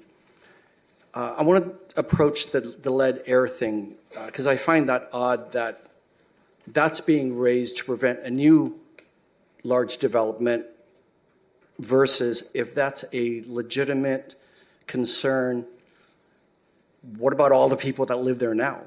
What about all the kids that go to those schools now? So if that's a concern, then that should be addressed with the airport now. That should not be a concern about a future development. So I think, again, but it does illustrate why we have a housing crisis across the state. Because neighborhoods will find all kinds of reasons not to have another neighborhood near them. But if you look on the map behind me, there are a lot of neighborhoods that are here today that weren't there before. And I'm sure there were similar complaints back then. So enough on the broad policy. I need to highlight one thing about this project that makes it, in my mind, rather unique. Several years ago, I did meet with Dennis and his partners when he was telling me they were ready to crank this up and get it across the finish line for their part of it. And we haven't actually met since then until tonight. So we had a very good discussion about various things. The one thing I asked of them that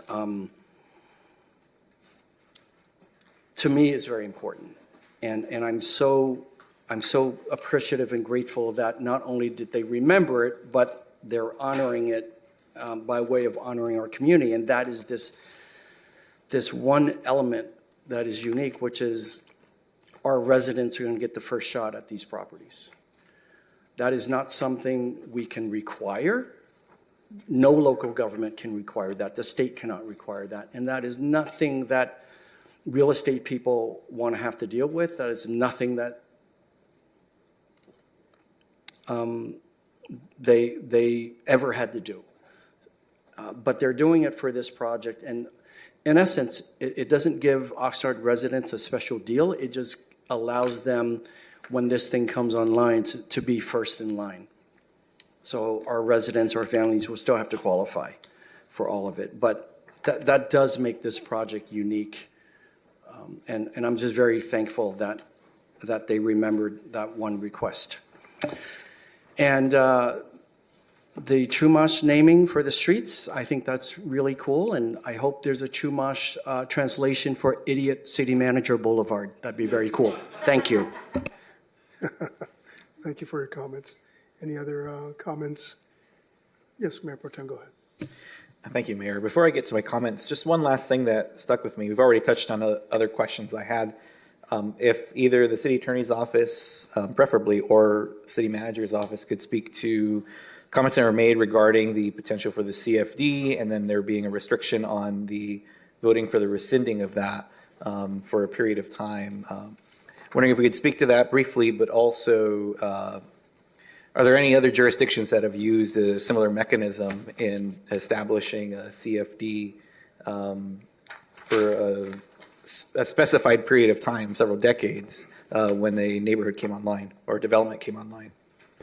So first was starting, one of the questions was, are there, I believe it was by Ms. Purcell, who asked, are there any other developments in the city that had this restriction? The answer is yes. We put this restriction on the Sakyaka Farms project. basically saying that for a period of time, they could not revoke the requirement that they pay a specific amount for fire services. So this is something we have imposed before. It has not been challenged yet. So that is something which is done. I can't indicate another jurisdiction in California that has this particular provision. Cities, though, throughout California have to become more creative. After Prop 218 passed and subsequent legislation, it really took away the foundations of how projects were entitled, because there was the assumption that if you allowed this new development to come in, that development would pay for the cost it took to provide services to it. So this is a tough and challenging issue which cities are dealing with the funding sources to pay to provide the services that their residents demand. So challenging times require creative solutions. This is one way that we believe meets the requirements. Clearly, Mr. Starr and Ms. Purcell have a different viewpoint, and I respect their position. I disagree with it. But this is something that provides the best level of security to the city to ensure that this development will pay for its costs. Okay, thank you, Mr. Rizzo. Out of curiosity, on the Sakioka Farms project, I don't think there's any registered voters at all there that could even do a repeal of that. I mean, it's all commercial, right? Well, it is industrial, so there are uses, but actually, if it does not have voters, then the property owners have the ability to do that. But that provision was added because this was in lieu of building a fire station.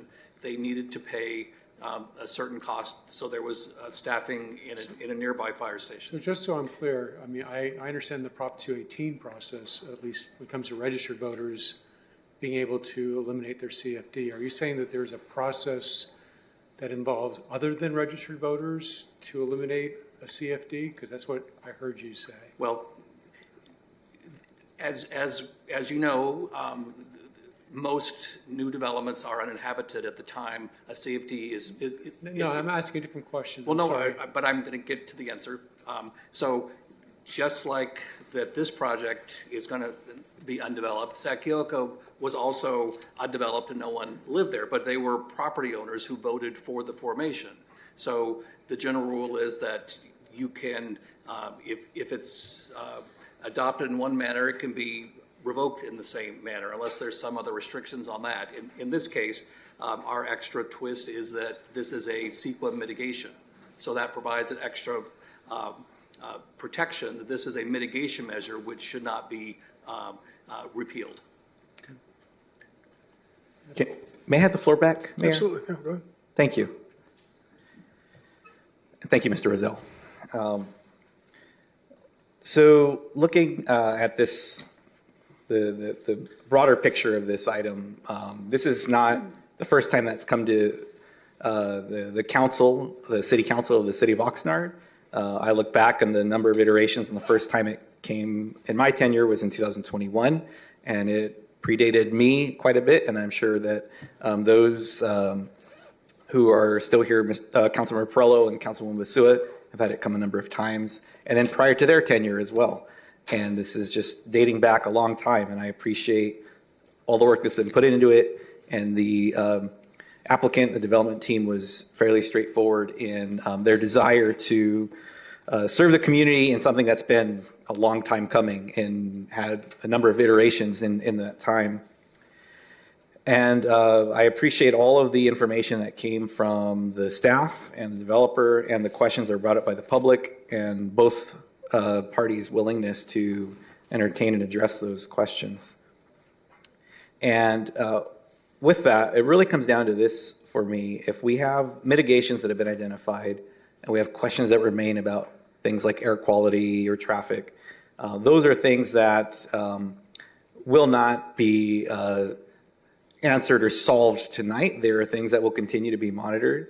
There are things that will evaluate as time goes on. As Mr. Hardgrave mentioned, the school district did go beyond in a second phase study and did not find lead. Hopefully that's promising.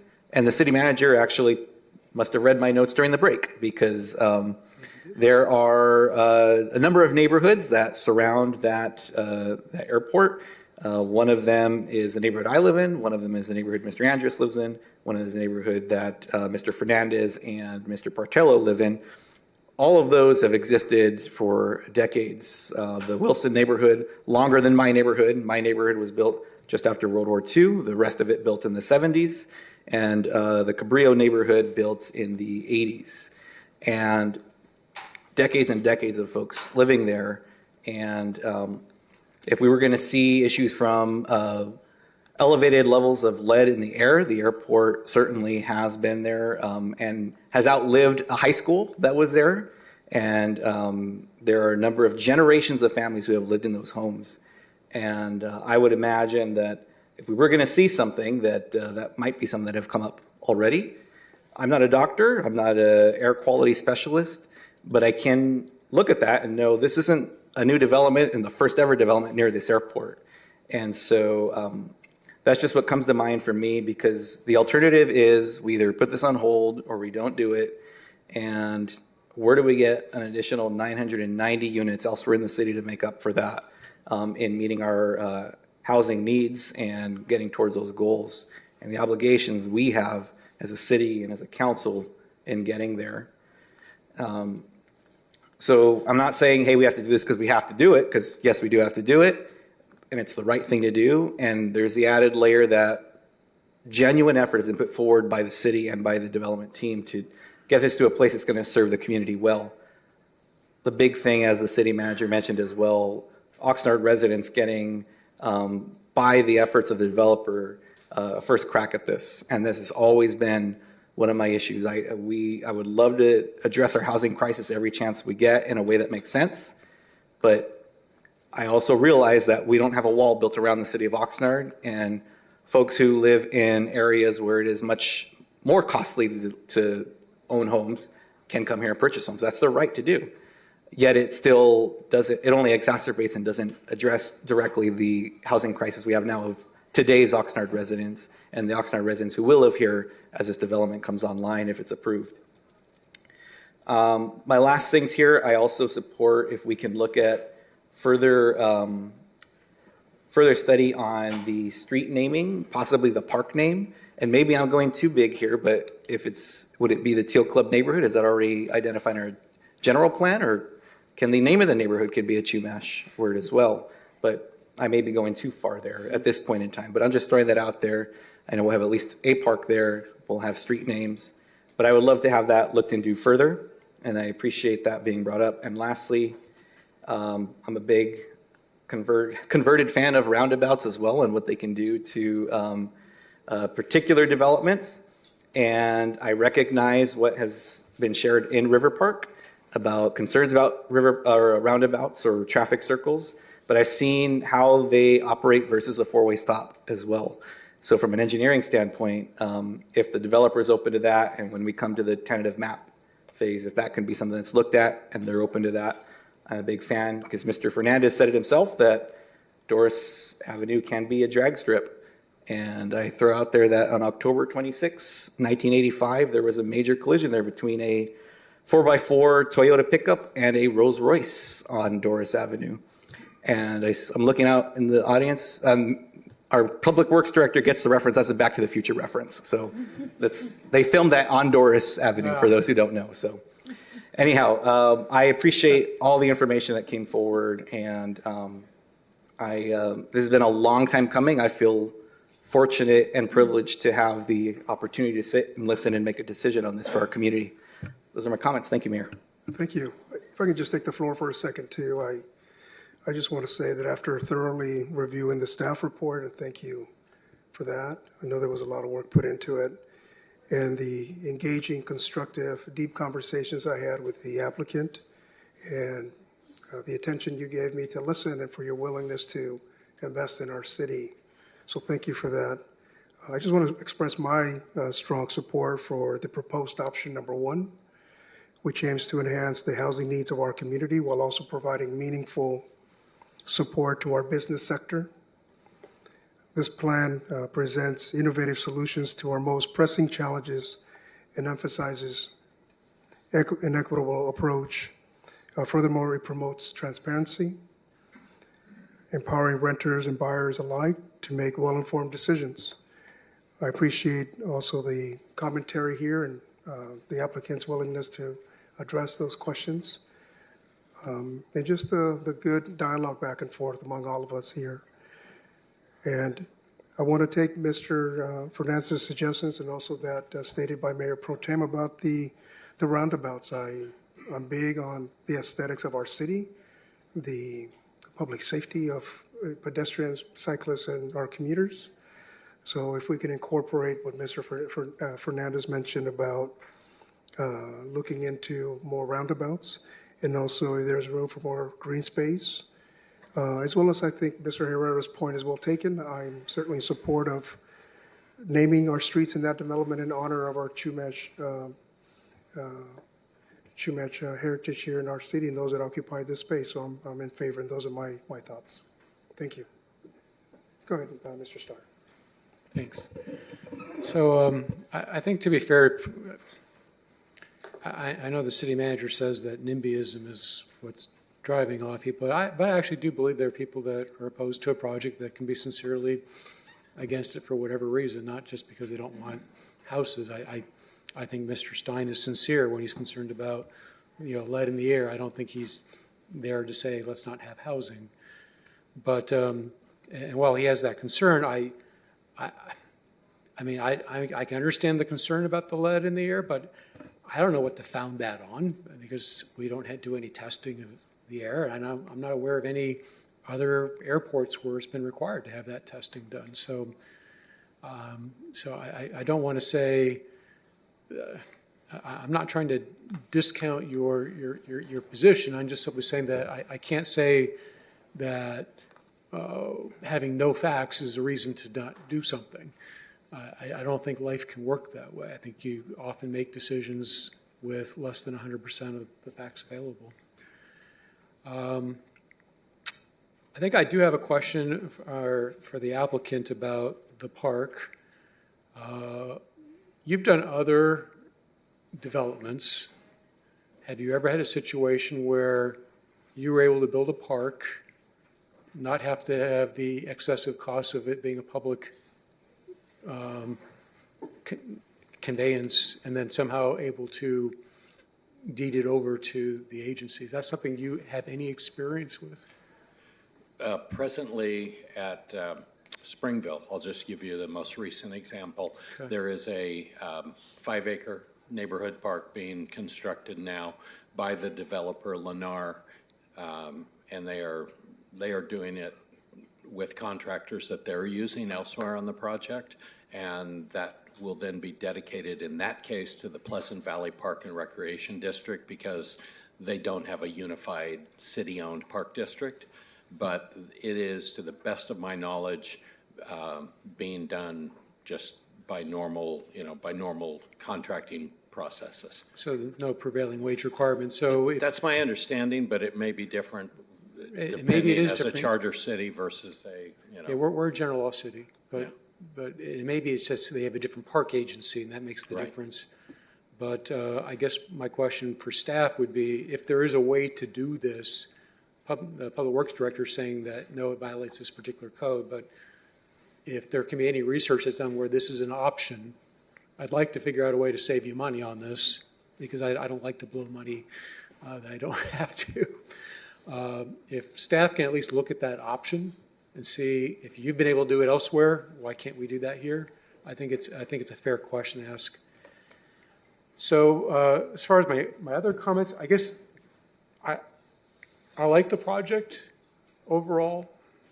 I think it's worthy of support. I am concerned about Doris Street and the traffic there. I don't know what can be done to calm the traffic more so that it doesn't become the problem that some people foresee it's going to be. So I really hope that whenever the track map is developed, that we can figure out ways to address that concern, which, I assume is well-founded. The one part that I just really, really can't get past right now, and I'd vote for everything else right now, The one thing I just cannot get past is the idea of using a deed restriction to bargain away the constitutional rights of the public. I mean, I would never imagine us having a restriction that says, well, you know what? You agree that you're only going to vote for the incumbents from now on. That's going to be part of the deal. We realize it's a constitutional right that you get to vote for whoever you want, but in this case, we're going to put in this provision because we can. I don't think this has merit. I think that I'll be really candid with you. I've never really thought that the process that we have for today to create a Mello-Roos tax district is in keeping with our Constitution. I realize we have a statute that allows the landowners to make a vote. But the way Prop 218 is written, it says that it's the electorate that decides. And the electorate, those are natural human beings, registered voters. They're not property owners. And I think that someday, don't know who, don't know where, someday someone's going to challenge that. Because I don't think that we can actually do what we've been doing, even though many have done it. I think that if push came to shove, and I looked, there's no published case on this at all. But I think someday that should be challenged. And, you know, we've seen that voters are willing to vote for their taxes. We did that in River Park just recently. We got well over 2/3 vote. We're willing to do it that way. But apparently, we're not willing to do that here. We're going to just basically impose it on people and tell them they can't have a way to undo it. That troubles me. It troubles me a lot. So I guess if I would say that at least where I'm leaning, I'd be leaning to support the project, but I want to take out of that development agreement that whole Section 7 that just deals with creating the community facilities district. I think that if you want a community facilities district, go to the voters afterwards, after the neighborhood has been formed. I'm sure you'll tell me, but no one would ever vote for that because who wants to pay for police and fire that they're getting already anyway? But that's kind of my point. My point is that people given an option probably wouldn't want to vote for that because everyone else gets it at no extra cost. We've seen in River Park that they get fire protection now at no extra cost. And we said that that's okay. We're going to do that. This council, or the previous council, said we're going to take away the charge for fire protection because it's not fair to the residents. That's what was said at the time. It wasn't fair to them. And I agree. It wasn't fair. But now we're saying that it is fair in this case. I'm not comfortable with this. So I basically what I would do at some point whenever it's appropriate to make the motion. Now I don't expect to win the vote on this, but I can read the room. But I would still make a motion to remove Section 7 from the development agreement having to do with the Mello-Roos taxes. So when that comes, I'll make that motion to amend that, and you can vote for it, hopefully, or you might vote against it. But I think that in the end, without that change, I would probably vote for everything else, but I wouldn't vote for the development agreement. I just can't, deprive people of their constitutional rights through a deed restriction. I just can't. Mr. Mayor, if I just make one point of clarification, because we're talking about fairness, let's also be accurate. What happened in River Park was after the fact, we made a judgment here that what wasn't fair was that they were paying for the fire station and for the firefighters. So that's the distinction. Here we're paying for a fire station, or part of a fire station. This is very different. This is very different. Go ahead, Mayor Pro Tem. Yeah. And then we'll recognize Mr. Perlow. Thank you, Mayor. And just so, oh, excuse me. Go ahead, Councilwoman. Yeah. Thank you, absolutely. Go ahead. You can go ahead, because then. It's just regarding. Well, I like to, and I'll start this. I like to really listen and really take everything in that my colleagues are saying. And of course, we're not always going to agree on things.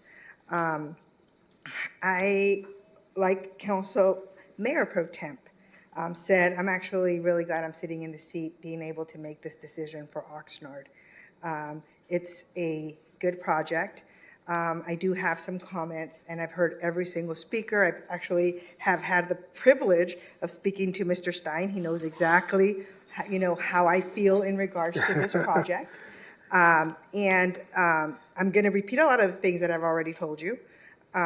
One is if we really have a concern regarding the environment within this area, this is something that should have came up a while ago, not during this construction project. Because if we have lead in the air, if we have asbestos, if we have whatever it is, we have it now. And if it's affecting our community, then we need to do that. A lot of airports are built around community. LAX is an example. It's literally, it's built literally in the center of LA. We've got, Irvine, we've got tons of airports. Not saying that, these toxics don't exist, because we know they do. But I just think to bring it up now is just not appropriate when we've had this in our community for such a long time. In regards to traffic, the way my mind works and the kind of person and leader I want to be is I want to look towards the future. And I think in many ways, as legislation and rules and regulations come down, we are thinking down the road. We're not thinking now. We're thinking of, what this community is going to look like 10 years down the road. Reality is that we have EV chargers now coming on board. Just like the applicant said, there's regulations that say you have to put in the infrastructure, even if you're not doing it now, the infrastructure has to be there. That is correct for construction. So we are planning for what the future is going to be. We might not be the Jetsons right now, and if you were born in my era, you know what the Jetsons are. Maybe next time when we have a council meeting, I'll put a cartoon up so we know. But my point here is that we need to plan ahead.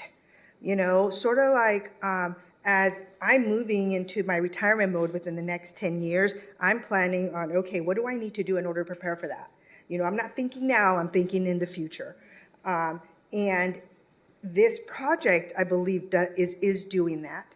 I am really hoping that, we get really creative and we become, the East Coast. You can literally go down all the way from DC all the way to the Boston area in a train. You can go from DC to Philadelphia within 2 hours in a train, 2-3 hours. Transportation in the other side of our country is really good. We need to get to that point. And hopefully, we will get there. But traffic is going to be an issue. It is an issue now, and we all have to deal with it. It's not going anywhere, but hopefully within 5-10 years, we will see some relief in that. But I really like to think, further down the road, and I really think that this is a great project. I'm really excited about the $2 million going to support farm worker housing. That is extremely important to me. Affordability is also important to me. I like the fact that during the public project, we're going to have the wages. We're going to have local hire. That's also important to me. So when the time comes, I will support this along with Councilmember Perez and everybody else in regards to honoring the Chumash heritage. Also, in regards to, and this is going to be my last comment, in regards to Councilmember Starr's about, the Melrose and all that, I'm going to say that the people that are buying these homes, they're being disclosed this information. They don't have to buy if they choose not to buy. Every time I hear that You know, we're taking their constitution right away. To me, it's like a slap in the face. What are we saying, that our people are stupid, that they don't understand what they're signing? To me, they are. If I'm buying a home, I better know what I'm signing. So to me, to say that is, I don't have to buy. Nobody is saying you must buy, you must pay. You have a choice. If you don't want to buy, you don't have to buy. And we just need to leave that up to those buyers. And that is, and you know what? This is going to be a great community. We're going to have a great community that is striving, and we're going to have kids laughing. And when the time comes, I'm going to support this along with your recommendations with the Shumash Heritage. Thank you. Thank you, Councilwoman. Go ahead, Mr. Perrello, then we'll move to Mayor Pro Tem. I appreciate this meeting. It's been very civil. I mean, I thought there would be much more fireworks from the audience.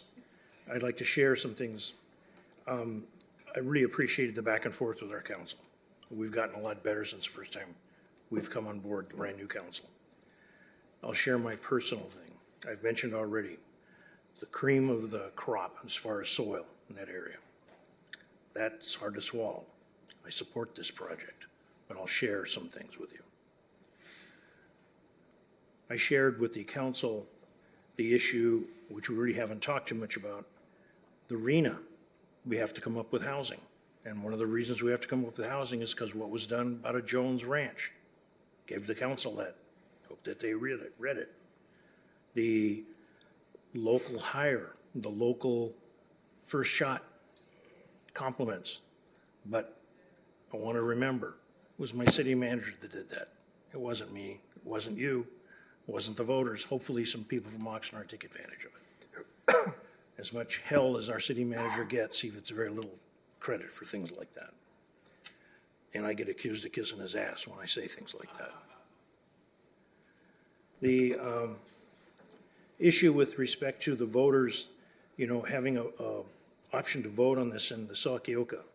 Well, I never thought that I'd be sitting in a seat here, but I remember when I first got drugged to a Rio school board meeting when they were talking about the River Park project. And I remember the property owners that had the vote. I remember the board member, Eva Costa, getting recalled because she wouldn't go along with it. She wanted the people that were buying the house to have the vote. She paid a price, big price. It was a lesson to learn. The RENA numbers and the homes we've got to build, we are between a rock and a hard place. We got to come up with housing. This is one area where we still can do this. I wished it was higher density. I do wish it was higher density. We could kill more birds with one stone. The question that was asked with respect to the autos going through 2nd Street, that's a damn good question, because when I come to the city council meeting, I'm trying to make time. I know how I take, and I know I actually take a shortcut, and I'm going down 2nd Street. And I agree, the gentleman, sometimes the traffic is fast, but it's nothing compared to where the roads that I would normally go. I can't fix that.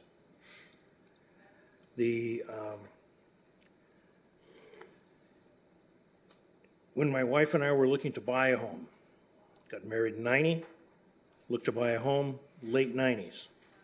And it just so happens, and I really appreciate the people that put the staff report together, because they have the story in there about the plane that hit the house on Ivanhoe Drive in Cabrillo neighborhood. We were looking for a house, and we're driving around the neighborhood, and Jesus Christ, there's a thing in the newspaper. Sorry, I shouldn't have said that. I apologize for that swearing. The plane clipped the chimney on Ivanhoe, and that's in the Cabrillo neighborhood next to Doris. And we're driving around, and it was like, ain't no way buying a house near the airport. Mayor Pro Tem has gotten on the Airport Authority Board and myself. I voted against a project off 5th Street because it was near the airport. The school, Juan Soria, I served on that oversight. In my mind, it wasn't the right place to put a school, but things are done as to the credit of the pastor sitting in the back row. Perfection is impossible. You keep working at it, you keep working at it. But if you wait for it, you won't accomplish anything. And I give that to the Assistant City Manager, Ms. Golden. She's the one that taught me that line. People will have the opportunity to buy a home It's a big thing. Again, Pastor Runyon, home ownership. I'm very fortunate that I'm in the spot that I'm at. Extremely fortunate. I know people that are not. I know people that are in better situations. But you, if you've never read a poem called Richard Cory, I hope all of you take a shot at it. The issue about naming, and I can't complain about Mr. Herrera asking about the names for the Chumash Indians, but I want to say something. It was brought to my attention sometime in the past. This city does a lot of things, and it was a city manager again. There is an issue that happened in this city at the start of World War II with a Japanese family that was put in an internment camp, and a Mexican-American family protected his store and ran it. And when the gentleman came out of the internment camp, they gave the store back. It's in Tom Brokaw's book. It's been around, and it's been something that if we're going to start naming things, we got a park in this neighborhood. They could name something, because the way the national government's going, I have a right to vote just like everybody up here. I didn't vote for the person that is the president, but he's my president. I don't like it, but he's my president. This Carmona Takasuki thing, this is an example of something that we need more in this country. And I would request that we look at this very seriously. I'm not asking you to vote on it. I'm asking a request. But if you make a decision to start naming these things all after particular Indian organizations, then I'm making that request. And I won't support it unless I get that. I don't want to play that game. But people will have the opportunity to buy a home here knowing that it is in proximity to an airport. I've already told you, I sat at the Rio School Board meeting when the River Park project was bought, when it was approved, and later in the neighborhood that I bought, South Bank, when we found out about a levee that was not a levee, SCR3, and we found out about the SCR1 protecting the River Park project. There are some big issues that happened, as Councilman Starr, to his credit, is saying later on down the road, you have to look at something. You got to deal with it. There's a lot of things that I deal with up here that I wish to Christ they were not having to be in my lap. Why did somebody do something in the past? I have to sort of trust, and that's hard for me sometimes, that the people that made those decisions in the past did the right thing. But we're dealing with it. I think this will benefit the city. I still know that there are certain concerns that I can't overcome. The fact that planes are flying near these homes, the fact that there's claims about, lead, the fact that the traffic, all of this other stuff. We're between a rock and a hard place because past city councils agreed to the RENA numbers on the Jones project. And people that have forgotten that, were not on this council and haven't paid attention, they need to understand that. We are between a rock and a hard place. This is a project that's been on the back burners for a long time. To the credit of the developers, again, first shot to Oxnard home buyers, my hat's off to you. Thank you. But I do support this, the option one. But if they're going to be pushing that we're going to start naming these streets after certain things, I'm going to push on that park. Because I don't see the backbone on the council to do something like that. And this is an issue that not too long will be dead. And people will be, that was World War II. That's old news. We got people that are born, don't even know about Vietnam War. And I'm not a veteran. But I just think that's important to the city. Those are my comments. Thank you, Councilmember Perlow. Go ahead, Mayor Pro Tem. Thank you, Mayor. This isn't a comment, but more of a point of clarification from Councilmember Starr. Given the comments that were made about the provision of restricting the ability to rescind the CFD by a vote, you're asking to eliminate the entire recommendation that there be a CFD versus just eliminating that portion. Is that correct?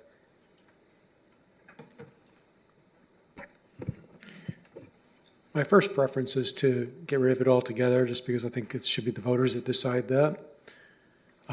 Certainly as it'd be suboptimal, but at least getting rid of 7G, which has to do with the ability of people to later repeal that tax at least would help. So at least there's the option of removing it in the future. So if you want the Melrose tax district, which I don't support, at the very least get rid of 7G, which is the portion that prohibits future voters from ever getting rid of this. I just don't think it's constitutional. So I just asked for the clarification on your asking. I heard you say that you want to eliminate the entire Section 7 just regarding the CFD altogether, but it sounds like you're also saying, well, I would be open to just the one portion that I'd vote for the rest of it. I'm saying it's an option that is not my ideal. I think that I would still be in a position where I'd say, you know what, I won't vote in favor of the development agreement as long as, provision 7 or section 7, whatever it's called, is there. I think only voters, I think, can put in taxes. That's the way I've gone to too many places on the campaign trail where people, one of their big issues was just the amount of taxes they pay. They're suffering. I know that. I mean, it's maybe it's something you can't identify with because, I mean, you're like most people on the council today. We got people that are on the receiving end of taxes. I'm more on the paying side of it. So I get that there's a proclivity to say taxes are a great thing if you're in the position where you're on the receiving end. But there's so many people that aren't on the receiving end. They're on the paying end. And they're the ones that are just uncomfortable. Well, what does what mean? We're on the receiving end of taxes. So there are net tax providers in this world, and there's net tax consumers in this world. And the people that receive all their compensation from taxes, they're net tax consumers. It's everyone else that has to pay those taxes, though, to make it work. And I'm not advocating a world without taxes or anything like that. I'm just simply saying that I don't think you're able to see, or let me put it this way, I don't think you identify as much with the person that pays the tax. Is the implication that, just looking at myself, that I receive more taxes than I pay? Is that what you're saying? No, I'm not, and I think you know what I'm saying. But let's. No, I just want to be clear. Let's just move on. There's no. Well, I mean, you made the statement. I just want to be clear for everybody. There's no upside to this part of the conversation. Okay. Well, getting back to my original question, though, I just want to be clear on if you're going to be voting, because you said I agree with a number of things, and we align on a number of things you said about what's been proposed and what's in front of us. But it sounds like Section 7 about the CFD is one sticking point for you. Well, specifically about your perception of the constitutionality of that one portion of Section 7. So I just want to know if you're going to be voting on principle or what you've stated you view as beneficial to the public for everything else that you talked about. I don't think it's mutually exclusive. I think that I can be very comfortable voting with, there's a number of things we're being asked to vote on tonight, only one of which is the development agreement. And like I said, I don't have a problem if you're going to outvote me. I kind of expect that. But I'm simply saying that I can't give my moral sanction to something that I think is just wrong. It's just unconstitutional. It's not, I don't think you're a bad person for wanting to vote for this or approving it. I'm just simply saying that for my values, that I can't, I disagree fundamentally with imposing a tax on somebody without their permission. I disagree fundamentally with depriving the ability to eliminate a tax that they're bearing. I have a problem with putting anybody into debt without their vote and their permission. These are things that are pretty basic to me, and that's just where I'm coming from. So yeah, I will be voting. Without the change, without eliminating 7, I'd be voting against the development agreement. I'll vote for everything else. I'll even vote for the Chumash names if that's what you want. I appreciate the clarification on that, Councilmember Starr. We're talking 990 units here, and I think Mr. Rozell said it well. I may disagree with a number of the points, but I respect that you were transparent in stating them. So thank you. Thank you, Mayor. Thank you, no problem. Mr. Pearl, go ahead. Yeah, Mr. Starr, I live in a community facility district fee. I don't know if you, I know you live in East Village, and I don't know. You're in a landscape maintenance district, and so am I, yes. Okay, so we both are, and the rest of the council, I don't believe, live in those things. So I could suppose some people might say I receive less service than everybody else. I don't look at it that way. This is how I look at it. I made a choice not to buy near an airport. I made a choice, along with the friend of Reverend Runyon, not to buy in River Park, and I bought where I did. And I got, shall we say, stuck with the CFD. Okay, but I made that choice.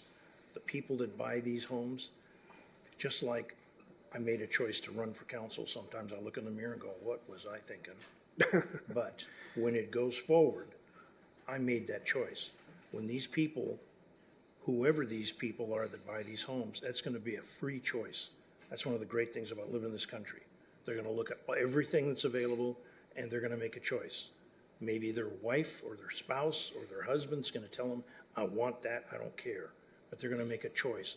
We do not have a gun to anybody's head to take some sort of a thing where the impression is we're imposing extra money costs on these people that they didn't know what they were getting into. Good. And if they didn't know what they were getting into, that's a comment on the educational system and the common sense of human beings. There's no denying that we are depriving, with this as proposed, there's no denying that we're depriving people of their right to vote in the future to reduce their taxes.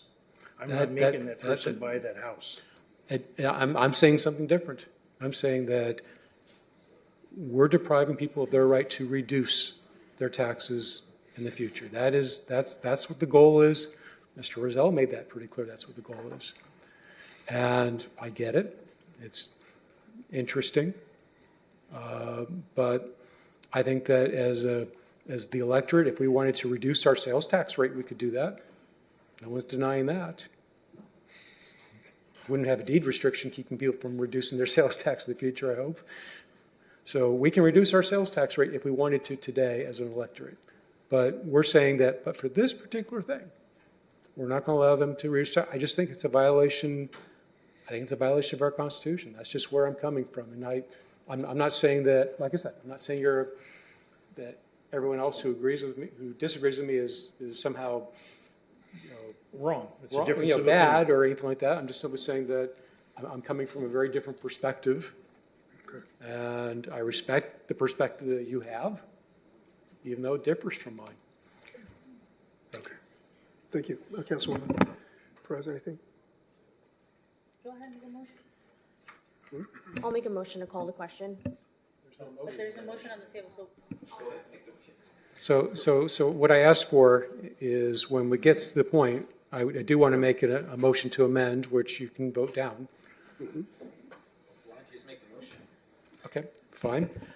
I will make a motion that we adopt staff's recommendation of option number 1, with the exception that section 7 of the development agreement be removed. Okay. So that would be my motion. It'd probably be cleaner if I did it this way, where I said, I'll make the motion for option 1, and now I'm going to make an amendment. And that amendment is to delete section 7. So the first thing we do is we debate the amendment. Then you can vote. I'm just saying how I want to do this. So I will make the motion for option 1. Get a second, hopefully, for option 1. I will immediately make a motion to amend that motion so that to eliminate section 7 from the development agreement. We would then have a debate over that amendment. Once you get a second. Once I get a second, yeah, I mean, you could deny me a second altogether, and that's fine, in which case I guess I wouldn't be voting for any of this. But at the very least, let me put it this way. At the very least, we're all entitled to have a separate vote on each one of these. I don't want to have a separate vote on each one of these. But I do want to have a separate vote on the development agreement piece of it. That, I think, is very That I can demand, and I think is reasonable. Okay. So if you find it easier, we can make a motion first to adopt everything with the exception of the development agreement, get that over with, and then we'll have the motion on a development agreement and what's in there. Would that be an approach that you'd be okay with doing? That we vote first, that we vote first on just everything but? Is there a motion on the table? Not yet. There's no second to that. I'm asking if you'd be. Can we get a second? May I get a second on Councilmember Starr's motion? Okay, then it does. So my motion was that we adopt option one. There's no second to do that? You made the motion with the exception of. Well, that's the amendment. So my first motion is that we adopt option one. Is there a second for that? And Mayor, if I Yeah, go can, ahead. so thank you for laying out the game plan here. And yes, so the motion is for option one, which any of us can move, any of those options, option one. If that gets a second, Councilmember Starr plans to ask for an amendment, which would also need a second. Am I correct on that? If that doesn't get a second, we could proceed with what was originally moved, which was, he was looking at option one. So with that, I will second his motion to approve option one. Okay. So Go ahead. Mayor Pro Tem. So this means no Indian names, no park names, no nothing. just what's Just proposed what's today proposed, right now. yeah. The other ones were just I mean, to explore. I suppose you can make an amendment later to add that in if you want to. So, Okay, I was just Yeah. clarifying. So it's exactly what it says in number one. That's what we're voting on. option one is the motion on the table, which has And been seconded. before I move on, Mayor, as the person who just seconded that, staff and city attorney's office, the peripheral discussion we had about street names, park names, roundabouts, is that coming at a later time? Is this just direction or desire of the council? That's not something we would include in this right now, is that correct? That's not in the motion, period. Right, at this point in time, what is before you is option one, which is A through F, with the deletion of the language in F about certifying the final EIR. And at this point in time, it wouldn't be appropriate for those peripheral things, those would come with the tentative map, or should we Yeah, give the that direction tentative now? map, Mayor Pro Tem, at the tentative map stage, the street naming and all of that would come into play. The street Makes naming, sense. correct me if I'm wrong, would need to come to council for approval at that point? Yeah, so that would be on the map approval to council, the street naming, and we would, on the final map, yeah. So we would work with the developer to enact that. If council can just give clear direction, it doesn't need to be in a motion or articulated, but we heard the deliberations, we heard the directions, so I think we're good on that. Okay, and that's sufficient at this point in time? Yes. Thank you, okay. And So Mr. with that- Regoli, just one last thing I just wanted to add and get a chance to add to while we're exploring all of that, is just to have staff and the applicant explore the possibility of implementing app-controlled LED lights to enhance illumination in the park for youth teams. This initiative aligns with our consideration to amend our ordinance in the future to allow for nighttime use of specific park facilities for exercise activities. So I'd just like to see that could be explored and reconsidered for a future time. Absolutely, we can do that for sure. Thank you very much. And so I think, if I'm clear, City Attorney, there's a motion on the table. There's a motion, there's a second. I guess I can speak to my motion because I'd be the first person to make it. You want to amend it or substitute it? What do you want? What I'll do next is, well, first of all, I think you know my position that I like the project, and I'd like to see it go forward. At this point, though, I do want to amend the motion to strike out section 7 of the development agreement. I appreciate a second so that we can at least vote on it, and you can vote however you want to vote. Is there a second? Can we get a motion for a second? I think the item's just going to die. All right, if there's no second, then what I'm going to do is I'm going to ask, I guess I can demand that we vote separately on the development agreement. So when it comes time to a vote, we'll be voting Actually, separately on that. actually, if I can jump in here, Absolutely, Mr. Rizzo, thank you. under Robert's Rules, Section 27.5, that is a motion that cannot be divided, and let me read why. A motion cannot be divided unless each part represents a proper question for the assembly to act upon if none of the other parts are adopted. And it would be inappropriate based on other language as it relates to the development agreement and the mitigation of those measures to do it separately. So it's either all or nothing. Thank you for the clarification. So 2710 says motions that must be divided on demand. It says sometimes a series of independent resolutions or main motions dealing with different subjects is offered in one motion. In such a case, one or more of the several resolutions must receive separate consideration and vote at the request of a single member, and the motion for division of a question is not used. I'm actually reading 27.5. It says a motion cannot be divided unless each part represents a proper question for the assembly to act upon if none of the other parts are adopted. Right, and I just read you 2710. Okay? So is it really that offensive to have a separate vote on the developer development agreement? I'll defer to. You want to die on that hill? Okay. All right. Yeah. We can have a discussion pros and cons versus separating if you want to have that, Councilmember Starr. I just think if nothing else, as a courtesy, you give me the opportunity to vote separately on a provision, knowing I'm going to lose anyway. I just think it's courteous. But if you don't agree, you don't agree. I don't agree. Okay. That's too bad. So we've got a first and a second on option 1. Madam Clerk, if we can get the count. Clarification. Good. Clarification. We're voting on option 1 as it states, the stuff about street names, the park, your question about the parks, that is for later. I want to hear a city attorney, I want to hear a city manager, somebody with the authority that says it's later. That is something later. Thank you very much. Mayor. You go ahead, Mayor Pro Tem. Just before we go to the vote, I had the word courtesy in my head earlier. I feel that courtesy has been extended quite a bit this evening.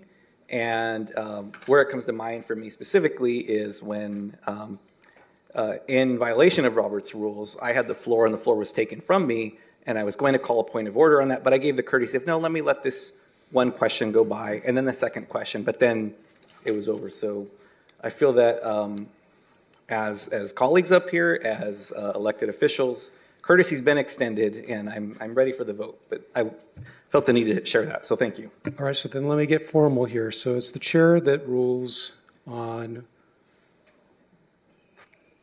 points of order here. So did the chair recognize you to have the floor? I can bring Mayor? up. I can. I think he just jumped on the mic, just as I did now. I can bring up a point of order without having to be. Mayor, can we move on? So Mayor, do you believe that, based on what I read, that we can divide this so that we can vote on this part separately?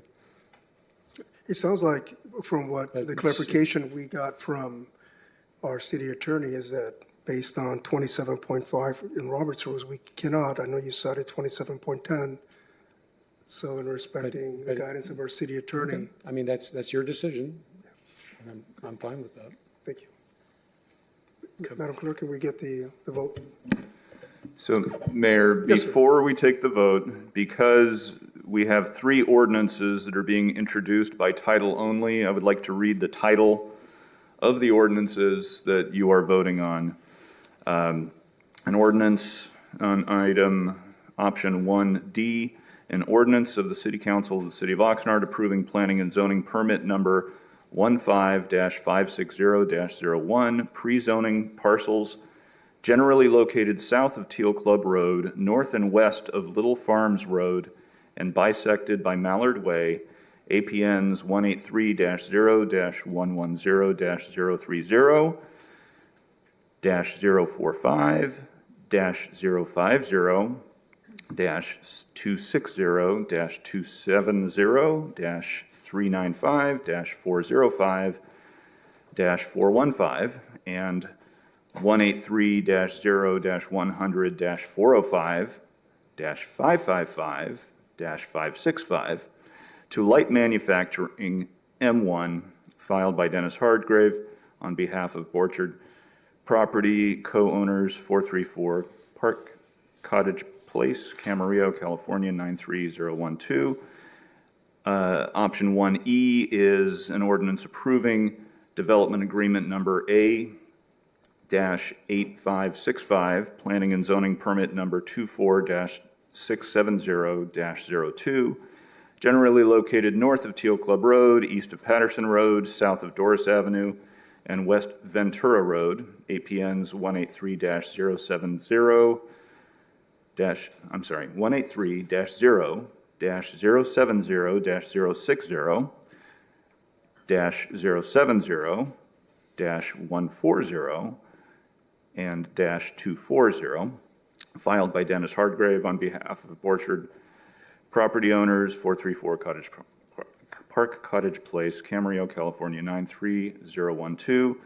And finally, option 1F is an ordinance approving planning and zoning permit number 15-640-01, specific plan for the Teal Club specific plan, generally located north of Teal Club Road, east of Patterson Road, south of Doris Avenue, and west of Ventura Road, APNs 183-0-070-060, -070, -110, -125, -135, -140, -240, filed by Dennis Hardgrave on behalf of Orchard property co-owners, 434 Park Cottage Place, Camarillo, California, 93012. Thank you for your patience. This is on the test. Thank you very much for reading that for us. We'll go to the, now we got some clarity, we'll go to the vote, Madam Clerk. Thank you. Before we go to a vote, our rules, that we have a special rule of order, this allows a voter to actually provide a comment with his vote. Normally, we don't do that under Roberts, but we have special rules that allow us to do that. So when the time comes, I'm going to be asking the city clerk to include my comment as part of that vote, which I'll state when we vote. Mayor, they also had a rule that if you wanted to provide comments, you need to put it in writing and give it to the city clerk, not make her translate it. So just passing that on. Councilwoman Perez? Yes. Councilwoman Rodriguez? Aye. Councilmember Starr? Yes, but please note that I object to Section 7 of the development agreement. Mayor Pro Tem Teran? Yes, thank you. Councilwoman Basua? Yes. Councilmember Perallo? Yes. And Mayor MacArthur? Yes, And the motion carries 7-0. Thank you.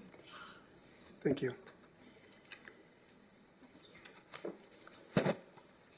Thank the staff for all the work they did on this project. The next item of the agenda is item M1. This is from the Housing Department. The subject, loan agreement between the Oxnard Housing Authority and the City of Oxnard.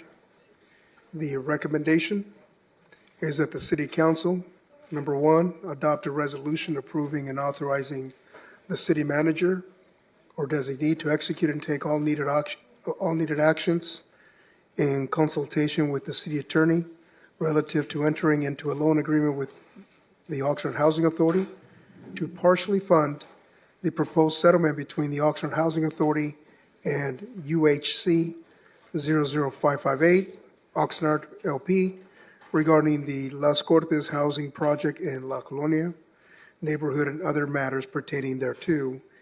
And two, authorize a fiscal year 2024-25 budget appropriation in the amount of $800,000 from the general fund. That's account 101, available fund balance.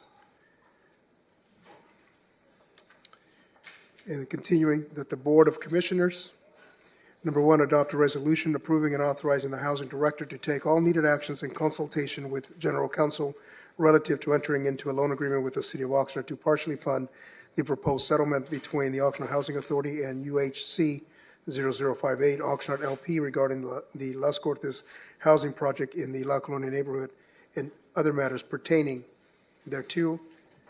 And number two, authorize an appropriation in the amount of $1,200,000 from the Housing Authority's Central Fund. And three, authorize the write-off of bad debt associated with the promissory note that was entered into on June 1st, 2020, as amended and restated on January 1st, 2021 for demolition costs.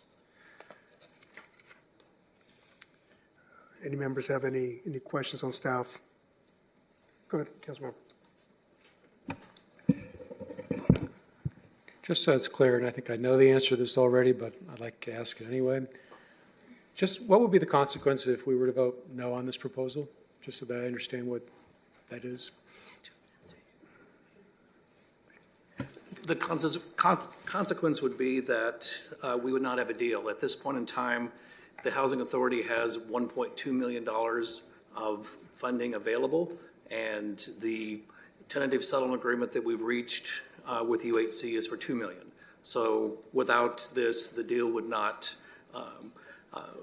be reached, and we'd go into arbitration and risk multiples of that amount if we lost, or we could win. So, but it would kill the deal that we have tentatively negotiated pending the council and board of commissioners approval of what we have before you tonight. Okay. So my next question would be, why are we structuring this as a loan? It just seems like a deferred gift to me. What's the thinking that goes into this? I mean, we're both related entities. It's not like. Yeah, I mean, I think this is kind of standard. It's a forgivable loan. If this deal is reached, the Housing Authority would get back the property, and so this area could be developed. So the city has a long history of supporting affordable housing to benefit our residents. So to the extent that this goes forward, and the Housing Authority gets the property back and there's a development, that it would be appropriate for the loan to be forgiven as the housing is developed. But that is a standard process of having it as a debt versus a gift at this point in time. But it would be okay if we did it just as an outright grant and we're done with it, right? It would not be a gift of public funds. That is correct, but it is the city's standard process. Okay. So basically, it's kind of academic to ask if the Housing Authority were to default, what would we do? Because obviously we're all kind of related here.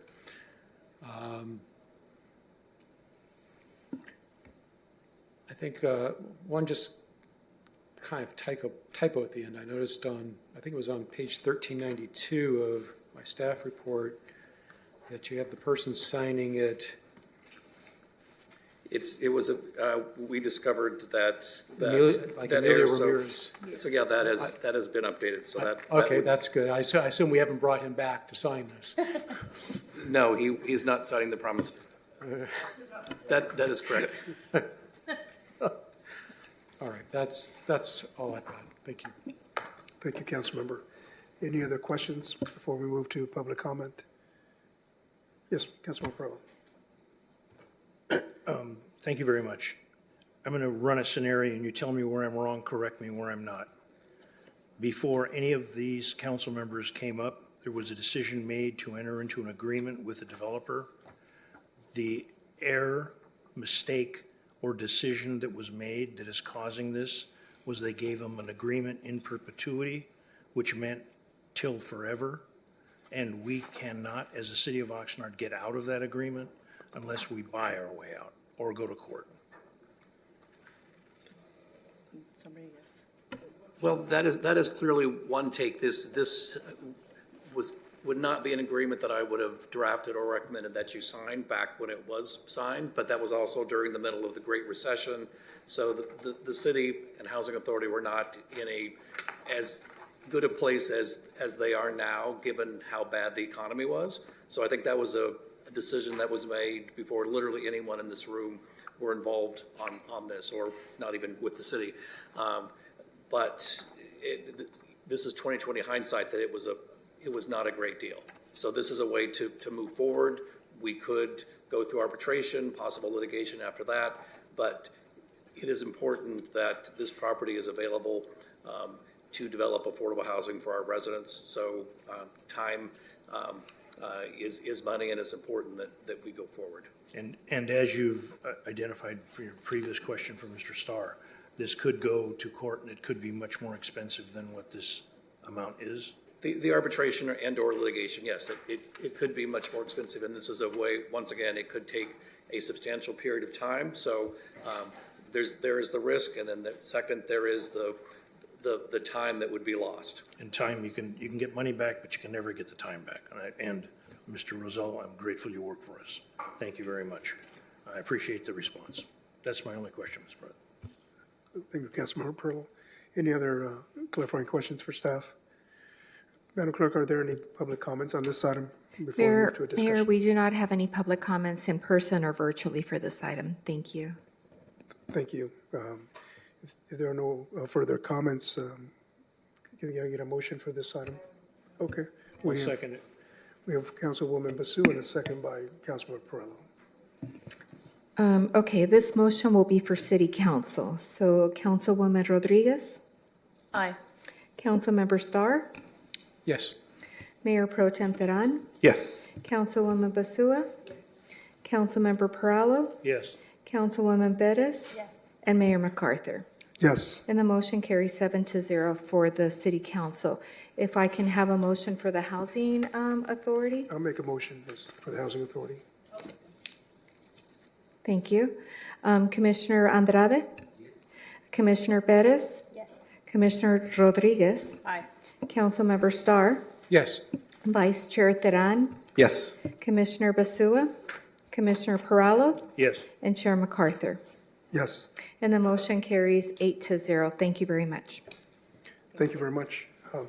At this time, as we agreed upon, we'll move to item H, and this is the time where a member of this body can make a brief announcement or make a brief report.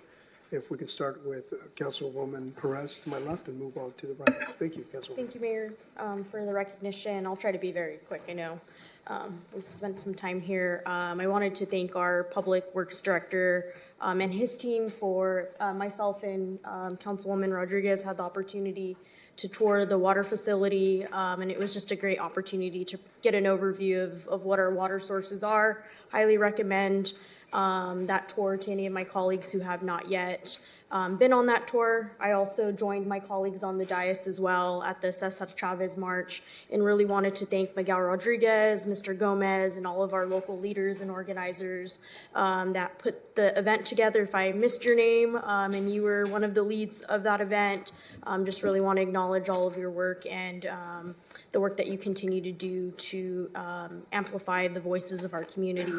I also had the opportunity to attend the Lands Commission meeting on Wednesday, April 12th.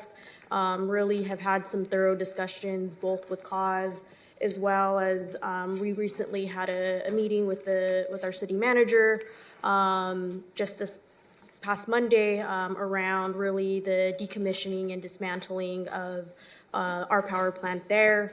I also had the opportunity to speak at the Renaissance Petroleum site.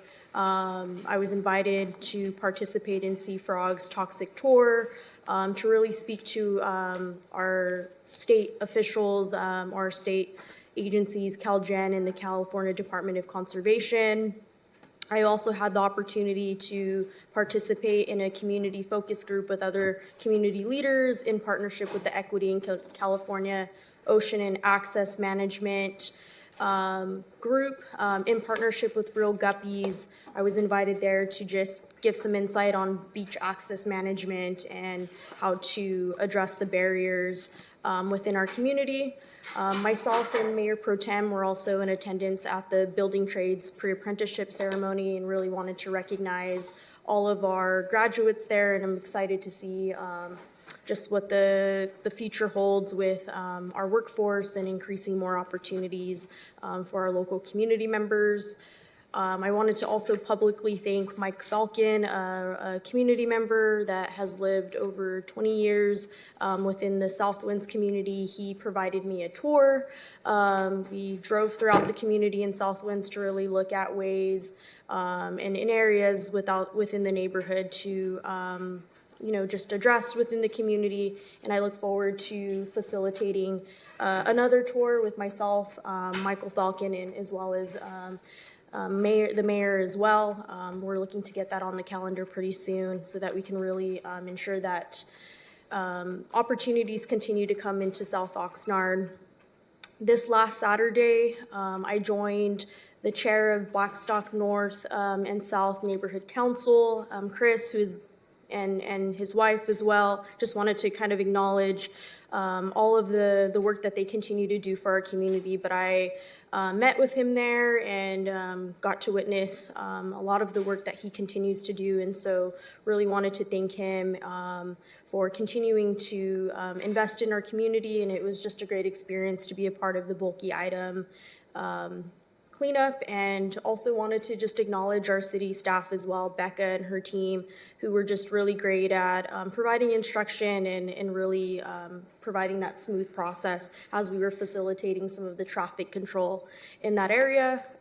Today, myself and Councilwoman Rodriguez and I got to stop by just for a quick minute, for a quick period of time for the Latina GDP event that happened at Oxnard College. And really, again, wanted to just thank our community leaders for the work that they do there. We do have some upcoming neighborhood council meetings. Redwood will be having their neighborhood council meeting on Thursday, April 17th at 6 p.m. located at the Evangelical Lutheran Church. The address is 905 Redwood Street. Cal Giesler Neighborhood Council will be having their meeting Thursday, April 24th at 6 p.m. located at Elm Elementary School. The address is 450 East Elm Street. Myself, as well as our county supervisor, Vianney Lopez, will be collaborating on an event in the South Winds Park. On Saturday, April 26th, we'll be having a paletas, or otherwise known as an ice cream in the park event for our community members there. And so definitely want to encourage the public to come out. And South Winds Park is 300 West Clare Street, and excited to be a part of that opportunity. The last things that I wanted to mention is I know I've gotten a lot of correspondences from District 6 community members around our mobile car washes, and I know that there's a lot of work that's happening internally, and I'm hoping that our staff could also share some of the viable solutions and updates on what those solution options are with our community members. I've seen some of the social media content that's out there, and I want the community to know that I'm aware and having internal discussions on how we can support all of our community members within District 6. And then I also just wanted to follow up on an update regarding funding for local groups. I know we had a public comment earlier around providing funding for a local nonprofit organization around immigration rights, and really looking at how we can also potentially establish a citywide campaign. And so really just wanted to provide those updates, and I'm excited to hear more about what's to come on both the mobile car washes as well as funding for our immigration population, as well as looking into a citywide campaign as well. Thank you. Thank you. Councilwoman Perez. Councilmember. I'd like to thank the council and the staff and the people who were here tonight. I'd also like to take a minute to just talk about Dwayne Carazat, and I'm not sure I'm pronouncing his name correctly. The gentleman was a heck of a guy. He was a tremendous asset. I knew him when he worked in the city clerk's office. He always finished his work. He always did more than he was asked. And there came a time when he had enough. Take care. He had enough. And for all of you, myself and everyone else, you need to look in the mirror and figure out when is enough, because this gentleman died way too soon. Way too soon. If you think something's wrong, check yourself out. There's no guarantee you're here tomorrow. So enjoy some life. And I meant my comments about the park with the Takasugi Kimono. There's enough animosity in this world right now, and that was an example of something very special. If we drop the ball, I mean, we deserve to have our butts kicked. This is a big deal, an opportunity. Everybody can take their picture, everybody can do their political, whatever they want to do. But it's a big deal and a message for kids that have no idea what those people did, both parties. Thank you very much. Thank you, Councilmember Perillo. Go ahead, Mayor Pro Tem. Thank you, Mayor. I'll be as brief as I can be with these quick updates. I was going to end with this, but I'll start with it. I think it's important. In our last meeting, I did speak to Councilwoman Dr. Martinez Bravo from the city of Camarillo, who spoke out against a hate-fueled incident that happened in the city of Camarillo. I regret to have to say here again about a similar incident in the city of Ventura. While the intent behind that is probably different than what we saw in Camarillo, the intent or the appearance of hate or hate-filled activities has no place anywhere in this community. And I just want to commend and thank Mayor Dr. Jeanette Sanchez Palacios for speaking out against that it had occurred in the city of Ventura earlier this month after our previous meeting. So I just wanted to give her thanks for that, for standing up as a leader. And I encourage all of us to do the same if we hear or see of hate-fueled incidents happening in our community, no matter where it is or who it is. And just a light note on this, Reverend Runyon already brought it up, but name calling, I mean, calling someone a biased political hack, if that's not name calling, I'm not sure what is. But I will say that Mr. Partello, who speaks regularly at these meetings, one thing I've seen him say that I agree with is that when somebody has a weak argument, they will resort to things like name calling or personal attacks. And so I will quote him on that. I attended the neighborhood council meeting for the River Park community last week, and that was a really great discussion, and they're moving forward in some plans they're working with on their control they have over their CFD and providing really meaningful input on it. As Councilwoman Perez had mentioned, I also attended the Cesar Chavez March, as well as the graduation for the building trades, and congratulations to all of those graduates from that day as well. And the same day, Councilwoman Rodriguez had her event at the library, which thank you for letting me hang out for a little while with you all. I know I was bookended there, but I appreciate you offering that time to the community to come in and speak to you one-on-one, and or in that case, it was like 9-on-1.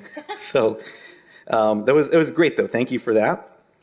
And Councilwoman Perez also mentioned about resources or connection to them for our migrant community, and I believe that's something we've spoken about or brainstormed already, and I would love to also see continued work and outreach on that.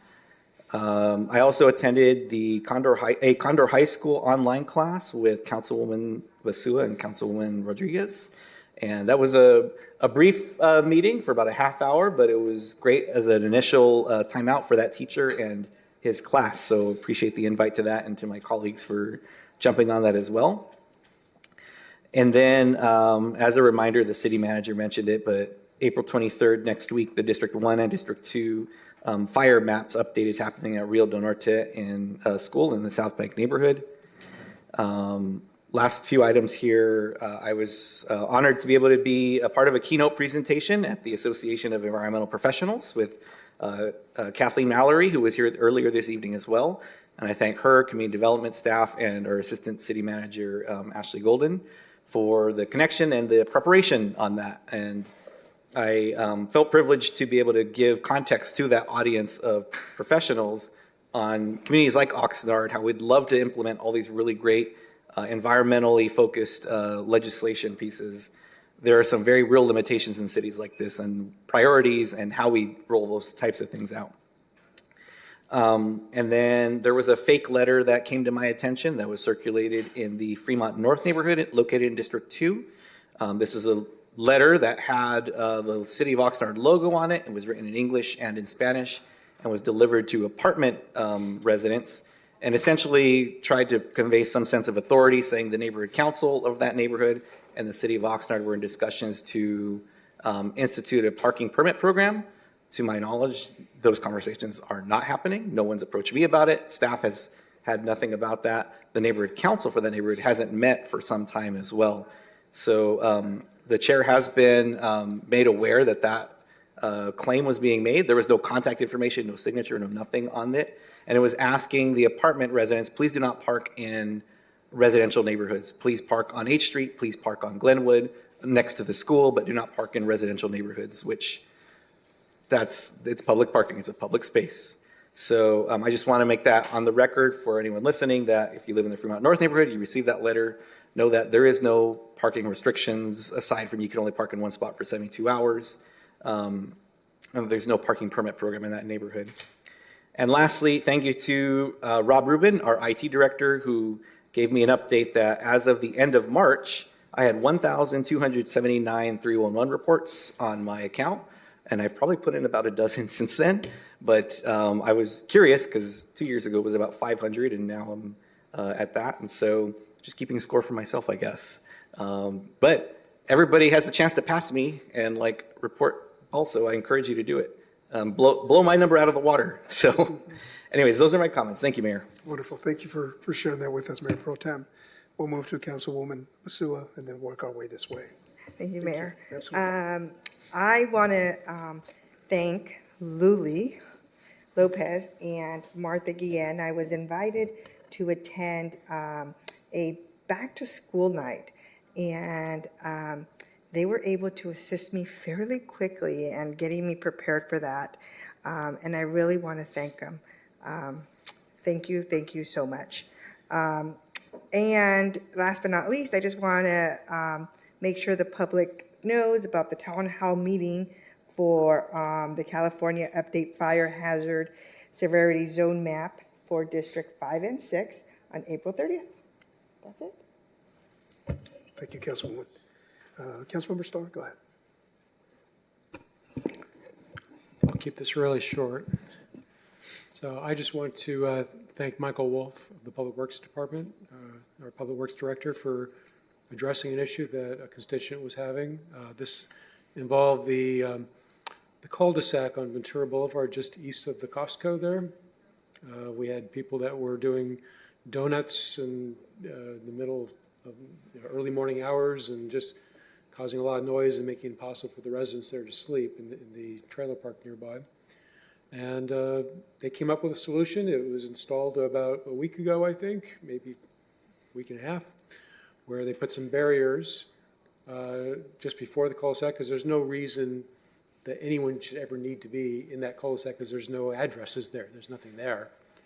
So they came up with a solution that was cheap, which I like, and effective, which I like. So thank you very much to him and his team. And that's all I want to report today.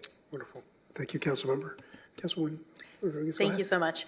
We had very rich conversations in our office hours this past month, and I just want to remind folks that I'm available, willing, and interested in getting to know you all.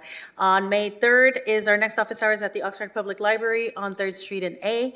I also had my meeting as a representative for the City of Oxnard for Gold Coast Transit Center, and the marquees are up, the lighting is improving in our bus stops, and they did tell me to check out the marquee that tells you the timestamp of how far your bus route is, or your actual bus on that route is from getting to your stop. So I believe there's one at the Centerpoint Mall, so check out that bus stop and see if how much we like it. Some of the issues that came up during the office hours were, permits, curb cutting, status on parks, and our website has a lot of great information, so I've been able to close the loop on some of those issues. And I just want to thank the city staff, especially Director Wolf, for all of his assistance. Thank you, Councilwoman Perez, for sharing some of the events that we attended, so I appreciate. Ditto, I'll piggyback on what they all said in terms of which events I attended. And just in honor of Sexual Assault Awareness Month, April 30th is Denim Day. So for folks who wanted to partake in Denim Day, I'll be wearing denim just to create awareness. And one last thing that I just wanted to flag was there's been some constituents sharing information about the daylighting law, AB 413, of folks not parking too close to the curb. So it's supposed to be 20 feet away from the corner, and we understand it's for safety reasons.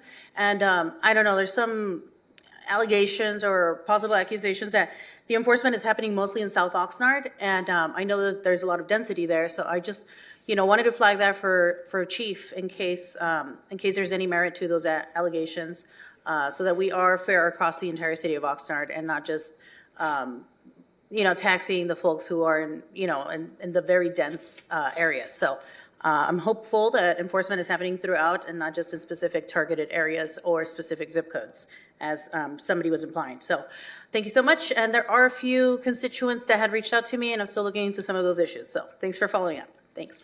Thank you, Councilwoman Rodriguez, for sharing that. I'll just conclude. Many of you see me, I'm out there. I stay quite busy. I always go where I'm invited. And if anything, just to be an ear to listen and talk. So I welcome those opportunities. And I just want to end with, I just wrote some notes down that I just want to express my sincere gratitude to everyone in attendance here today, both in person and virtually, as well as our dedicated council members that are here to take deep dives into the material that it's a lot to digest oftentimes. And also certainly to our city staff. We see these reports, and any one of us who have had to write them, it's a lot of work. And so it does not go unrecognized, the efforts that you put forward and your commitment to collaboration and seeking solutions to our community is truly commendable. Ultimately, our shared goal is to enhance the quality of life of all community members.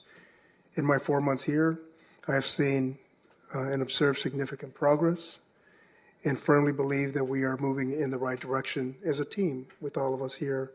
And as mayor, I just want you to know I'm dedicated to fostering unity and collaboration here as our team. So thank you, staff, sincerely, and all of us here, and the public as well, because this was a great, I think you saw the engagement, a good discussion, ultimately taking everyone's points into account. And I go back to the conversation I had with our city manager at a workshop that we did at one of the committees, which I'm just grateful that we've had those experiences. And I think people are seeing the direction that we are going as a council.